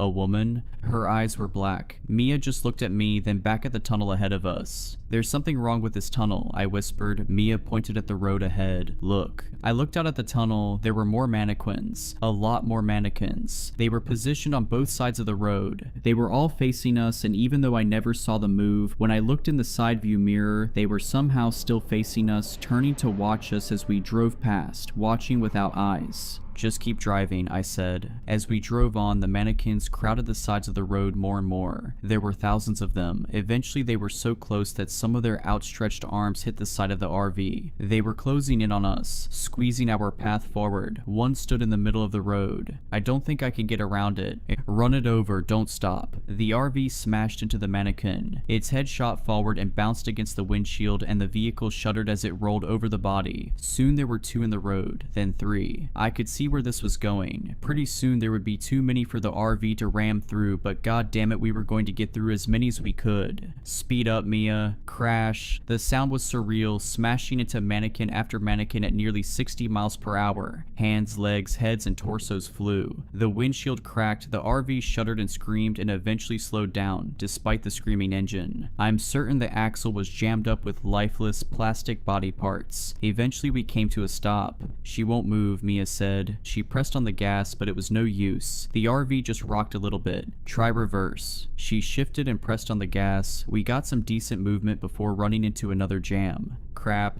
Should we get out and look?" Mia asked. "I'll go," I said as I grabbed the flashlight and popped the passenger door. Mia unbuckled her seatbelt. "We'll go together." We stumbled out of the RV on the passenger side. It was like stepping into hell. Countless lifeless faces stared out at us from the darkness. The only light came from the headlights of the RV and my flashlight. We clumsily made our way along the side of the RV. The ground was littered with mannequin pieces. I thought to myself, if we could get a couple yards cleared out behind the rear tires, we might be able to back out and get enough momentum to reverse all the way back out of here. Instead, when we got to the back of the RV, my stomach flipped and my heart sank. I was expecting to see a trail of flattened mannequins. Instead, the RV was now surrounded by thousands of perfectly intact mannequins standing at attention, as if their ranks had somehow been replenished after our vehicular assault. "This is impossible." She started to cry. I held her close. "We'll keep moving," I said. "It will never end. The tunnel makes no sense. It only curves one direction." I looked at her. "What do you mean?" "This whole time the tunnel has only been curving to the right. It would sometimes straighten out or go left for a few yards, but before too long we were curving to the right again. We've either been driving in circles or spiraling downwards. So we'll go back the way we came and hope we're not going in circles," I said. We had been driving for hours at this point. Walking back out the way we came would take days. But now that I thought about it, Mia was right. We'd only been curving to the right. This tunnel seemed to be very gradually taking us downwards into the earth. Going forward would not get us any closer to escape. "We'll need food from the RV," Mia said. I nodded and we stumbled our way back to the front of the RV, the mannequins' lifeless faces watching us the whole time. I stepped up to the passenger door and nearly fell back when I looked through the window. "What the heck?" I breathed. What I saw were 2 mannequins sitting in the driver's and passenger seat. How they got in there, I have no idea, but what really made my blood run cold was that they were dressed exactly like Mia and I. They wore identical sets of clothes. The one in the passenger seat had my same New Order t-shirt and black jeans. The one in the driver's seat had Mia's green striped sweater and denim shorts. Their plastic faces stared out through the shattered windshield at the endless crowd of mannequins staring back at them. Mia stepped up and saw the uncanny display. "What the?" Mia echoed. I pulled myself up into the RV and slowly stepped around my mannequin doppelganger. I avoided looking into its face, but I swear I could feel it watching me as I stumbled around it. Mia followed and we made our way into the back of our dark RV. Luckily, we had just stocked our cooler full of deli meat and water not long after crossing the Colorado state line. I handed Mia the flashlight and pulled open the cooler. I filled a backpack full of food and water. I turned and saw them. My mannequin double had somehow moved. It was standing in the aisle watching us. Mia's doppelganger was still seated in the driver's seat but had turned to peer back at us with its eyeless gaze. Mia saw the look in my eyes and turned. She screamed when she saw them and backed into me. I put my arm around her and we stood there a moment, letting our skyrocketing heart rates return to earth. "Let's get out of here," I said. I slid the backpack onto my shoulders. Mia joined me at the door. I looked into her eyes. "Are you ready?" She nodded. I kissed her. "I love you," I said. "I love you," she said. The look on her face killed me. She was terrified. I'm sure the look on my face was similar. I opened the door and we stepped out. We again stumbled to the back of the RV. Once we were clear of the RV and all the crushed mannequin body parts, it became easier to find footing, though weaving through an endless crowd of lifeless people was a slow process. It was pitch black. Without the flashlight, we wouldn't be able to see a foot in front of us. As I walked, the beam of light created the illusion of movement in the crowd. At least I hoped it was an illusion. The limbs of the mannequins seemed to stretch and turn, but the only sound was that of Mia and I shuffling our way through the crowded tunnel. Things went on like this for what felt like hours. Mia and I were sweating and aching. I was about to suggest we stop and rest, but then I saw it and I froze. Out in the crowd, beyond rows of blank faces, I saw a pale face, black hair, and a dead smile. I saw two vacuous eyes staring right at me. "Mia, do you see her?" I whispered. "And see who?" I slowly raised my arm and pointed. It was the woman, or whatever it was, that stared back at me through the skylight on the roof of the RV. "Oh my god," Mia squeaked. I could see now that the pale-faced woman was tall, a few inches taller than the mannequins. As I pointed, she stared back at me with that terrible grin. "What do we do?" Mia whispered. I raised the flashlight and pointed it right at the pale-faced woman. I thought maybe this would scare her off. I was wrong. The light only made her appear more unsettling as she stared back unflinchingly. "What do you want?" I yelled. She only stared back at me. She was as still as the mannequins. "We have to keep going," I whispered. Mia didn't respond. Her body was tense as she held onto me. "We've come this far. We can't turn back again," I continued. I pulled Mia's hand and we continued on our way through the mannequins, keeping the distance between us and her as wide as possible. As we moved past, she kept watching us. Though her movements were imperceptible to us, her eyes never left us, like one of those portraits whose eyes appear to watch you no matter where you stand. Finally, we got far enough that she was out of sight, but the thought of her being somewhere behind us only unsettled me further, and I quickened our pace. As the hours wore on, there was no sign of the pale-faced woman, and the crowd of mannequins began to thin out. They still populated the tunnel from one end to the other, but there was more space between them, allowing Mia and I to walk more freely. The mannequins on the maintenance walkway on the side of the tunnel seemed to thin out as well, and I decided it would give us a better vantage if we were walking up there. I helped Mia climb up the railing that bordered the walkway, then I climbed up behind her. The walkway was elevated 3 or 4 feet above the roadway. We could easily see over the heads of the mannequins in both directions. There was, of course, no end to the tunnel in sight. We kept walking. The mannequins continued to thin out, but they were different now. There were mannequins dressed as maintenance workers again, but also mannequins dressed as families and businessmen. There was even a group of mannequin nuns standing in a single file line, heads bowed in prayer. Needless to say, we passed none of this on the way into the tunnel. I was feeling very hopeless that we were going to be able to find our way out. I was far beyond speculating how this was at all possible. It's not possible. And even if it were, there is no good reason for someone to do this to us. The only explanation was the supernatural. Then I saw her. Rather, I saw them. Arranged in the middle of the tunnel was a circle of mannequins with long black hair and tattered cloth. They looked exactly like the pale-faced woman, minus any facial features. I kept a close watch on them as we passed to make sure they didn't start following us. "A door," Mia shouted. Mia pointed a few paces ahead of her. There was a door leading into the wall of the tunnel. We ran towards it. Mia grabbed the handle, turned it, and pulled. It was heavy, and Mia had to brace her foot on the wall to get it moving. The metal door groaned as if it hadn't been opened in years. Finally, it was open enough to see past. It was a hallway. It went out about 5 yards, then turned right at a 90-degree angle. The strangest part was was the design of the hallway. It wasn't cement or pavement like the tunnel. The walls were wood paneled and the floor was covered in a thick carpet, like a house from the 1970s. I say we see where this takes us, Mia said. There was no reason to disagree, but I wasn't going to get us trapped in there. I opened up my backpack and took out a water bottle. I opened it and handed it to Mia. She drank half, then I drank the other half. I slowly closed the door, shoving the empty water bottle in the crack to keep it from closing all the way. I turned to Mia. Okay, let's go.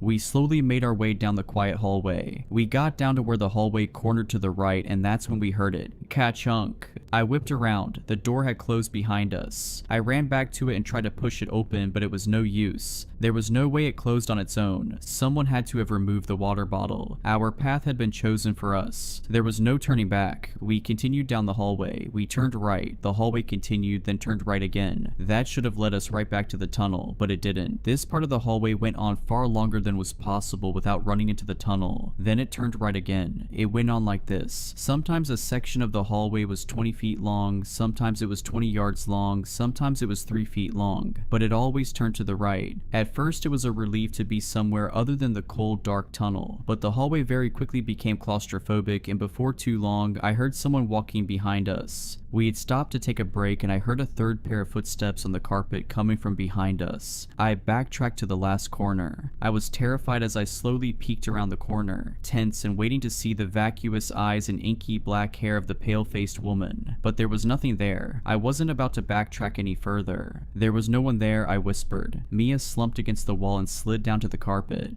I think I need to rest, she said. I put my backpack down on the ground for Mia to use as a pillow. She laid her head down and was passed out in seconds. I had no idea how long we had been walking at this point. I stood leaning against the wall. My body was telling me to rest, but I couldn't risk falling asleep. I had to keep watch. I knew she was following us. I took in the details of the hallway for the first time. The carpet was a dull brown and the walls a cheap wood paneling. The hanging lighting fixtures were shaded by stained glass, something you might see in an old diner. Who built this place? Did someone pick out the carpet and the lighting fixtures? Did a team of workers blast these tunnels into the earth? Or has this place always existed? Was this purgatory? I began to feel dizzy. I was panicking. My heart felt like it was trying to escape my chest. I slumped to the floor and tried to slow my breathing. I closed my eyes. I shot up in a panic. I had fallen asleep while I was meant to be keeping watch. I snapped to my feet and looked around. Mia was still asleep on my backpack. Then I noticed that the hallway had changed. A few paces away there was now a plain wooden door in the wall. I slowly approached it. I put my ear to the door and I could hear what sounded like TV static and the low murmur of voices. I discreetly grabbed the door handle and turned it slowly. I felt the latch bolt clear and I carefully cracked the door just enough to peek inside. It was dark, so it took a second for me to register what I was seeing. I saw a small boardroom. A long table in the center was surrounded by seated men in suits. At the end of the table stood another man next to an old CRT TV that was playing static. This was the only source of light in the room, and all the men around the table were turned towards the TV. Suddenly, the screen flickered from static to a solid dark background, and some warped new age style music began playing. Then the words appeared on the screen that terrified me like nothing else before. In plain text, the words read dash, "You will lose her." I froze as I knew these words were meant for me. I watched with terror as the men seated around the table slowly turned toward me in unison. They were mannequins. The TV screen then clicked off and they continued staring at me as I could barely make out their forms through the near pitch darkness. I quickly pulled the door shut and whipped around to look at Mia. I had a horrible feeling of dread that when I turned around she would be gone, like the message on the TV promised. "Eric, what are you doing?" Mia was leaning up and staring at me.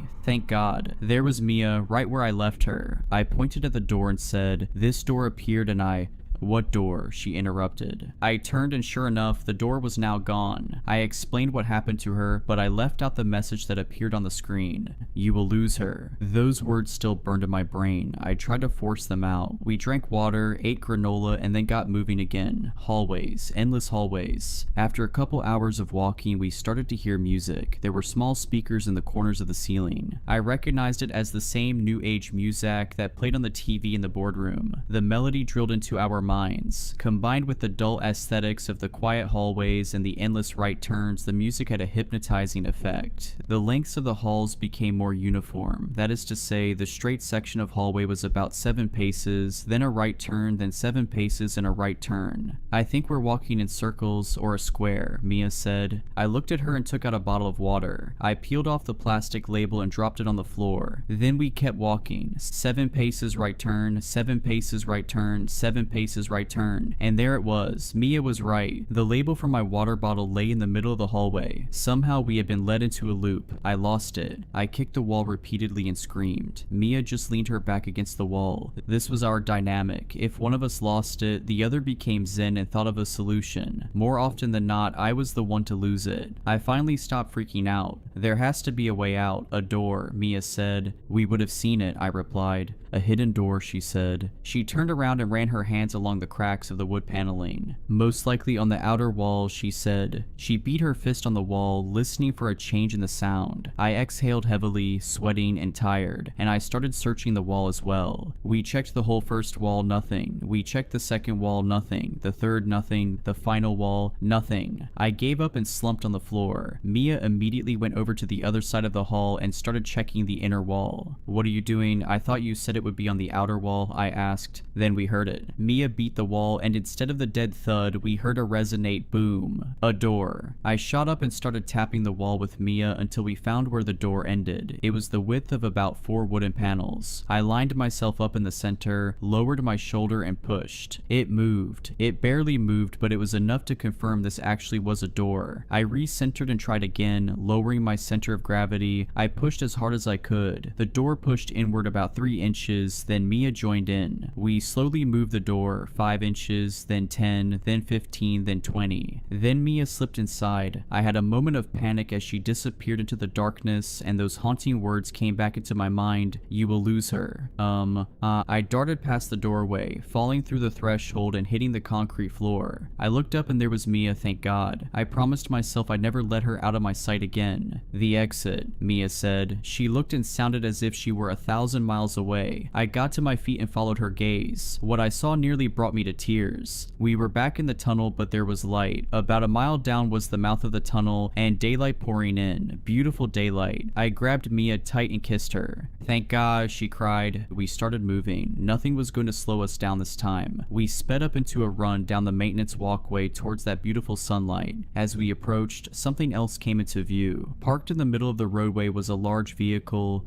It couldn't be. It was. Our RV sat in the road waiting for us. We ran all the way to it, pulled open the passenger side door, and climbed in. There were no mannequins to be seen. I fell into the driver's seat and Mia handed me the keys. I turned over the engine, the most beautiful sound I'd ever heard. I shifted into gear and floored it towards the sunlight. As we got closer, I could see the green of trees and the blue of the sky. We were maybe 100 yards away. I turned to Mia, tears in my eyes. And what I saw turned my blood to ice. Just beyond Mia's window, that horrifying pale face grinned at me. The pale-faced woman was somehow floating outside of the RV. Before I could say anything, her hand smashed through the window and gripped Mia by the throat. Then in one horrible motion, the thing pulled Mia screaming through the window and disappeared. I slammed on the brakes just as the RV passed through the exit of the tunnel and sunlight flooded the cab of the RV. I threw it in park and shot out of the door screaming, "Mia, Mia." I screamed over and over. I rounded the front of the RV and looked back at the tunnel, and what I saw shattered my mind. The tunnel was gone. There was only open road. I had lost her. A few weeks ago, I rented a cabin near Pitkin County, Colorado for a weekend getaway with my wife and daughter. For their privacy, I'll refer to my wife as Elena, and my daughter, who's between 4 and 8 years old, as Sophia. It was dusk by the time we arrived at the cabin, far later than Elena and I had planned. The afternoon's anticipation gone, the promise of a relaxing vacation already sullied, and my back sore from changing the tire which had been eviscerated by the forest road. The mood was thoroughly ruined. Maybe that should have been an indication as to how the rest of the trip would go. The cabin itself was beautiful and rustic. Nestled among the towering pines, the two-story building blended into the surrounding woodlands with its dark-stained wooden siding and stone chimney. Large windows glistened with the last light of day, and the wraparound porch boasted a hanging patio swing, much to Sophia's delight. She ran straight for it and started swinging as Elena and I carried the bags inside. When I unlocked the door and turned on the lights, I found myself surprised by the decor. In stark contrast to the classy, almost minimalist exterior of the cabin, the interior was remarkably cluttered. It was like every square surface, countertops, bookshelves, tables, etc., was covered in little trinkets, tchotchkes as my mother would have called them. There were coasters, candles, vintage oil lamps and compasses, and a bunch of wooden animal carvings, each about a foot tall. The interior wasn't dirty by any means, just more crowded than expected. I found it charming in a weird way, though Elena was less fond. I remember her taking a long look at the place and saying, "Interesting," which is her code for, "I don't like what I'm seeing, but I also don't want to make a big deal about it."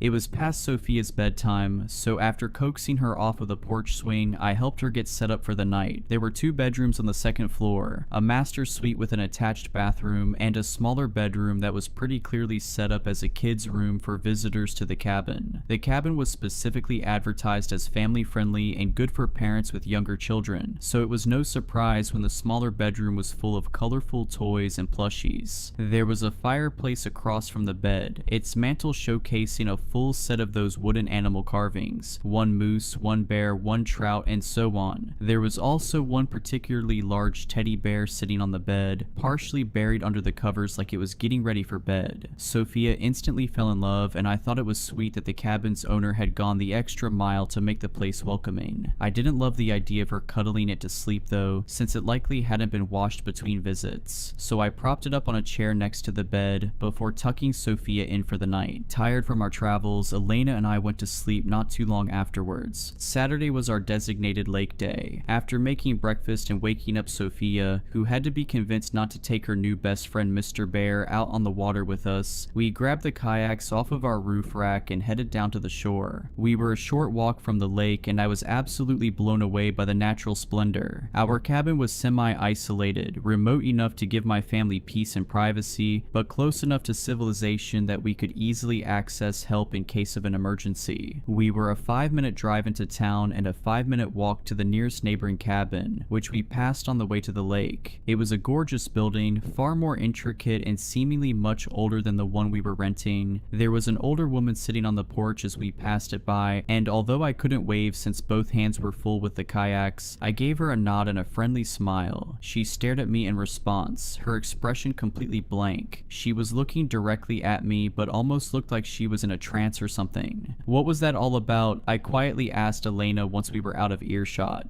"Not sure," my wife answered. "She looks pretty settled in there. Maybe that's her home and she doesn't appreciate her neighbor running an Airbnb." That seemed a logical explanation. I stole a quick glance over my shoulder before the house completely disappeared behind us, and saw that the woman was now walking down the steps of her front porch, her gaze still fixed on us. Elena and I exchanged worried looks and picked up the pace a little, Sophia running along ahead of us, joyful and oblivious. Once we reached the shore, we hopped into the kayaks and pushed off into the water. We weren't exactly running away from the woman, it was more so that we wanted to avoid a confrontation if we could. As we started paddling out into the lake, the woman appeared at the tree line but never came any closer. I gave her a wave, and again, she gave me no response but a glower. It occurred to me that she might have been trying to warn us about the lake, maybe about a current or algal bloom, but I'd researched the area extensively to make sure it was safe, and her demeanor wasn't quite urgent or benevolent enough for that to be the case. The rest of the day was thankfully devoid of any more strange encounters. After a calm day of swimming and hiking, we returned to the cabin in the evening for dinner and s'mores. Sophia brought Mr. Bear outside to help with the s'mores, to mine and Elena's amusement. We had no idea how we would convince her to leave the stuffed animal behind when we left on Monday night. After we put Sophia to sleep at 8 p.m., Elena and I watched a movie, had a drink, and then went to sleep at 10:30 or so. At midnight, according to my phone clock, I heard what sounded sounded like a knock. I sat up in bed, checked the time, and listened for a minute. A few seconds passed, and then there came 3 knocks in quick succession. I gently shook Elena awake, waiting to hear the sound again, and after a moment I did. There was someone at the front door of the cabin in the middle of the night. Concerned, I got out of bed and tried to look out the bedroom window. I could only see a sliver of the front porch, and though I couldn't see an actual person, I could see the shadow of one thanks to the porch lights. Needless to say, I wasn't thrilled to have a stranger pay our isolated cabin a midnight visit. I told Elena to stay upstairs and made my way to the first floor, stopping by the living room to pull back the curtains ever so slightly and peer through the window. Still, given the shape of the house and the placement of the windows, it was impossible to see anything but a shadow. The person must have been standing an inch away from the front door. I scanned the front yard and the distant tree line, but didn't see anyone else, so a decoy ambush situation seemed unlikely, but I still grabbed my handgun just in case. Just my luck, the old front door of the house didn't have a peephole, so I got up close to the door and tried talking to the person on the other end. "Can I help you?" I said. Instead of answering, the person knocked again, this time more urgently. No way in hell was I opening that door now. "Look, friend, if you need help you better speak up, otherwise I'm gonna have to ask you to get off my porch before I call the police." The knocking stopped, and after a moment there was a woman's voice on the other side of the door. Her tone was nervous and her voice was soft. She said a single sentence: "He's watching your daughter through the bear." Of all the things I expected to hear from our unwelcome visitor, that was not one of them. I readied my gun and cracked the door open. When I looked out into the night, I saw the elderly woman from earlier quickly shambling away from my door. Her back was turned towards me and she looked like she was trying to get away from my porch as quickly as she could. I called after her, asking her what she was talking about, but she didn't look back. She just kept going until the night swallowed her up completely. I was pretty disturbed at this point, so I shut and locked the door and made my way back upstairs. Elena was waiting for me at the top of the stairs, and I quietly explained to her what was going on. Horrified, she went into Sophia's room and gently took the teddy bear out of our sleeping daughter's arms. We went downstairs and laid the bear out on the kitchen counter. I grabbed a pair of kitchen shears and dissected the thing, making an incision in its fluffy body and pulling out its cotton innards. It wasn't that I believed the old woman, just that as a parent, anything related to my kid's safety, even something that sounds outlandish, is something I take seriously. Even though the woman was likely suffering from some kind of cognitive impairment, I still wanted to investigate. I pulled all the stuffing out of Mr. Bear and found nothing, though Elena pointed out that the bear had 2 very large glass eyes which could potentially be concealing a small camera. I was unable to find a hammer, but I did find a wrench under the kitchen sink. I wrapped the eyes in a kitchen towel and smashed them to bits, but when I sorted through the fragments, I didn't see anything that looked like a recording device. I was relieved, but I was also equal parts creeped out and angry. Maybe, like Elena had mentioned earlier, she was annoyed with the constant visitors to her neighboring cabin and was trying to scare us off. She might also have had some mental health issues or hallucinations. In either case though, how did she know about the teddy bear? Maybe she had visited the house before, or maybe it was just a lucky guess. Before returning to bed, I took a turn around both floors of the cabin, looking and failing to find anything out of the ordinary. Elena was also pretty freaked out, and she got up several times in the night to visit Sophia's room down the hall and make sure all was well. Needless to say, neither of us got much sleep that night. Sunday morning was all doom and gloom, which ended up being a perfect reflection of my daughter's attitude when she woke up and realized Mr. Bear was gone. Obviously, we didn't tell her what had happened, but Elena and I did our best to distract her with flapjacks and promises of a fun day of adventuring. Unfortunately, the hike we had planned was foiled by a downpour that, of course, the forecast hadn't predicted, and so we decided to salvage the day by exploring the small town nearby. It wouldn't be the escape into nature we'd hoped for, but there were several family-owned restaurants and shops in the area, as well as a small library. The morning was alright. I enjoyed exploring the little town with my family, although there wasn't much to do. We had an early lunch at around 11 or so, but when we sat down, my wife started rifling through her backpack with a look of dismay. When I asked her what was wrong, she said that she didn't see Sophia's EpiPen, which we always like to have at the ready when we eat out. I realized immediately that I'd forgotten to put it back in Elena's backpack yesterday when I was reorganizing our stuff. I felt like such an idiot, and Elena, already grouchy from a sleepless night, really chewed me out for it. To make amends, I told her to wait with Sophia at the restaurant while I hurried back to the cabin for the EpiPen. She was displeased, but it felt like a better option than all of us braving the rain to return to the cabin. The drive drive back was an absolute nightmare. Sure, it was a short commute, but the dirt roads leading up to the cabin had turned to sludge in the heavy rain. I was in a foul mood when I entered the cabin. I shut the front door with a slam and made my way to the stairs. The house was dark thanks to the storm outside, dark enough that I almost missed the muddy shoe prints leading up the hardwood steps. When I saw them and realized what they were, I stopped in my tracks. I didn't have to wonder what they meant. Someone had been in the cabin since my family left, and judging by the fact that there was only one set of prints, they likely were still in the house with me at that very moment. I stood on the half landing looking up at the second half of the staircase. The upper floor was eerily dark, so much so that someone could have been standing right at the edge of the staircase and I wouldn't have been able to see them. I carefully walked backwards down the stairs, keeping my eyes peeled in case any shape suddenly emerged from the darkness. And once I made it down the stairs, I turned around and ran outside. I sat in my car and called the police to report a break-in. After calling Elena to explain the situation, I sat in my car and watched the house until the police arrived, which took almost an unreasonable amount of time. I never saw any movement from inside the house, nor did I see anyone leave, though I didn't have a great visual on the back door. It's possible that the intruder could have slipped through the back and run straight for the woods, in which case the cabin would have obscured them. The police were shockingly curt and dismissive about the whole thing. One of the officers who arrived on scene asked me for proof of a break-in, as if I would have had time to snap a picture of the intruder in my house or something. They did a sweep of the cabin and found no one inside, but even so, I didn't want my wife and daughter to set foot in that building again. I texted Elena, telling her I was going to pack up our stuff and that we should leave a night early, and she agreed. The cops stayed with me as I packed to give me some peace of mind, which I appreciated. Aside from the shoe prints, there weren't any obvious signs of a break-in, and strangely, nothing of value had been stolen, even though I'd left my laptop laying out in plain sight. Thankfully, we'd packed light, so it didn't take me long to grab all of our stuff from the master bedroom and the bathrooms. My last stop was Sophia's room, where I was quickly able to locate and pack all of her things. Nothing of Sophia's had been stolen or tampered with, but there was something missing from the fireplace mantle. Right in the center there was a circular impression in the fine layer of dust, indicating that a certain figurine had recently been separated from its wooden brethren. Someone had taken the bear.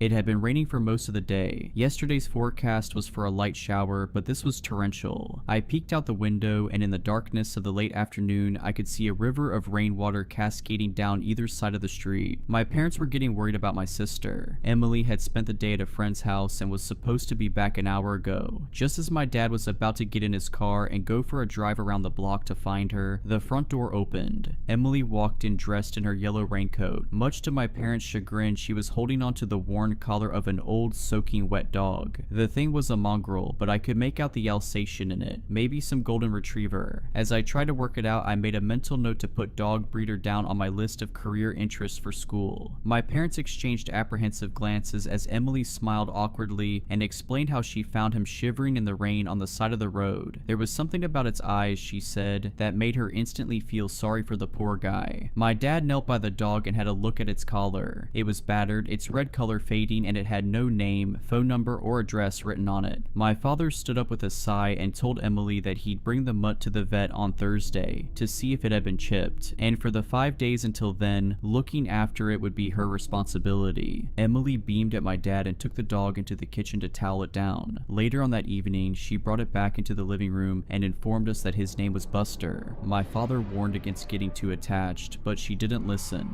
She spent the rest of the day playing with Buster and sending pictures of him to her friends. That night, Buster slept on a makeshift bed of old blankets and cardboard in the kitchen. My parents prayed that he wouldn't make a mess of the place at night. Emily hugged Buster and gave him another treat before rushing off to her room. In the morning, all was well. It looked like Buster hadn't moved an inch. The dopey guy barely looked up at us when we crowded into the kitchen for breakfast. Immediately, Emily knelt beside him, rubbing his tummy and stroking his fur. I think Emily was too afraid of taking Buster for a walk, just in case she bumped into his owners and they dragged him away from her. The garden had been turned to mud the day before, and there wasn't a chance in hell that my mother would let that dog back in the house if he had a trace of muck on his paws. So he, like the rest of us, spent that day cooped up inside. Not that he seemed to mind. My dad cooked up a lamb chop for Buster that night at Emily's request. It was the most animated I've seen him. His eyes lit up as it was placed in front of him, and we all erupted into laughter as he tore into it. That night, I jolted awake. The radio alarm clock on my bedside cabinet informed me in analog red light that it was 4:37. I lay there but quickly began to fall back to sleep. As I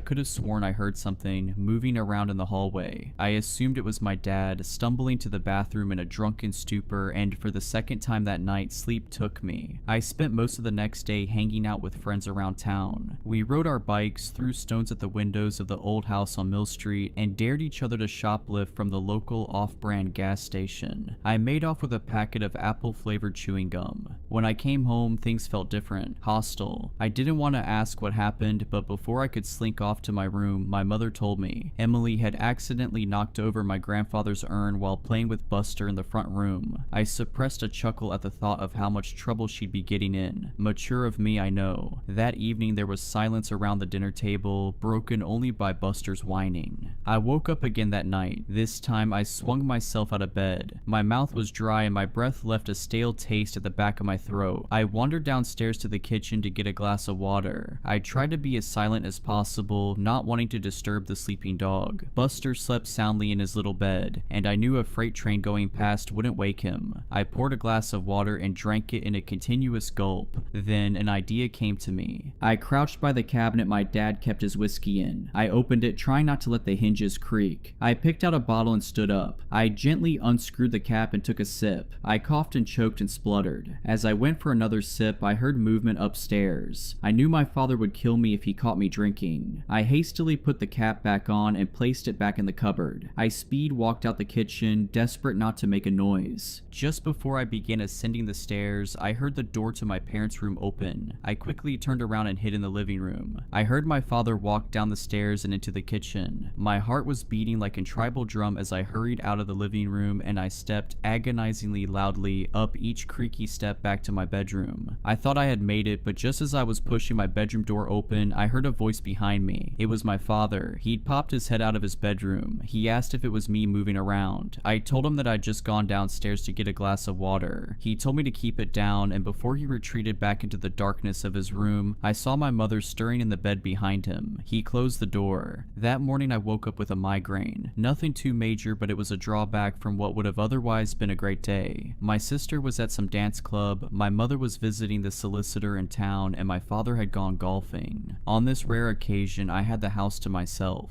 Well, me and the dog. I found a strongly worded note on the kitchen table when I woke up. It was left by Emily, telling me how I should feed and entertain Buster while she was gone. I crumpled it up and attempted to throw it into the bin from across the room, missing horribly. I made myself the unhealthiest breakfast I could think of. I took it into the living room to eat while I settled down to watch a film, Dan O'Bannon's Return of the Living Dead. That's how I spent the morning. Later on, I took my empty plate into the kitchen. I figured if my mother saw that I cleaned the dishes, she wouldn't be as critical when she found the crumbs. I walked past Buster, who was slumped in his usual stop in the corner of the room on a bed of now dirty sheets. In a joking manner, I asked him how his day was while I washed up. Obviously, I got no reply. I remembered my sister's note and set a half-dried glass down while I fetched Buster some treats. I didn't know where Emily kept them, so I grabbed a slice of overly processed ham from the fridge. I crouched beside him and dangled it in front of his snout, teasing him.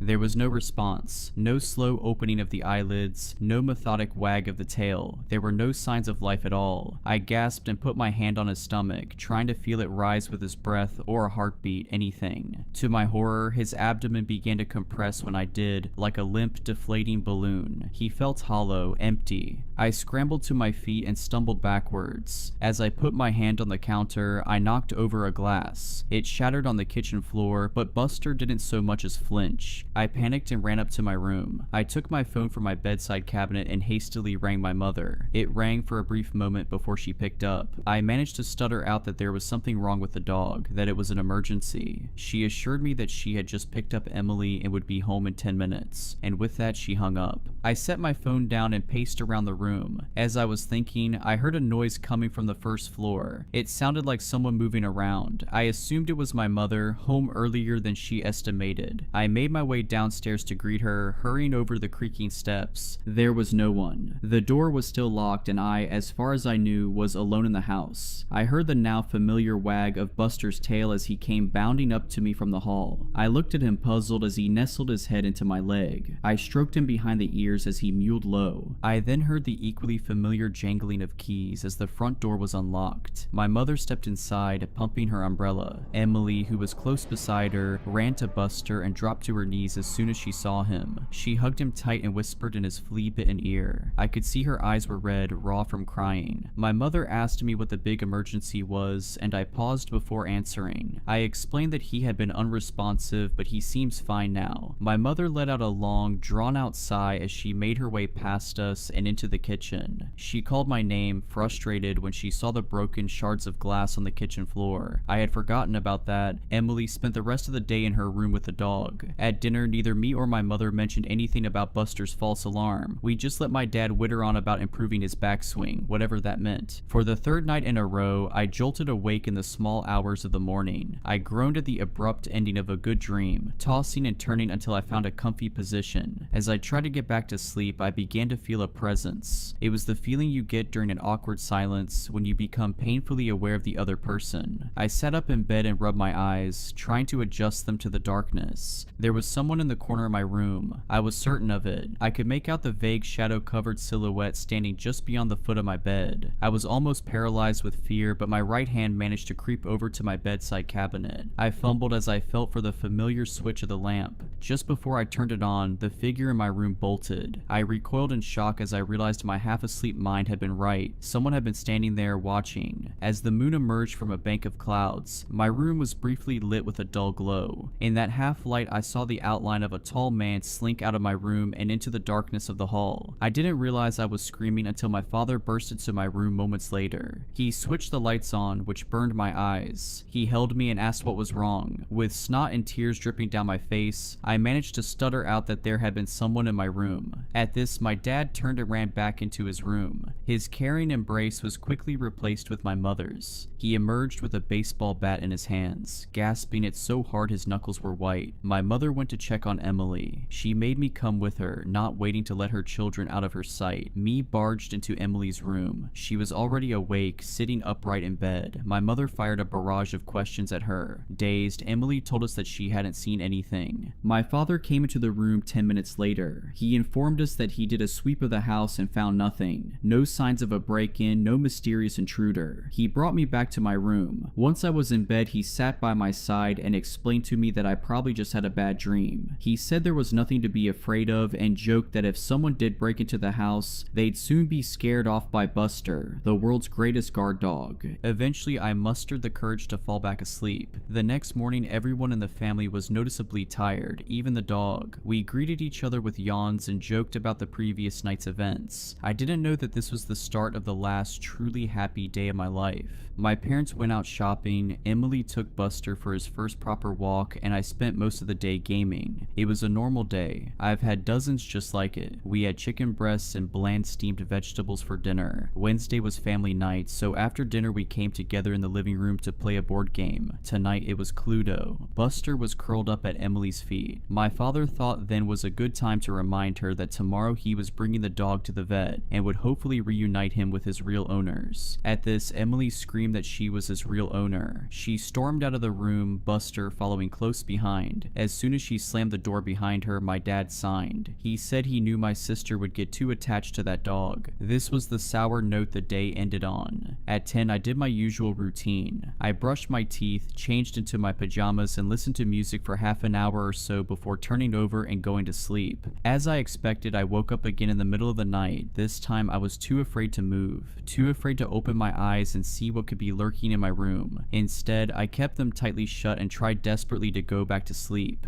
After laying in bed for what felt like hours, but must have only been 20 minutes, I decided to open my eyes. I was filled with a directionless dread as I slowly peeped out over my duvet. Since I had woken up, I couldn't shake the uneasy feeling that I was being watched. As I pulled the covers away from my face, I saw who had been staring at me. My bedroom door was wide open and sitting perfectly still in the doorway was Buster. His head was craned slightly and looking directly at me. I chuckled to myself, realizing that I had been terrified over nothing. I swung my legs out of bed and got up. I took Buster by the collar and began to lead him back downstairs to his bed. As I walked down the hall, I noticed that the door to my sister's room was ajar. I brought Buster into the kitchen and watched as he laid down on the crumpled mess of cardboard and old blankets that he slept on. I smiled as he slumped his head onto his paws and closed his dreary eyes. I wouldn't exactly call him my best friend, but I'd miss him after tomorrow. I turned to leave, to crawl back into bed and finally get some rest, but something caught my eye from out of the kitchen window. I leaned against the sill and looked out onto the cold night. The moon was a perfect crescent, half hidden by the clouds. Light pollution from the nearby city robbed the sky of stars, but as I stared into the darkness, I caught a glimpse of a shooting star. As I gazed in awe to see if I could see another one, I saw someone. There was a person leaning against the fence along our front driveway. I quickly realized it was Emily. I could make much out in the darkness, but I could see that she looked nervous. I was about to open the window and call out to her when I heard something behind me. I turned around and realized it was coming from the dog. I assumed he had yelped in his sleep, maybe stuck in some bad dream, but then I noticed something else. His skin was moving. Rather, there was something moving around just under the surface of his skin. I didn't have time to think what it could be before I saw the long crimson red fingers protrude from his stomach. They grabbed onto either side of the now gaping wound and parted his abdomen like curtains. Once the opening was wide enough, the unnaturally long arm reached out, snaking across the kitchen floor until it grabbed the dining table's leg. It held onto it tightly as it began to pull the rest of it out. I couldn't comprehend how something so large could have fit inside of that animalistic facade. Eventually, it was fully out and stood upright. The figure must have been at least 3 meters tall. It was hunched over where it met the ceiling. It looked like it had been skinned. Its lanky body was made up of exposed sinew and muscle. The thing's eyes were milk white and bulging out of its vaguely dog-shaped head. It was grotesque. With a streak of urine running down my leg, I turned around and ran as fast as I could upstairs. I burst into my parents' bedroom and stood in front of their bed, screaming and wailing about some monster. They were both shaken awake at my outpour of terror. My father was calm at first. He tried to sit me down and tell me that it had all been a bad dream, like the night before. I pushed him away and tried to articulate between screams that there was a monster downstairs and we had to leave. My father quickly became furious. His anger at me was only amplified by his tiredness. He grabbed my shaking hand and began to shout that at 14 I was too old for this, for any of this. But I was hysterical, and his attempt at reasoning did nothing. As I kept on wailing, he and my mother began to half lead, half drag me back into my own room. Kicking and screaming, I fell to my bedroom floor. I jolted at the noise of the slamming of my door and got to my feet. With tears streaking down my red cheeks, I pounded the door. I heard my father's voice on the other side pleading with me to calm down. Our shouting reached a fever pitch and then silence. We both stopped and listened out for the repetition of the noise that had brought our heated argument to an end. The dull thudding noise came again, this time accompanied by a shrill creak. I realized it was the sound of something climbing the stairs. I took a tentative step back as the noise drew closer and closer. In a weak voice, I heard my father stutter, What are you?" I knew what he had seen. I've spent the last 11 years blocking out the memory of what came next. There was screaming and pleading, the sound of flesh ripping and bone shattering. I sat motionless on the carpet of my bedroom floor as viscose blood began seeping in from under the door. The sounds or carnage stopped and I held my breath as there was perfect silence once again. This silence was broken by the sound of my door slowly creaking open. I was petrified with fear. I could do anything. Couldn't move, couldn't scream, couldn't breathe. The thing opened my door a crack before stopping. The slowly thudding noise returned as it walked away from the scene until I couldn't hear anything more. I stayed welded to the spot for a minute or two before grief hit me like a bus. I began crying until my eyes were raw. I stood up and took my phone from my bedside cabinet. I dialed 911 and desperately tried to explain what had happened. I glanced out of my window and my jaw went slack. Walking down the middle of our street was the creature, caked in blood the same shade as its taut skin. Holding its hand and walking next to it was Emily. She stared up at it with affection. The two were illuminated by the street lights, and I saw that the creature was holding the first suit that had once been Buster in the talons of its other hand. I watched as they walked down the street, across the sidewalk, and into the forest that surrounded my neighborhood. That was the last time I saw my sister. Within the hour, the police came. They cordoned off the area and took me in. I spent the next few years in foster care. The official statement they had given was that it was a kidnapping gone wrong. Only I and the the officers and coroner who saw my parents' remains knew that it was something much more sinister. That was 11 years ago. Tonight, I finished writing this before I begin a journey that I should have undertaken a long time ago. Emily is still out there somewhere, and I am going to find her. It's crazy what some people will put up with for a little bit of money. Desperate times, I suppose. Well, I am one of those desperate people. Desperation to get my daughter a life-saving medical treatment is what drove me to where I am now. That same desperation has led to daily fear of what might happen next to Danny and I now that it's over. I had no choice. I needed money right away. I couldn't qualify for a loan, and the insurance company said the treatment was not authorized under our policy. My work was barely paying over minimum wage, and I still needed almost $5,000. The only way this would work is if I got another job working graveyard somewhere else, at least until I could save enough to get her the treatment. Danny was all I had left. I already lost her mother a year ago in that car crash. I couldn't lose her too. I looked high and low. I combed the classifieds and drove around desperately searching for a job that could pay what I needed and have an available night shift as well. The prospect seemed hopeless, but I had to find something soon. The town we lived in was small and the prospect seemed bleak. That was when, in a streak of what felt like luck at the time, I inquired about a job at a small grocery store about a mile away from where we live. It was called Shoe's Nighttime Convenience and Grocery. It was an odd little store that was closed during the day and seemed to open at around 8 p.m. and close sometime before morning. The weird hours seemed off, and I didn't know who would want to shop at a store that was only open in the middle of the night when there were 24-hour chains elsewhere. Though it did not really matter, it was a store, I needed a job, and the unique hours in this case would work for the schedule I needed. I decided to try and apply for a job there. I was on my way home after finishing a shift at my day job. My friend Kathy was nice enough to watch Danny while I was working and had even agreed to do so if I found a graveyard shift somewhere else as well, at least for a month or two if needed. Since I had seen the odd shop and saw the hours, I decided to inquire about a job at the lonesome and odd little store that seemed to only be open at night. I was reluctant at first since I thought they might have some illicit reasons to only be open at such hours. Despite my misgivings, I realized it was the best hope I had of getting a job with my minimal skill set, and that was a guaranteed graveyard shift. I got out of my car and walked up to the entrance. The place was pretty run down but seemed to still have signage up and around the front. There were sale signs and clearance items advertised, and the somewhat normal facade of a grocery store made me relax and continue with my intended course. I noticed up close there was a mark under the first part of the store named She's. It looked like Japanese or something. I stepped inside and it seemed deceptively large compared to how small it looked on the outside. There were aisles of various groceries and other household supplies and even some clothes racks. I had no idea how it was this large in operation. Most of the shoppers seemed fairly normal at first, though there were some people who you could tell preferred to do their shopping at night. I tried not to stare as I received a rather murderous looking glare from one such individual who I must have let my eyes linger on too long. The staff also looked about the same as any other store's staff would look, fairly diverse and no one with an overly cheery or overly sullen mood about them. I did notice there was not a lot of talking near the checkouts. Moving on, I looked near the front, intent on finding a manager's office to inquire at. I felt hopeful when I saw a sign that I thought read "Help Wanted." I felt a bit confused and less optimistic when I read the full content of the rather strange sign stating "Help Wanted," but not always needed. I was not sure how to take that, so I decided to look for someone to ask. As I approached the back office and went to knock on the door, I was interrupted by a large man with a blue store apron and a name badge indicating he was Store Manager Benny. The large man welcomed me with a pleasant though slightly forced, "Hello, can I help you find something today?" I was distracted by the almost pained expression on his face, like his smile would eventually shatter the muscles in his face if he kept it on for a moment longer. Brushing past the distraction, I remembered why I was there. Yes, I was actually looking to apply for a job here. I stated my earnest intent while gesturing to the help sign near the door. Benny stopped smiling and looked at the sign, and then looked as if he was about to say something when he held up a finger and pulled out a radio from his pocket. "Molly, what is the bagger situation today? How are we holding up staff-wise?" There was no immediate response. He smiled again in that disturbing way while he drummed his fingers along his tie as he awaited a response. His face wrinkled and then he stated, "I am sorry, I think we might be full at the moment, but thanks for your interest." He was about to usher me away when his radio barked to life and I heard a static, laden voice on the line. I couldn't hear everything, but but it sounded strange and I thought I heard something like, "Rob caught a problem and got bagged." I didn't know what to make of the weird bits I heard, but before I could think twice about it, I heard Benny mumble, "Alright, but next time answer faster, it could have been a code black, and if you mess around with those customers, it is your butt next." I was still standing there in awkward silence when he wheeled around and his frustrated veneer vanished and he was back to the awful fake smile as he loudly proclaimed, "Congratulations, there is an opening available now, let's get you set up, can you start tonight?"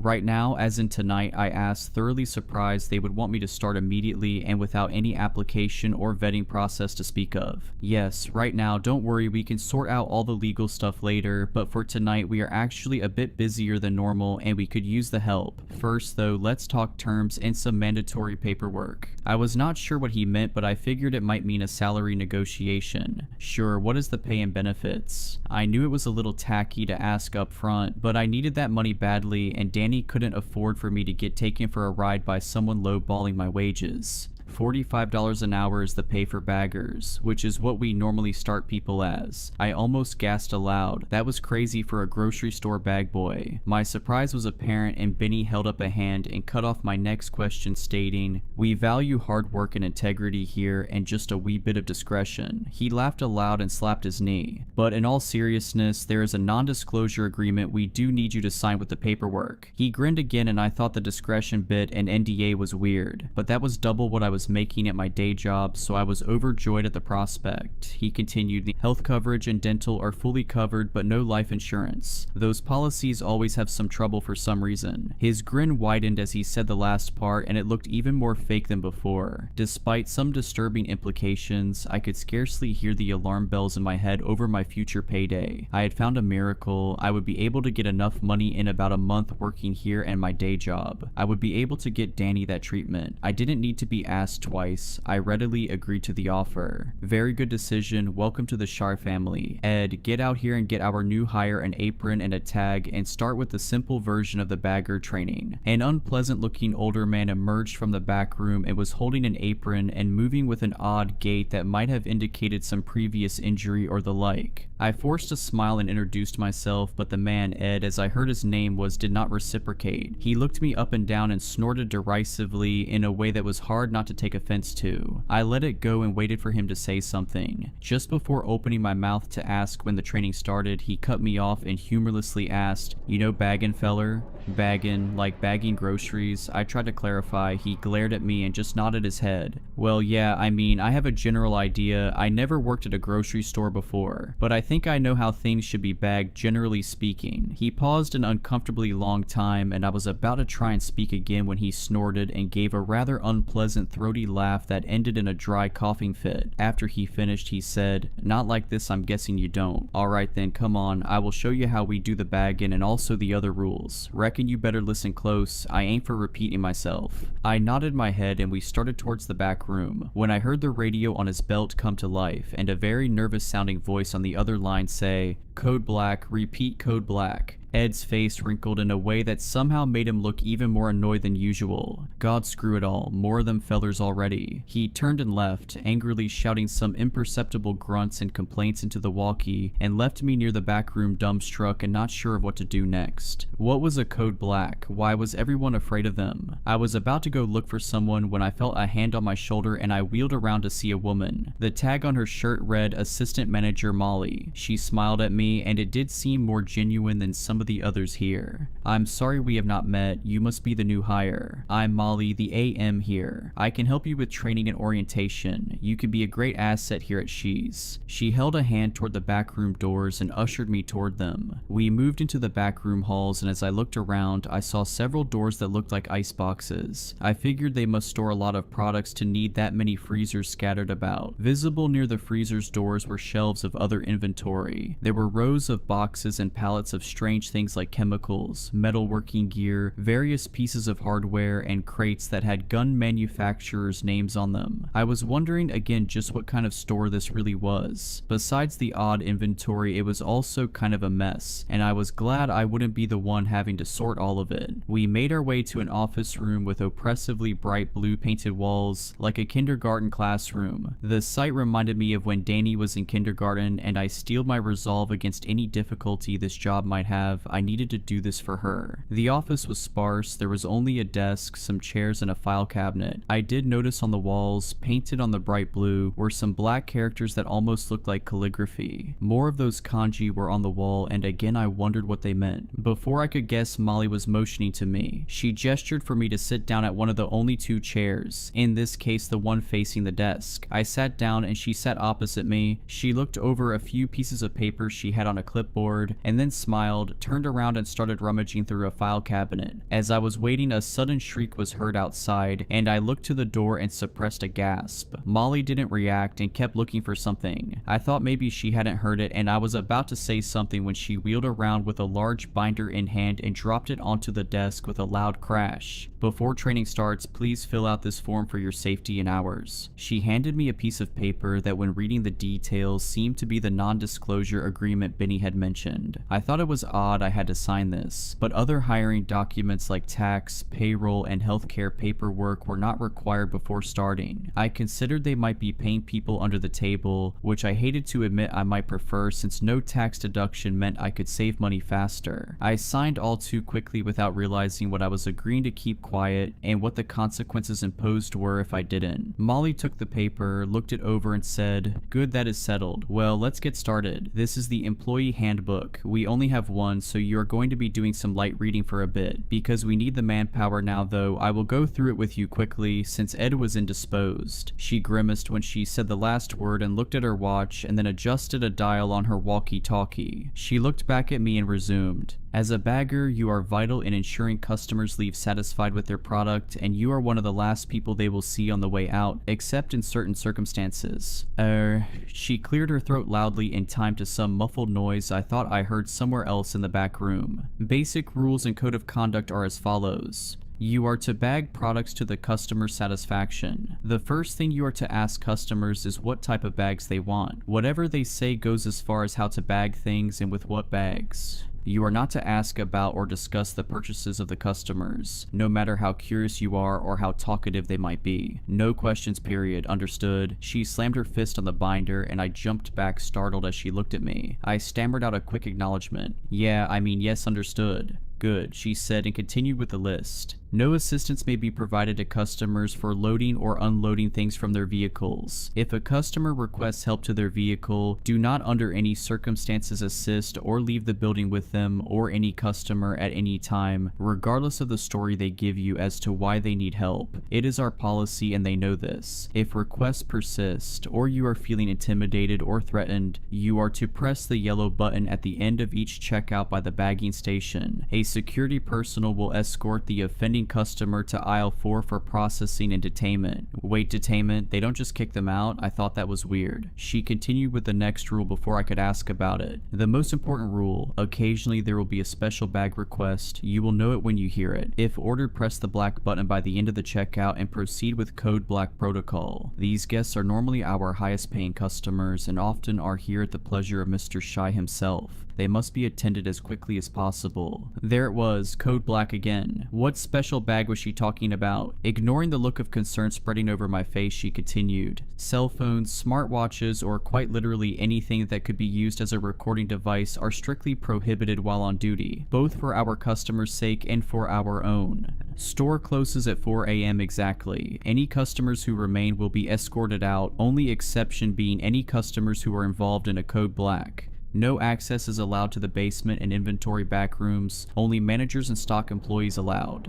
Simple, right? Any questions? She asked while flashing another smile. Well, I did have a few questions about the... She cut me off mid-sentence, talking over me and saying, "Good, I knew you looked like a fast learner. Come on, let's get you out to the check stands and bagging." She grabbed my shoulders surprisingly hard and pulled me out of the office and back into the store proper. I saw a few customers look at me getting pulled along, and I saw some snickers and I felt a bit embarrassed. I was led to a checkout with a flickering number 3 next to it. The other two were busy with customers waiting in line to be helped by a cashier and bag bagger a few feet away from where I would be standing. We stopped and Molly cleared her throat loudly to get the attention of a young man with dirty blonde hair and a rather unimpressed expression on his face. "Hello, Lee, this is our new bagger. Show him the ropes and try to be easy on him. It's his first day. I know it's busy, but we don't need another Rob situation so soon. Have fun, you two." She walked away without another word to the back room, and I was left there with Lee as I heard his name was staring at me. I tried to break the ice. "Hi, my name is..." "Save it," he responded abruptly. "I don't want to get attached just in case. I liked Rob, he was my friend, and now it's best not to talk about what happened to him. Just do your job and follow the rules and you should be fine." I didn't know how to respond to the blunt introduction, but I figured he seemed nicer than that Ed guy, so I just walked up to the bagging station and gave him a mock salute and tried to put a smile on my face. It was going to be a long night. The first customer came through and Lee wordlessly scanned their items. I proceeded to grab a few nearby bags when I felt a sharp kick in my leg. Lee was glaring at me like I had just slapped his mother. What? I thought I was supposed to. Then I looked at the customer who was frowning at me and I remembered. "Hello, what type of bag would you like?" The customer, an older woman, sneered at me and finally accepted the question and said flatly, "Paper please," and did her best to pretend I didn't exist while I was bagging her items. Mostly groceries, produce, meat and dairy. There were a few odd pieces, like a set of kitchen knives and what looked like boxes of some sort of firearm ammunition. I was about to ask about them when I remembered the rules. I tried to ignore it and just carry on. She left wordlessly and more customers piled into our line. As the night went on, I started to see less normal items and more disturbing things. One customer had bought zip ties, large volumes of what looked like medical grade sedatives, and several bags of candy. Another bought an ungodly amount of various weapons ammunition and several large fruits like watermelon and honeydew. I thought he might be just shooting some fruit for target practice until I saw what appeared to be a Kevlar vest and an uncomfortable amount of alcohol. After a dozen very disturbing customers came through, I finally found someone who seemed a bit friendly. She was a kindly old woman who seemed to enjoy speaking to me and by all accounts was very nice. It was a much needed reprieve and I actually enjoyed talking with her. Her name was Marge and she was just buying some baking supplies, eggs, butter, flour, spices, all pretty normal things. "You simply must try my raspberry tart, it is divine. I will bring some by next time, or better yet, I think I still have some in my car. Won't you be a doll and help an old woman with her groceries?" I was about to accept when I saw Lee's face go blank and he just shook his head. I looked back at Marge and she had a wide grin on her face, and I looked down at the second half of her groceries yet to be bagged. There were containers of various chemicals including rat poison, bleach, and ammonia. I tried to speak but I froze and she asked again. "Come on dearie, my hip is in bad shape after my fall. It will only be a moment and you can have a treat and a nice tip as well." Her grin shifted in a way that made me very uncomfortable and I struggled to speak but finally blurted out, "No thank you ma'am, store policy. We are not to escort customers out of the store under any conditions." Her grin vanished and grimace of anger flared up briefly. "Oh well, your loss I suppose. I would have made it spectacular. I thought I might get one of the new ones before you figured it out. Next time, Sonny, I might just find where you live and make a house call." She winked at me and pushed her cart away and I was shocked and horrified at the implications of what had just happened. Lee elbowed me in the side and gestured to the customer who had taken her place, and I was forced to just ignore another uncomfortable encounter that night. After a long shift of bagging goods for an assortment of disturbing individuals, I realized my work was done when a screeching PA system informed everyone in the store that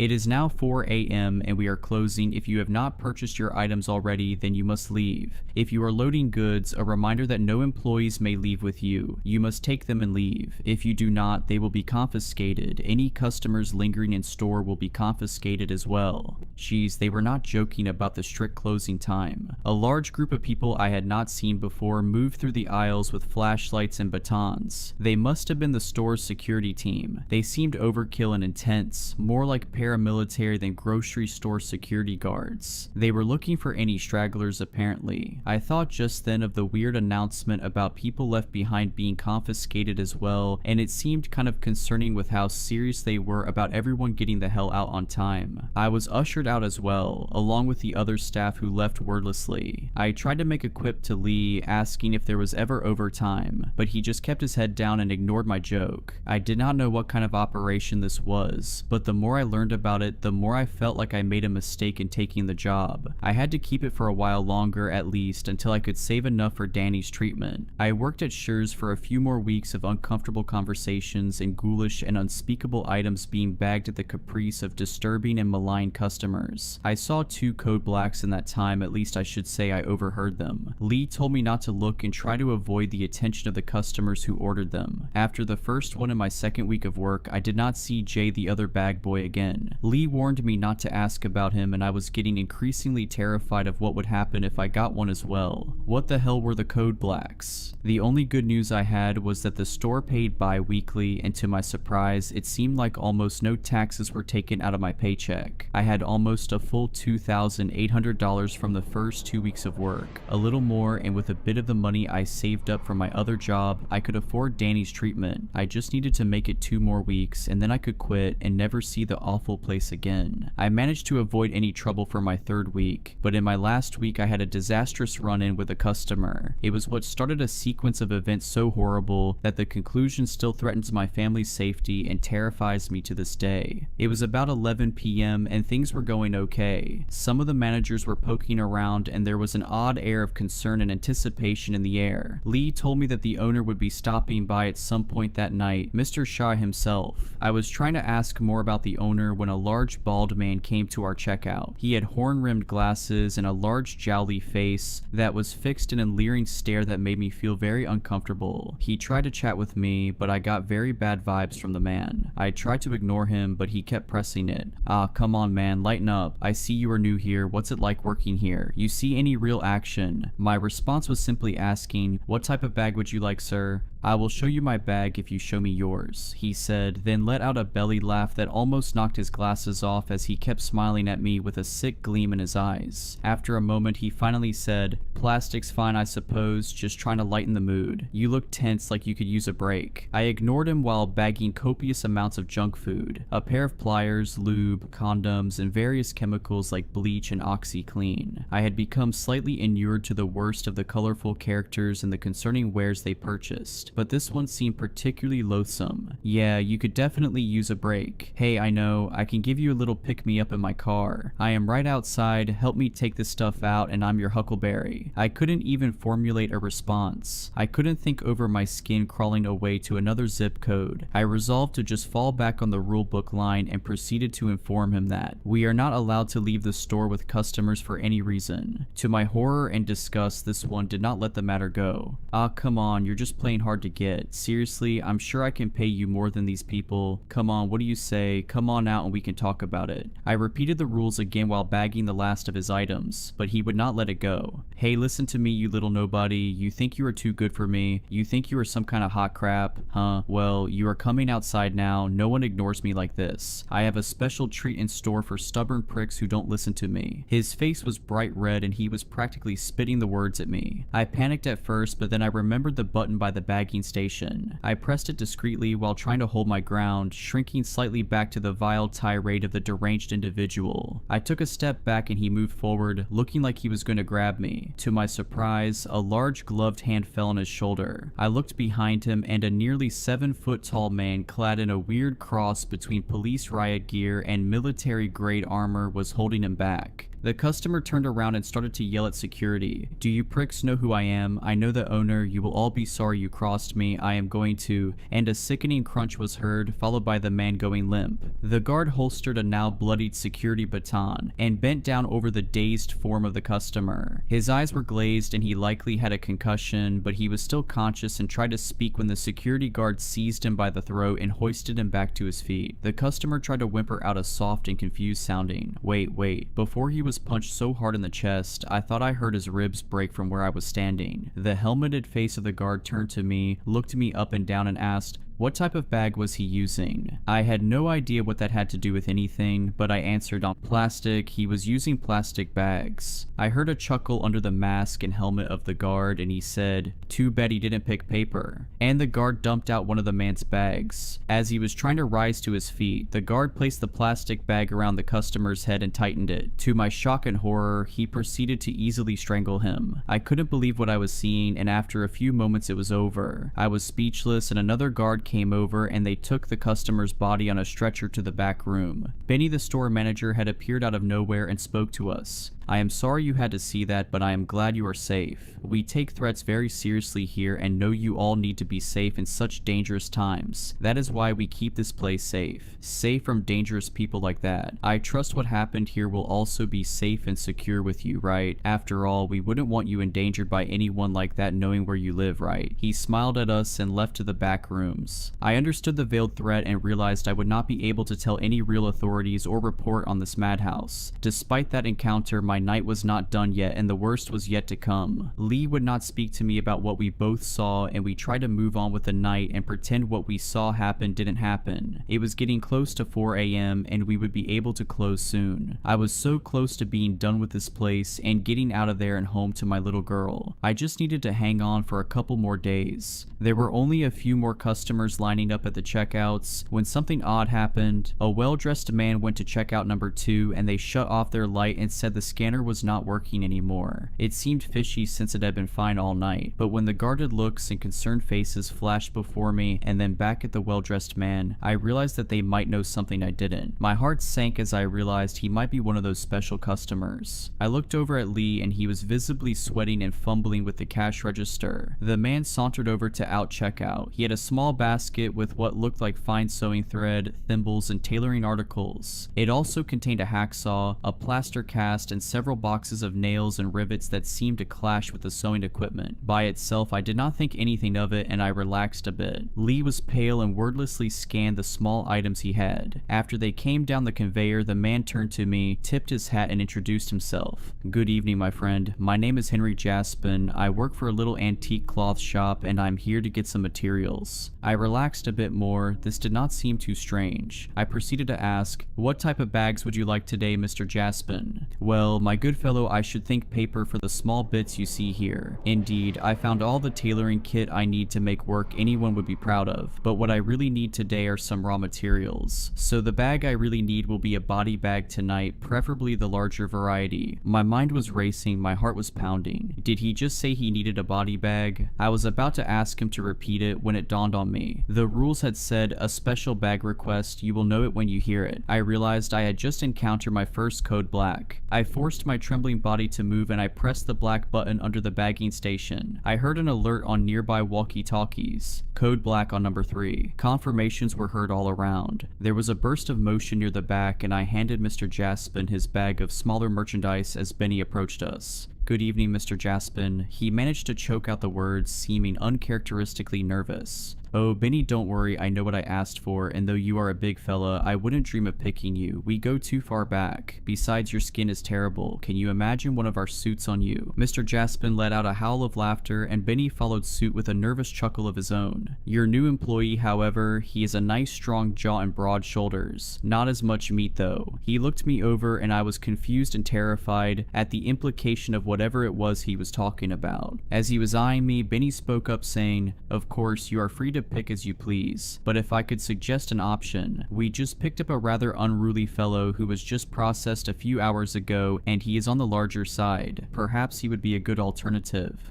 Of course, Benny, you and your new hire lead the way. I followed Benny in between him and Mr. Jaspin, who was behind us. We went into the back and then through keycard locked door that led into the basement. Benny shot me an apologetic look as we descended into the basement and I beheld what was down there for the first time. The place was very dark and freezing. I thought it might be another type of meat locker and I was not too far off. When the light switched on, I had to stifle a gasp of shock and horror. As soon as the room was illuminated, I saw it all. We were surrounded on all sides by rows and rows of body bags. Almost all of them were full. Corpses leered out of many of them, all in various states of decomposition. I thought I was going to be sick. It looked like a morgue. I realized that we had been dealing with these products the whole time. I laughed quietly to myself in despair when I realized the options were paper, plastic, and apparently body bags. I thought of the conversation of selecting a person. I also thought of the other people who had handled code blacks and had not been seen again. again, like Rob. Rob was bagged. I stood there mouth agape, trembling at the horror of the nightmare room before me. While it all unfolded in stark terror to me, Mr. Jaspin calmly perused through the inventory of corpses. He would scrutinize them, pinching a cheek here and there and giving a tut-tut or moan of disdain. He came across the body Benny had pointed out and he said, My, he's a big fellow. A lot of material they would love to use. Skin is a little dry in places, a touch of eczema. That is all right though, Benny, old chum. You have a deal. I will tell Mr. Shy. Benny sighed in relief and started to guide me out of that nightmare dungeon. While leaving, I caught a look at Mr. Jaspin's pick, and I held my hand over my mouth to avoid gasping out loud. It was the belligerent customer from earlier. A large dent on his face from when it was smashed in by security. The face had a deathly pallor and his eyes were still leering, even in death. Why in the hell was he down here in a body bag? And why did it sound like he was just purchased? My mind was grasping for rationalizations for how and why this was all happening. Suddenly, Mr. Jaspin caught my hand and proceeded to place a card into my palm. As for you, my fine friend, we would love to have a worker like you at our establishment. She runs a tight ship here, but we are a bit more free-spirited at the tailor. Take care. And he departed with his horrific purchase. I was ushered upstairs in a daze, and I vaguely heard Benny talking with someone. I snapped back to my senses and saw a new face looking at me. He was an older man, and he had very intense, unblinking eyes that were boring into my soul as I stood there. He spoke to me in a stern but oddly soothing voice. I know you might be unsettled by what you saw, but she knew and the means to access it are natural parts of life. It is what you saw, it is what we sell. We sell it in all its forms. Why, it is even in our name. I hope you understand and do not consider anything foolish over the next few days. We value your work, but understand that some people lack the fortitude to deal with what our business does. Just don't forget that when you head back home to your house on 4th Avenue, the large cherry tree at the end of the street is blossoming and looks beautiful. You should take your daughter to see while it still blooms. He placed a hand on my shoulder and squeezed while departing. I had no idea what I had just witnessed, but I knew I was in trouble. My mind was a jumble, and besides the imminent threat, I found myself considering something unrelated, a name. I thought about what Mr. Shy had said about Shy Nu and how we sell it. I looked again at the sign as I was leaving She's Nighttime Convenience and Grocery. I did not think anything of it at first, but I looked closer at the kanji by the first word. Looking up the meaning on my phone, I saw it was indeed the kanji for she, sometimes used when counting as the number 4 in Japanese, but more often associated with something else. The dawning horror and simplicity of the name made sense now. Shy more often translates to death. I had worked almost an entire month at Death's Nighttime Convenience and Grocery. I did not go back, I quit. I will find another way to make the rest of the money I need. My family's safety is what is important now, and I know it is not safe for me and Danny here anymore. How could it be, when Mr. Death knows where we live?